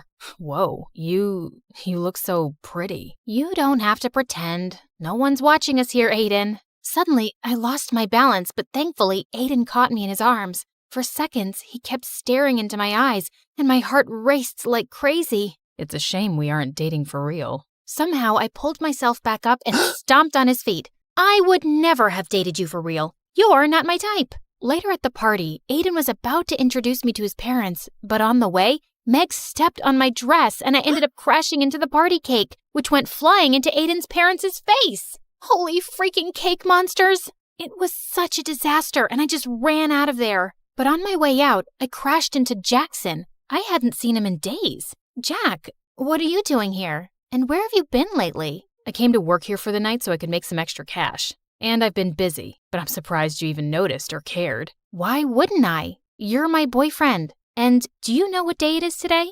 Yeah, Saturday. Now if you'll excuse me, I got work to do. And you should go and be with Aiden. Saying that, he just left without even wishing me a happy birthday. I was sitting outside by myself when Aiden joined me. Are you okay? I'm sorry about what happened back there. No, don't be. It wasn't your fault. So, what now? Are your parents going to be mad at you? Did I ruin things for you? Hey, take it easy. Why are you always so worried about everyone but yourself? Here, let me get that. He had some napkins and wiped some cake off my shoes. As he was doing that, I couldn't help staring at him. Suddenly, he looked up and started leaning closer to kiss me. My heart was pounding wildly, but I pulled myself back just in time and ran out of there. What just happened? The entire night, I kept thinking about Aiden. I was definitely catching feelings for him, and I felt guilty. I decided I couldn't go on with this deal, and I had to talk to Jackson about it. But then early the next morning, I received a message from Aiden calling me at his place. When I got there, I didn't see Aiden, but his parents and Meg were there, and so was Jackson. Look who's here. The famous gold digger who's trying to rip my brother off. I have no idea what you're talking about. Your brother and I love each other. Oh, really? Then who is this? Meg told us she heard you calling him your boyfriend last night. So, you've just been playing with my son's heart because he's rich? That's why rich people like us can't trust you filthy lowlives. You're all liars and frauds. I looked at Jackson, but he just stood there. But Aiden suddenly appeared and stepped in front of me. Leave her alone. I told you, I love her, Meg, and if you hurt her again, it's not going to end well for you. Then it's not going to end well for you either, son. If you're going to be with this girl, you can just leave with her as well. I already felt so humiliated, and I didn't want Aiden to get in any more trouble. So I ran out of there, and Jackson followed me. I'm really sorry, Summer, but it would have messed up our plan if I'd jumped in to save Aiden's girlfriend. Jackson, I think the plan is already over. Aiden's family won't accept me as his girlfriend now. But Summer, you still asked Aiden to pay for you, right? This can't have been all a waste. I failed at the job, and I don't want to ask him for the money. I was going to talk to you about ending the deal anyway. Why? 'Cause Aiden kissed you last night? What? I actually left before he could kiss me. But you thought we kissed? And you still didn't want to break the deal? Do you even care about me? Of course I care about you, Summer. You think it's been easy for me to see my girlfriend with him? But you know how desperately we need the money. Not me, you. It's you who's lost his mind over the money. It's like I don't even know who you are anymore, Jackson. Just leave me alone. We're done. Because you fell in love with Mr. Fancy Rich Pants, right? Because I'm not good enough for you anymore, right? Jackson, just stop. No, I won't. In fact, let's see if you still love me or not. He tried to kiss me, and just as I was about to slap him, Aiden pulled him back and punched him hard. You piece of garbage. Step away right now if you ever want to see a penny of that money. Jackson stood there looking furious for a minute, then walked away. I couldn't believe him. So, Jackson is your boyfriend. So what? It shouldn't matter to you anyway. It matters to me, Summer. You deserve so much better than this jerk who didn't even hesitate to sell off his girlfriend. I knew he was right, but I was too embarrassed to accept that in front of him. The next few days, Aiden kept calling me and I didn't answer. Jackson didn't even bother, and I'd sure he'd gotten his money. And then soon after, I left for college, cutting contacts with everyone. But only a few months later, I was walking down my college campus when I heard a familiar voice. You look great, Summer. Aiden, what are you doing here? I came to look for you. But why? Because I want to be with you. I was always under so much pressure from my family, but after you left, I left home too. Somehow, you've made me stronger. I chased my dreams and started my own music band, but there was still something missing. You. What? I fell in love with you really quickly, Summer. But whenever I'd say anything, you'd think I was pretending. And after you left, I realized I was such a fool not to tell you earlier. So tell me you don't hate me, at least. I don't, but you'll have to take it slow, 'cause this time, I want it to be real too. I promise.